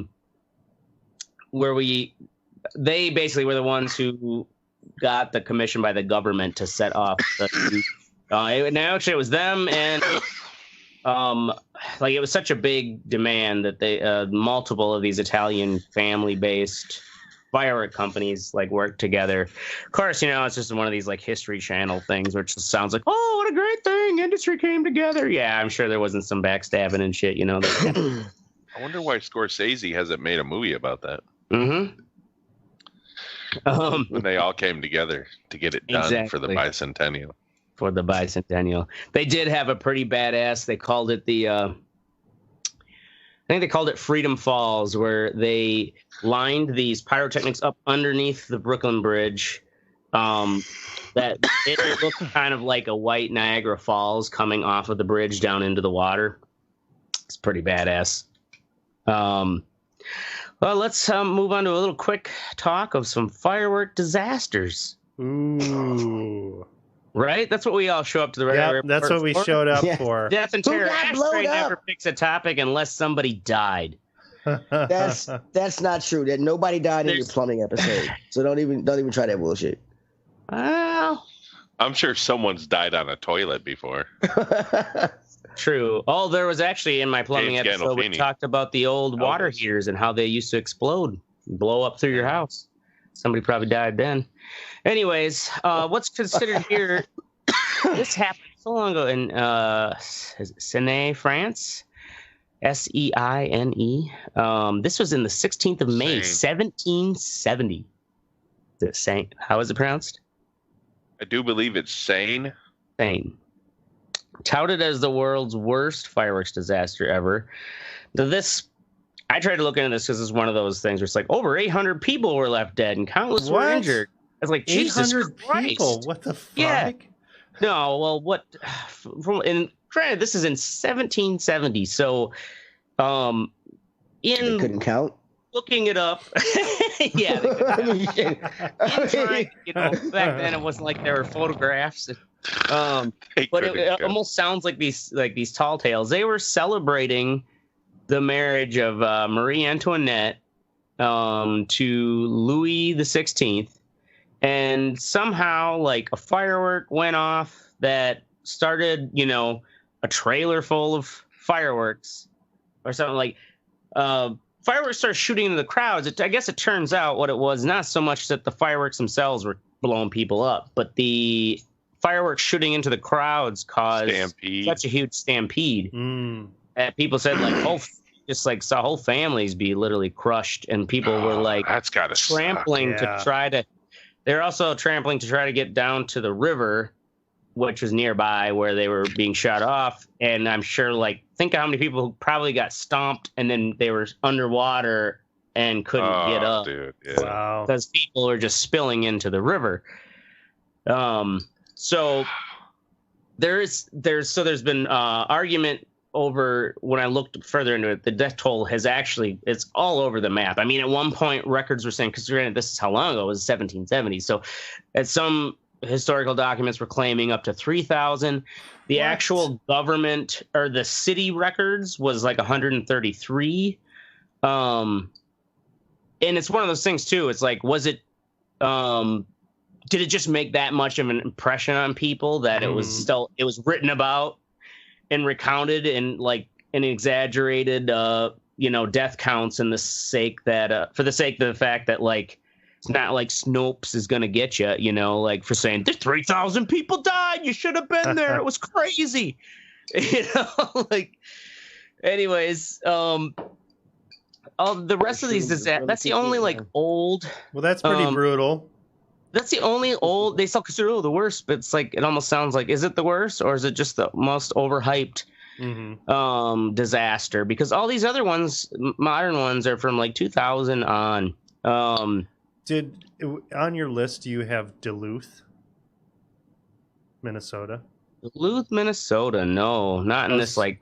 I was talking 10. to a woman today who is from Duluth, and she said when she was like 5 years old, all of them went off and they just started shooting off into the crowd. So she had like this, it was a big deal for her to be there at the fireworks show because she was terrified of the fireworks. Oh, wow. Being scarred as a child. Any other good disasters?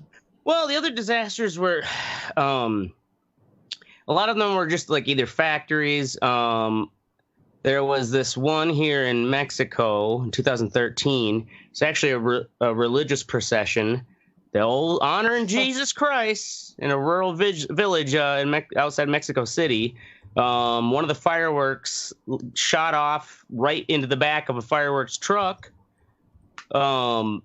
And that's some cartoon name right there, bro. Yep, exactly. And that, like, they just all went off, and over 16 people were dead and 154 injured. There was, let's see here. Now with the latest on the There's this one in China. Oh, yeah, I remember that one. You might have been over there, 2013. Yeah, I think I was. I think you guys sent me a video when I was over there. Well, this is, I don't know if this, are you thinking of that factory explosion? Yeah, it was the factory explosion. This one is yeah, that wasn't fireworks. This one, though, was in the Henan province. It was actually a truck containing fireworks. That was on a highway bridge. Now, I don't know if this shows like just how quick and shoddy the construction is. This truck of fireworks like somehow caught on fire, blew up on the bridge, took the whole bridge down, and multiple vehicles and over 26 people died. Like, holy shit! This whole section of overpass just over 26 people. Like what? Like it said over 28. I mean, it's only double digits. You get to say how many died. That's kind of weird.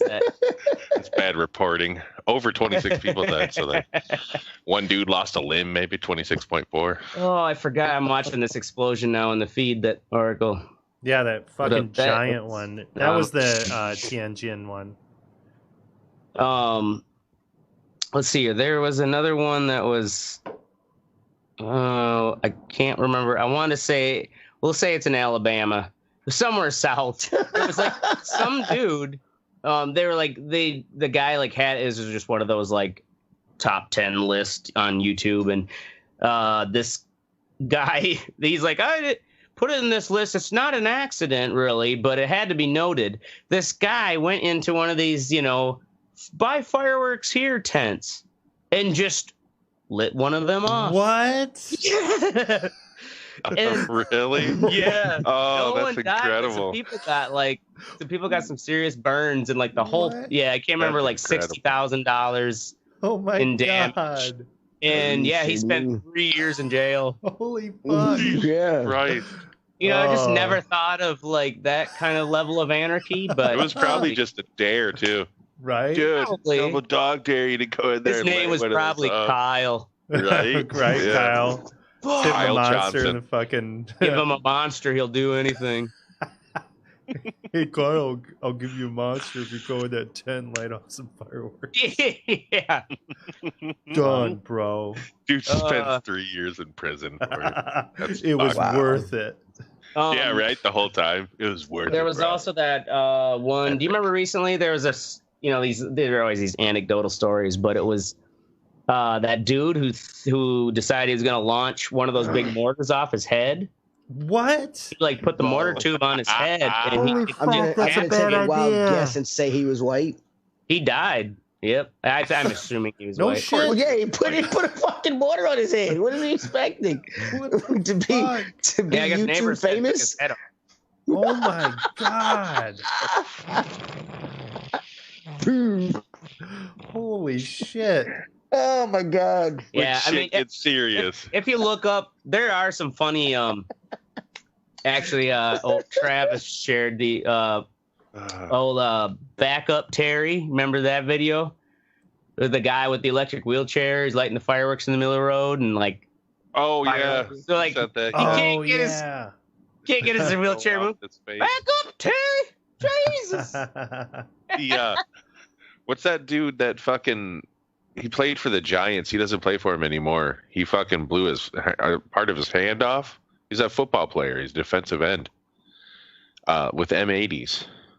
What? A football player blew his hand off with Michael M80s? Strahan or something? No, name's I'll look it up. Just keep going. His hand straight away. So, what is anybody have any crazy fireworks stories? Ask. Not too many. Well, I guess we would. We used to do the bottle rocket wars. You guys ever do that, where you would shoot bottle rockets at each other? No, some white people shot that when I moved down here. It was not cool. They learned not to do that shit. It is a white people game. Let's shoot explosives at each other. Awesome. It's. I was just going to insert righteous, dude. No, fuck that, right? No. South Chicago. We don't play those types of games. I'll just bite my tongue. All right, so, no, I don't have any crazy. Oh, I remember one time actually, Donnie and I did something really fucking stupid. Which we did a lot of dumb things, but we were in like this little fucking shed, like a garden shed, and we had one of those smoke bombs, like those little kind of weird, man. One of those fucking they look just like round a ball. things, like a ball, and we lit that off while we were in that fucking shed, and that shit. I mean, it dumped so much smoke, and we're in there, and it's just like. Like you thought on purpose, you're like, let's stay we did it. Here. We're like, oh yeah, it's gonna be so cool. It was so much fucking smoke, and we're just like choking and fucking dying, right? We probably almost did die.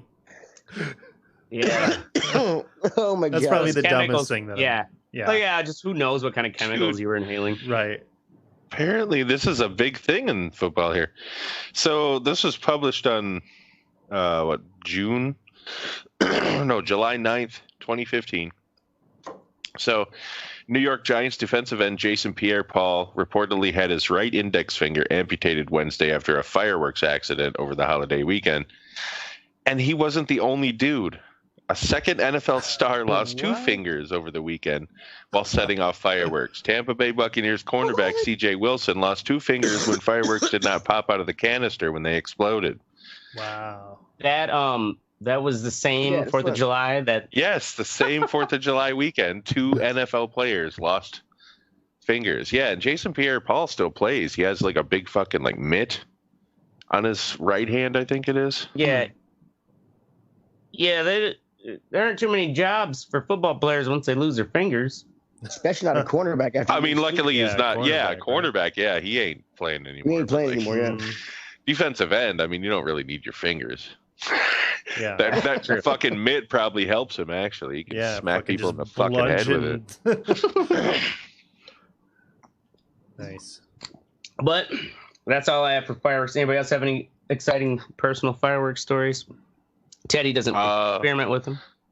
I mean, they're explosives. I don't fuck around with them. I light them off, but they're explosives. I don't hold them while they explode. Fuck that. What was that? I'm sorry. That I've blown shit up with like homemade dynamite. Yeah, we used to do that too. So it's like I'm not sure this really counts as the same. We used to make pipe bombs. Wait, did you say homemade? Did you say pipe bombs? What the fuck? Yes, that's what white homemade people in Wisconsin do. Fucking pipe bombs? What the fuck? Homemade dynamite, man. Yeah. Not that uncommon to just want to blow some shit up. You're not trying to hurt anyone. I love one time doing that. That's how it starts. You start mailing them to people. I'm not mailing them to motherfuckers. That's ridiculous. Yeah. That's funny. Jesus Christ. All right. We're going to move on to what's sexy. I don't want to go to prison. I just want to get drunk and blow shit up.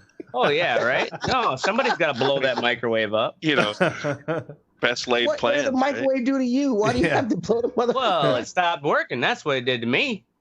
Now it was This is back, when we was were it like an Office Space scene where you took it out to the middle of nowhere? Oh, it was out back of my friend Eddie's house, but he lived in a trailer up in the quarry.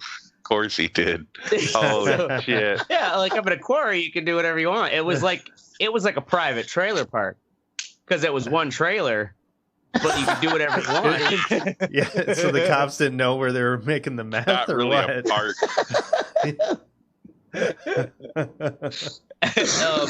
Yeah, we used to blow shit up there all the time because his dad didn't care. He let us do whatever we wanted. It's also all right. To the quarries because you always want only blow shit. That's a parent win right there. Yep. Yeah. That's an old Southern Wisconsin boy's rite of heritage. Go to the quarry. Now move around to what's sexy. Mystic. Doing packages. So I've been working in sports, or I've been working at Fox for 2 years, and normal like show news editors don't get to fucking do what are called packages. So they're 2.5 minutes to 2.5 minutes, like, stories that are pre-made that run during the newscast. And I got to do one with fucking Gino, our goddamn like movie critic. So It was the movie Stuber. Like that. Have you seen the previews for that? It's just horrible looking. Yeah. It's with Dave Bautista and Kamal Nungiani, I think his name is. He's in the comedy Silicon Valley. He's like the Indian guy from Silicon Valley. He's also in a bunch of other shit, but I don't really remember what it is. Doesn't matter. This movie looks fucking retarded, but that's not what's sexy. What's sexy is that I got to cut a 2.5 minute package to almost like a trailer. You know what I mean? Mm-hmm. With the interview, because what Gino does, just like every other fucking movie critic on local TV stations, he goes to these junkets around the world and interviews these people. You know what I mean? Just does. Is he interviewing the people in the movies? Yeah, he's interviewing Dave Bautista and. Oh, okay. So he actually is interviewing him. He's not just saying, "Oh, I went to this movie." He's interviewing them and shit. Oh, that's what I thought. Those people, they just went and watched the movie. Yeah, like he gets to watch the movie too, but he interviews them afterwards. Like, okay, all right. So basically, the stars just sit in there, and each movie critic comes in. They have their own SD cards. The SD cards plug into the cameras that they have, and then they record the interview, and our critic brings the cards back to us, and we edit them. So they use a standard Sony. Oh yeah, these are what you hear the actors and actresses bitching about. It's like, I gotta do the same over and over. Junkets, yeah. Oh, it's so hard being famous. But yeah, it was kind of cool just being able to be creative on something, because news, you're not creative. You got to write it to the script. You can't fucking, put fucking cool shit in there. It's just. Well, right. You get, being that it's like a entertainment piece, get a little more leeway. Yeah. Have some fun with it. So, what was the premise of this shitty movie? I mean, other than it's cool that you got to do the editing. The fucking Dave Bautista is a cop, and he has to take an Uber. I don't know why he has to take this guy's Uber, and he basically makes this guy like drive him around all these different. He's like hunting somebody down. You know what I'm saying? So like, is it a comedy or is it a? Yeah, it's a total comedy. It's okay.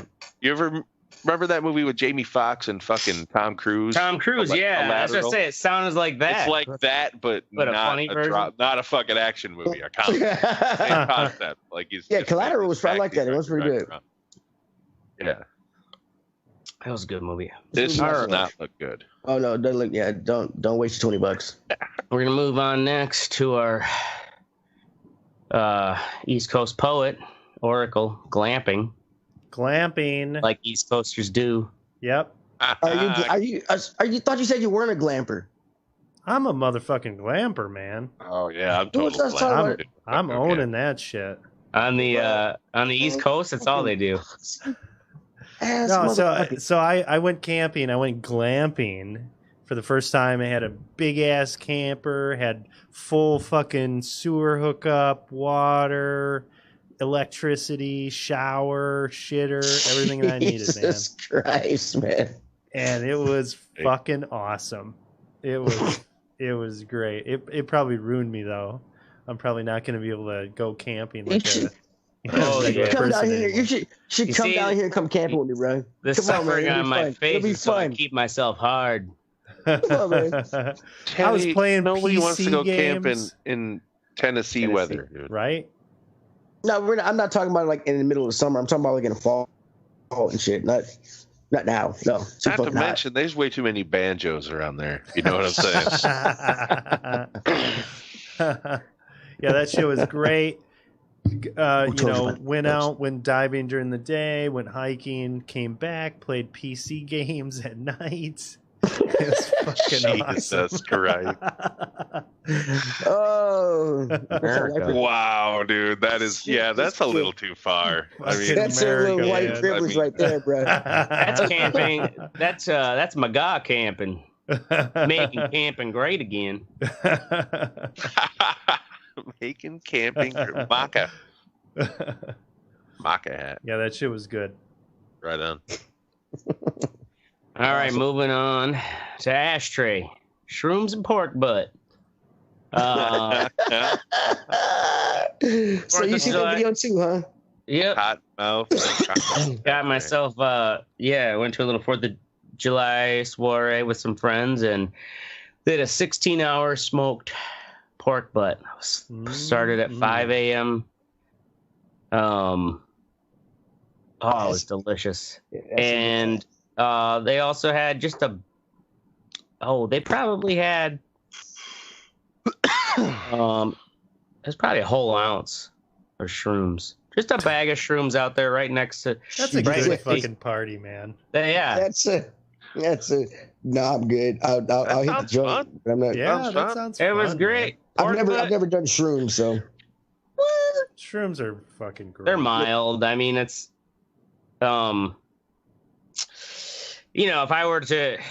if you do a full eighth or quarter all down the hatch at once, you're gonna be. If you take a small amount, Teddy, it's like being really high. You don't hallucinate. Yeah. It's just, if anything, really good body buzz. Really good. I'm too old to try now, so who fucking cares? The thing is, what's great about mushrooms though is like, I don't know. They say they're now they're studying how they may help with depression stuff, because it really does feel like everything just feels joyful and like the lights look colorful and radiating and pretty. Yeah, everything just seems nicer. And it is. It's an altered reality, man. Yeah, right. No wonder I'm always... No, don't worry. Reality's waiting for you at 8 a.m. Yeah, it'll come right back around as soon as those shrooms wear off. You don't work tomorrow, I'm sure. So, yeah, thank God. All right, moving on to Teddy in vacation, all caps. Oh, Teddy, did your headphones die? Yeah, I'm watching them. Yes. Oh, there they it is. Did die, yeah. All right, it's your turn. Vacation. Awesome, cool. Vacation. Tomorrow I leave to go on vacation. Going on a cruise, 5 days. Nice. Then I come back. How many cruises have you been on?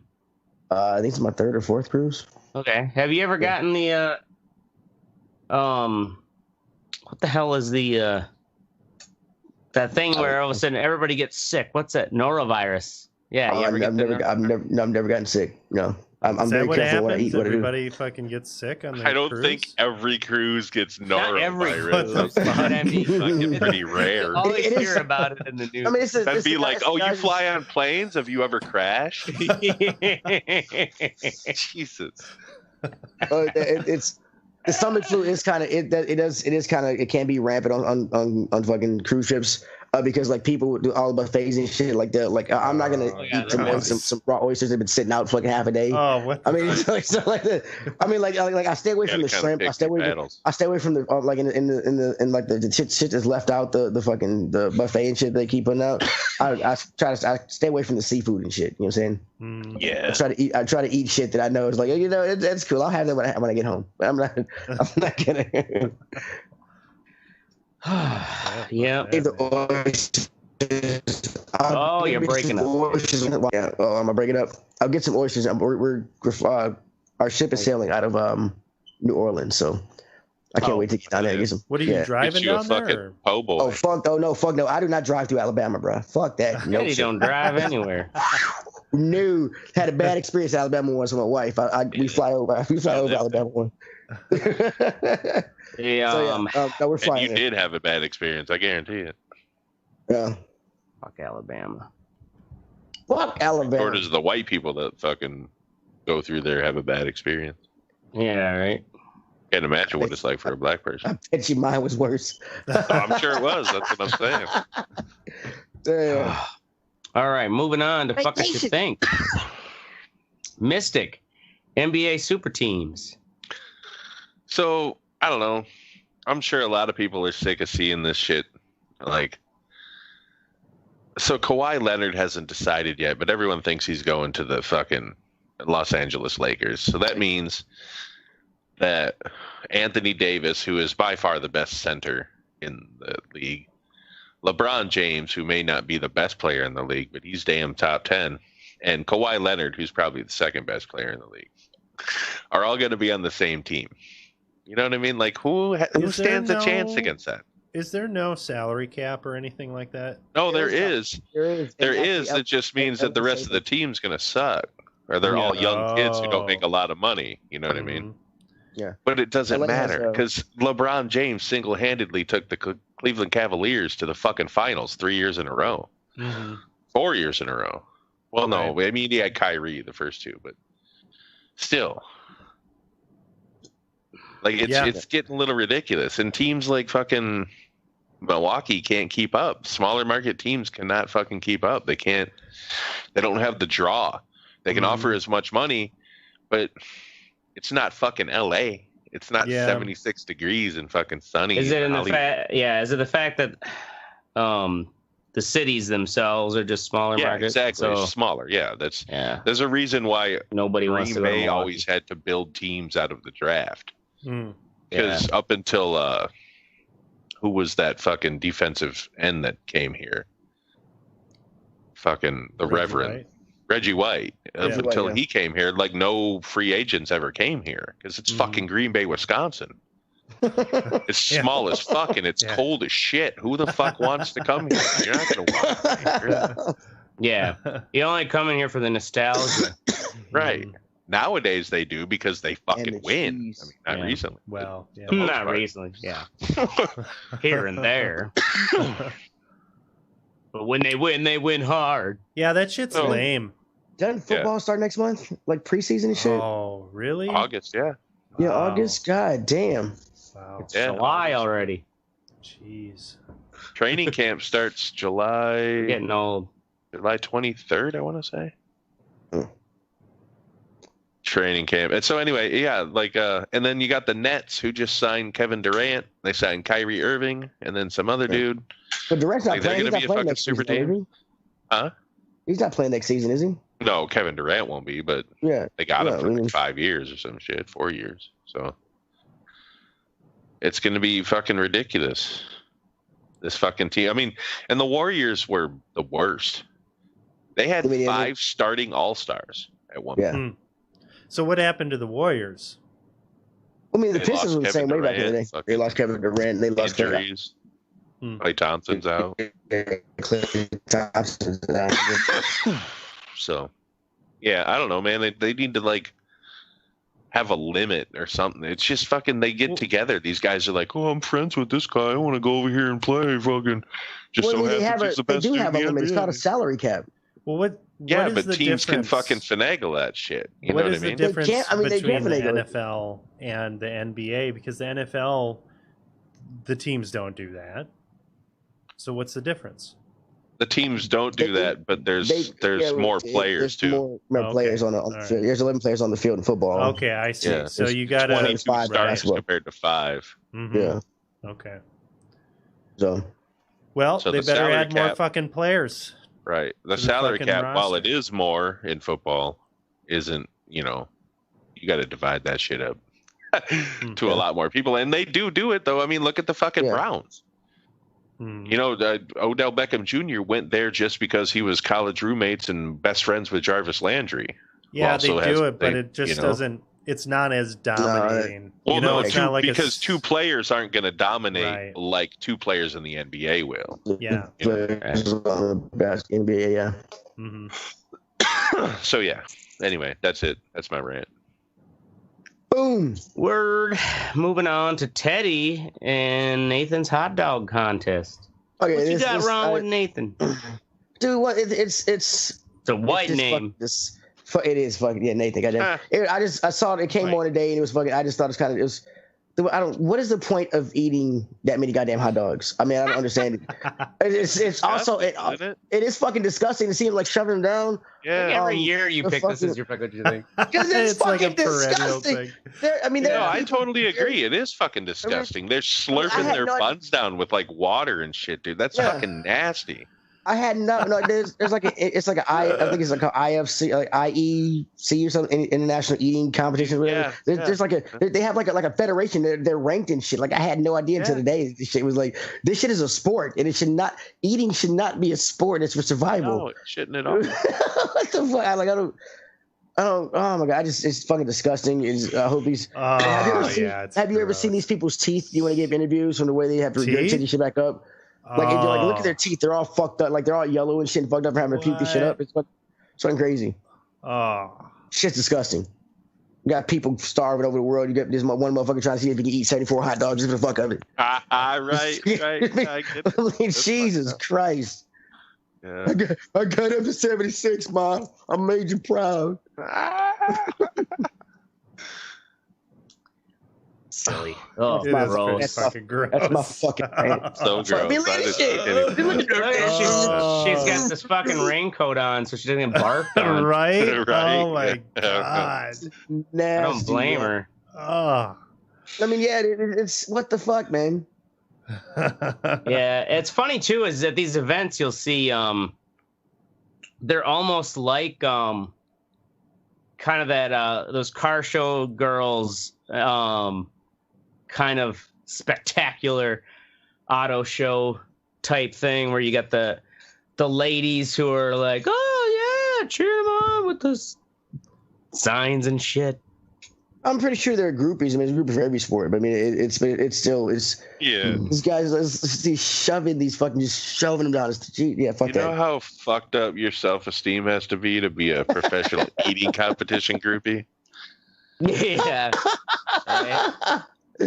How fucked up? Yeah, right. Shit, even Great White wouldn't take you, baby. I don't know, Tiffany. Tell us how fucked up. I had to quit following the Rockers and go to the eating contest. She just yells, "Daddy, no!" That's how fucked up. The bottom of the barrel is when you're a groupie for the wing eating contest. All right. Moving on to me. Buck, what you think, Air Force 4th of July? Did anybody, was it on TV? I don't know. NBC, CBS, and ABC all refused to air it. Oh, good.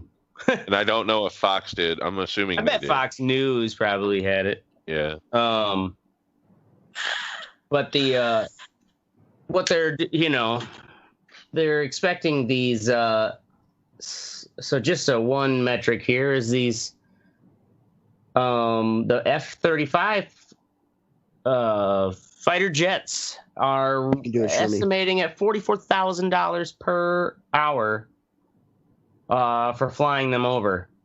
I don't know if that's like actual air hours or if that's kind of like $44,000 for every hour it takes just for that operation, or it's probably just for the operation. But even still, yeah, it's you got 5 or 6 in a formation. Yeah, well, hey, my fuck what you think is not even that they're doing flyovers. It's the fact that they're like, oh well, it's to say it's not costing anything. They're saying, well, we're counting this as training. It's going to double his training. They had to do that training anyways. Might as well have them train right over Washington. Oh my god! Don't crash anybody. Basically, they're taking it from checking it off the list of like these are the required amount of training flight hours you need this year. Ooh. So then it technically isn't costing anything. What bothers me is that he took himself and inserted it into our country's birthday. God, yeah. You know, Mm-hmm. that's akin to your brother bringing his kid along to your fucking birthday party, Teddy. You know what I mean? With the cake. Hey, you mind if we do this with yours? You know, like, dude, no. This is for my kid. This is my thing. Anyway. Yeah. Fuck them. Fuck them. All right, moving on to Oracle. Wow. Public event slobs. Public event slobs. I went It to says the the Pick fucking your shit Blamper. up. Not to be confused with shit up. slobs. Pick your shit up. I fucking went to the 4th of July thing, and I'm leaving, and there's shit fucking everywhere on the ground. Just really just dropping it? Yeah. Just, put it in the trash can. Don't be a piece of shit. Why do people need to be pieces of shit? They naturally are, Oracle, if you haven't learned that yet. I seriously think it's the way they're parenting. They've parented people. You know what I'm saying? Terrible, when I grew up, and I don't know if you guys are the same, you're around my age, so I assume if I left something on the ground, my mom and dad would have smacked me. Right. What the fuck are you doing? Throw it in the garbage. But how often do you see that nowadays? Yeah. Dude, every now and then I'll let some go out the window. My girlfriend's like, "Don't watch it throw it out the window. Watch it." I'm like, I don't know, just to throw it. Oh, Teddy! Wait, sometimes you do what for your girlfriend? Just throw something out, just throw litter. Out the window. I'll be tossing out the window in the car. She's like, "Why? You're littering? Why?" I'm like, "Yeah, sometimes I litter." What? I mean, You're such an asshole. Yeah. Like, no, you do not. Shut up. Do you really? No, I'm generally not a litterer, but like sometimes if I find out something on the car, I just toss it out the window. Do you know? Wow. Yeah, I'm not like a big litter. If I'm stone driving, I'm like, what is this thing in my car? My only justification for littering out your vehicle is if it's incriminating evidence. Yeah. So then the police can find it. Later So a little kid can find it. Right. Well, mostly I'm talking about like an empty whiskey bottle or something. Not talking about bodies. No, we're not, but apparently you are now. Nobody mentioned bodies, bro. Is there something the mushrooms are trying to tell us? That's right. Yeah, right. The only thing I'm going to be pulled over for is either drunk driving or murder. Whoa. Whoa. Yeah. Maybe both at the same time. Yeah. Oh, God, yeah. I'm going to check your trunk, sir. If this happens, our show will be so popular. Right. Yeah, don't call me vehicular homicide ashtray. I do have to say this. With you being on shrooms and shit and me being high, feel like your camera and shit, it looks like a scene. It looks like you're in the hotel from Fear and Loathing in Las Vegas. That's fucking. That's the natural state of ashtrays. Fucking place. It's like calamity. It's bad country. Red hue. It's some clothes hanging up in the back. Oh, that's really funny. Like a robe in the corner. Chubby Benicio del Toro to come around the corner with a knife. Chubby Benicio. The fuck are you talking about, man? Okay. Get back there, Benicio. I told you. You're not allowed out till I'm done.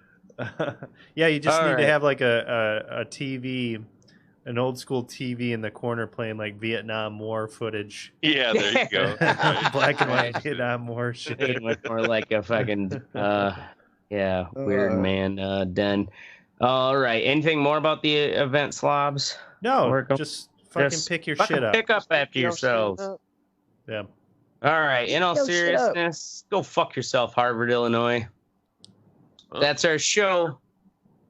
We're going to be here every Wednesday night or Thursday night, 10 p.m. Central. Make sure you join the conversation at theredeyereport.com or facebook.com/The Red Eye Report. You can also twiddle us on twitter.com, which we don't use anyways. So like us, share us, fuck us. We're down for whatever. I am the Ashtray. I'm Teddy. I'm coughing. Yeah. Gotta talk faster, buddy. I Mystic. Yeah, here's CPOD Mystic. Oh, I still have to do laundry and pack. And this is the Red Eye Report. Boom.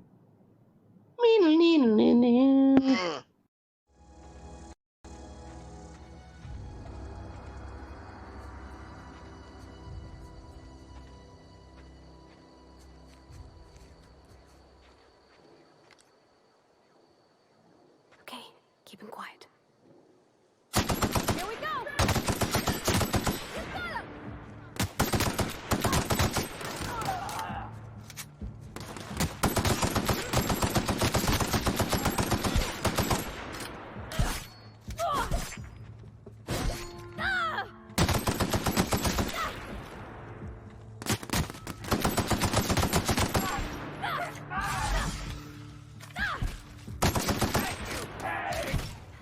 Got 'em all.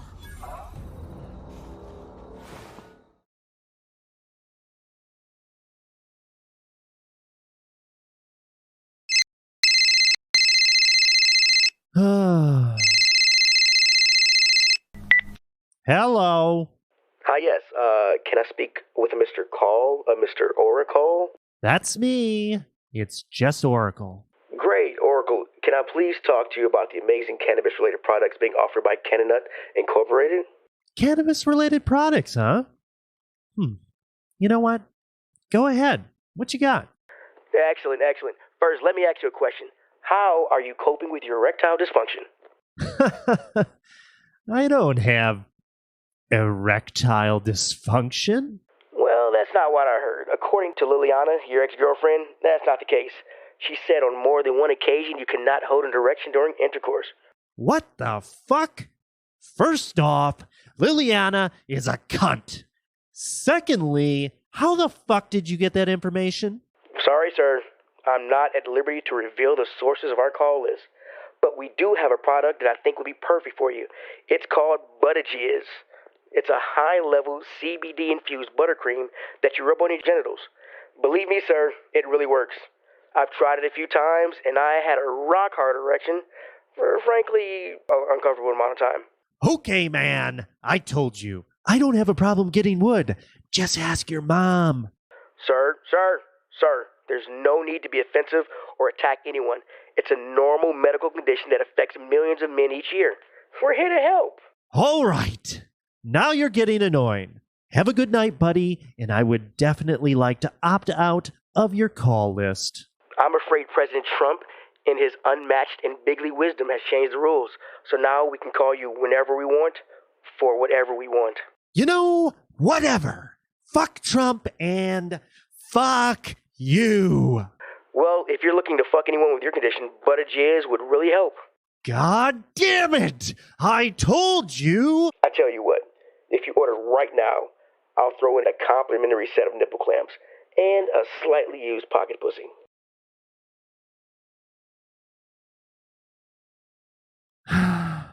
I'll take 2.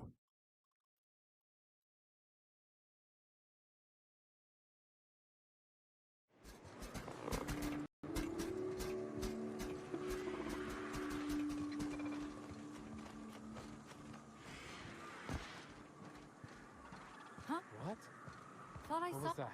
Take him down! Heads down.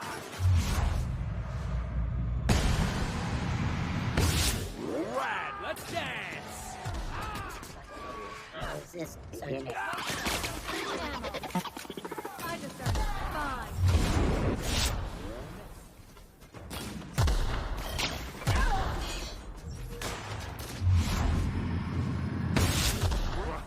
Nobody messes with you, boss!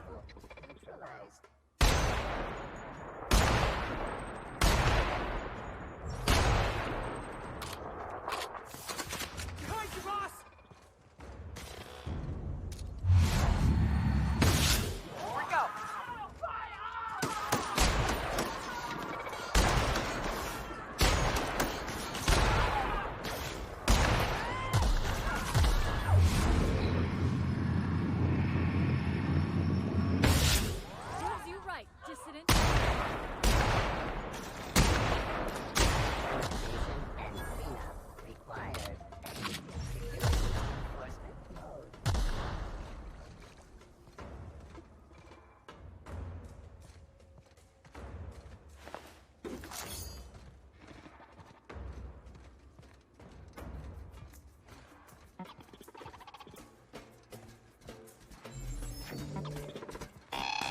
On your right, Captain.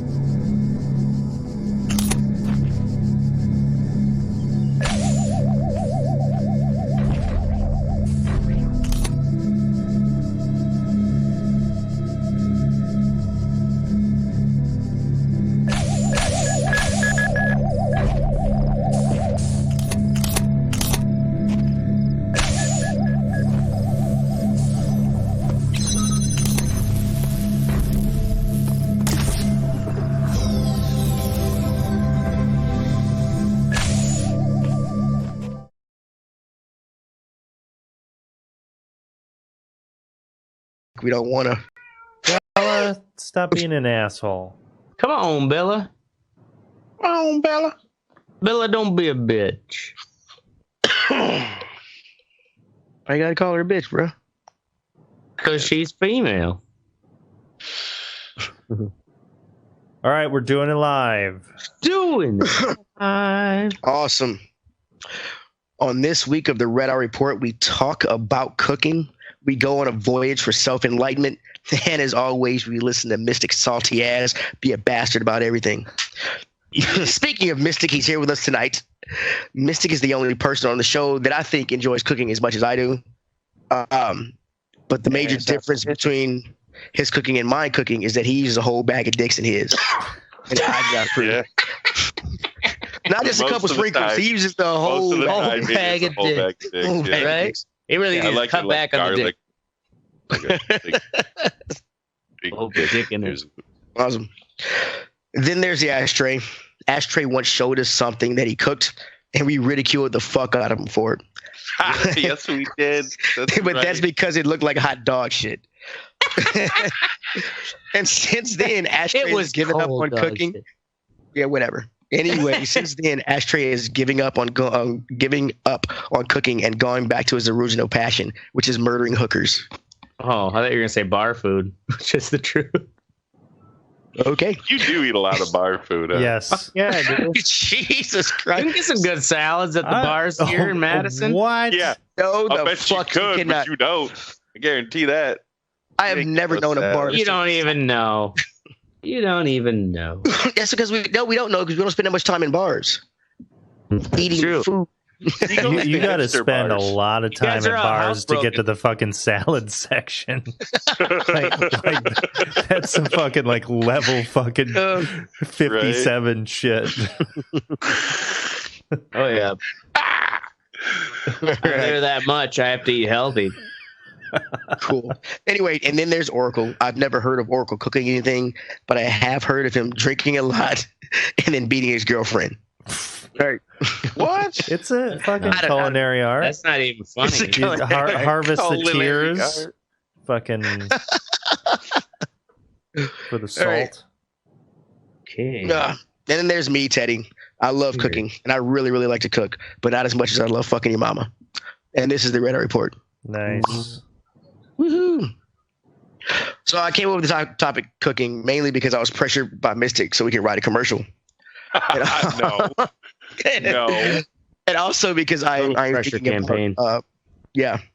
I'm thinking about embarking on a cooking exploration that I've never done. I've never done Japanese cooking really, and I love Japanese ramen, and I really want to make some ramen because there's only 2 places in Nashville that serve it. One of the places is all right, and the other place is great, but it's really far away. And plus, Isn't it just ramen easy? You just put fucking ramen noodles and broth or water or Japanese something. ramen. No, yeah, I'm talking about Japanese ramen, not the fucking shit that's got like sprigs of all kinds of different herbs. Genuine ramen is pieces of considered an art. Boiled in the water, shit. Yeah, the egg is half boiled and fucking weird colors soaked in stuff. Got the weird colors. It's got the juices of other things in it, and they are pretty tasty. Weird shit. Or it goes like, "Oh, I can't find that at Aldi's." Hey, man, I have eaten the shit out of fucking Japanese ramen in China, actually. They had the Japanese district where I was at, so I would get Japanese ramen. I know what that is. I don't think it's that far off from fucking... I think you can make Japanese ramen easily. No, I think you would make. Yeah, I don't see it. But I like to cook, so I want to get my own. The foodies though would think otherwise. Okay, all right. I mean, I want to get my own bones, make my own broth and stuff. I mean, that kind of gets into it. That's way too much work. Fuck that. I mean, yeah, the meat, right. Give me a bouillon cube and some dried noodles. Pretty much. I'll show you. We got a meal, bitch. Boom. All right, so I looked into cooking. And this shit is broader than I should have known that because every region has its own. Yeah, I was gonna ask you all kinds of questions you wouldn't answer. Yeah, I know, right? So, first thing I did was I looked up the history of it, and of course, to cook, you have to learn how to harness fire. But when searching for like signs of early man of learning how to harness fire, you have to search in caves because if it's outside, you can't tell if they were able to start it themselves or if it was like lightning or something like that or a wildfire or something like that.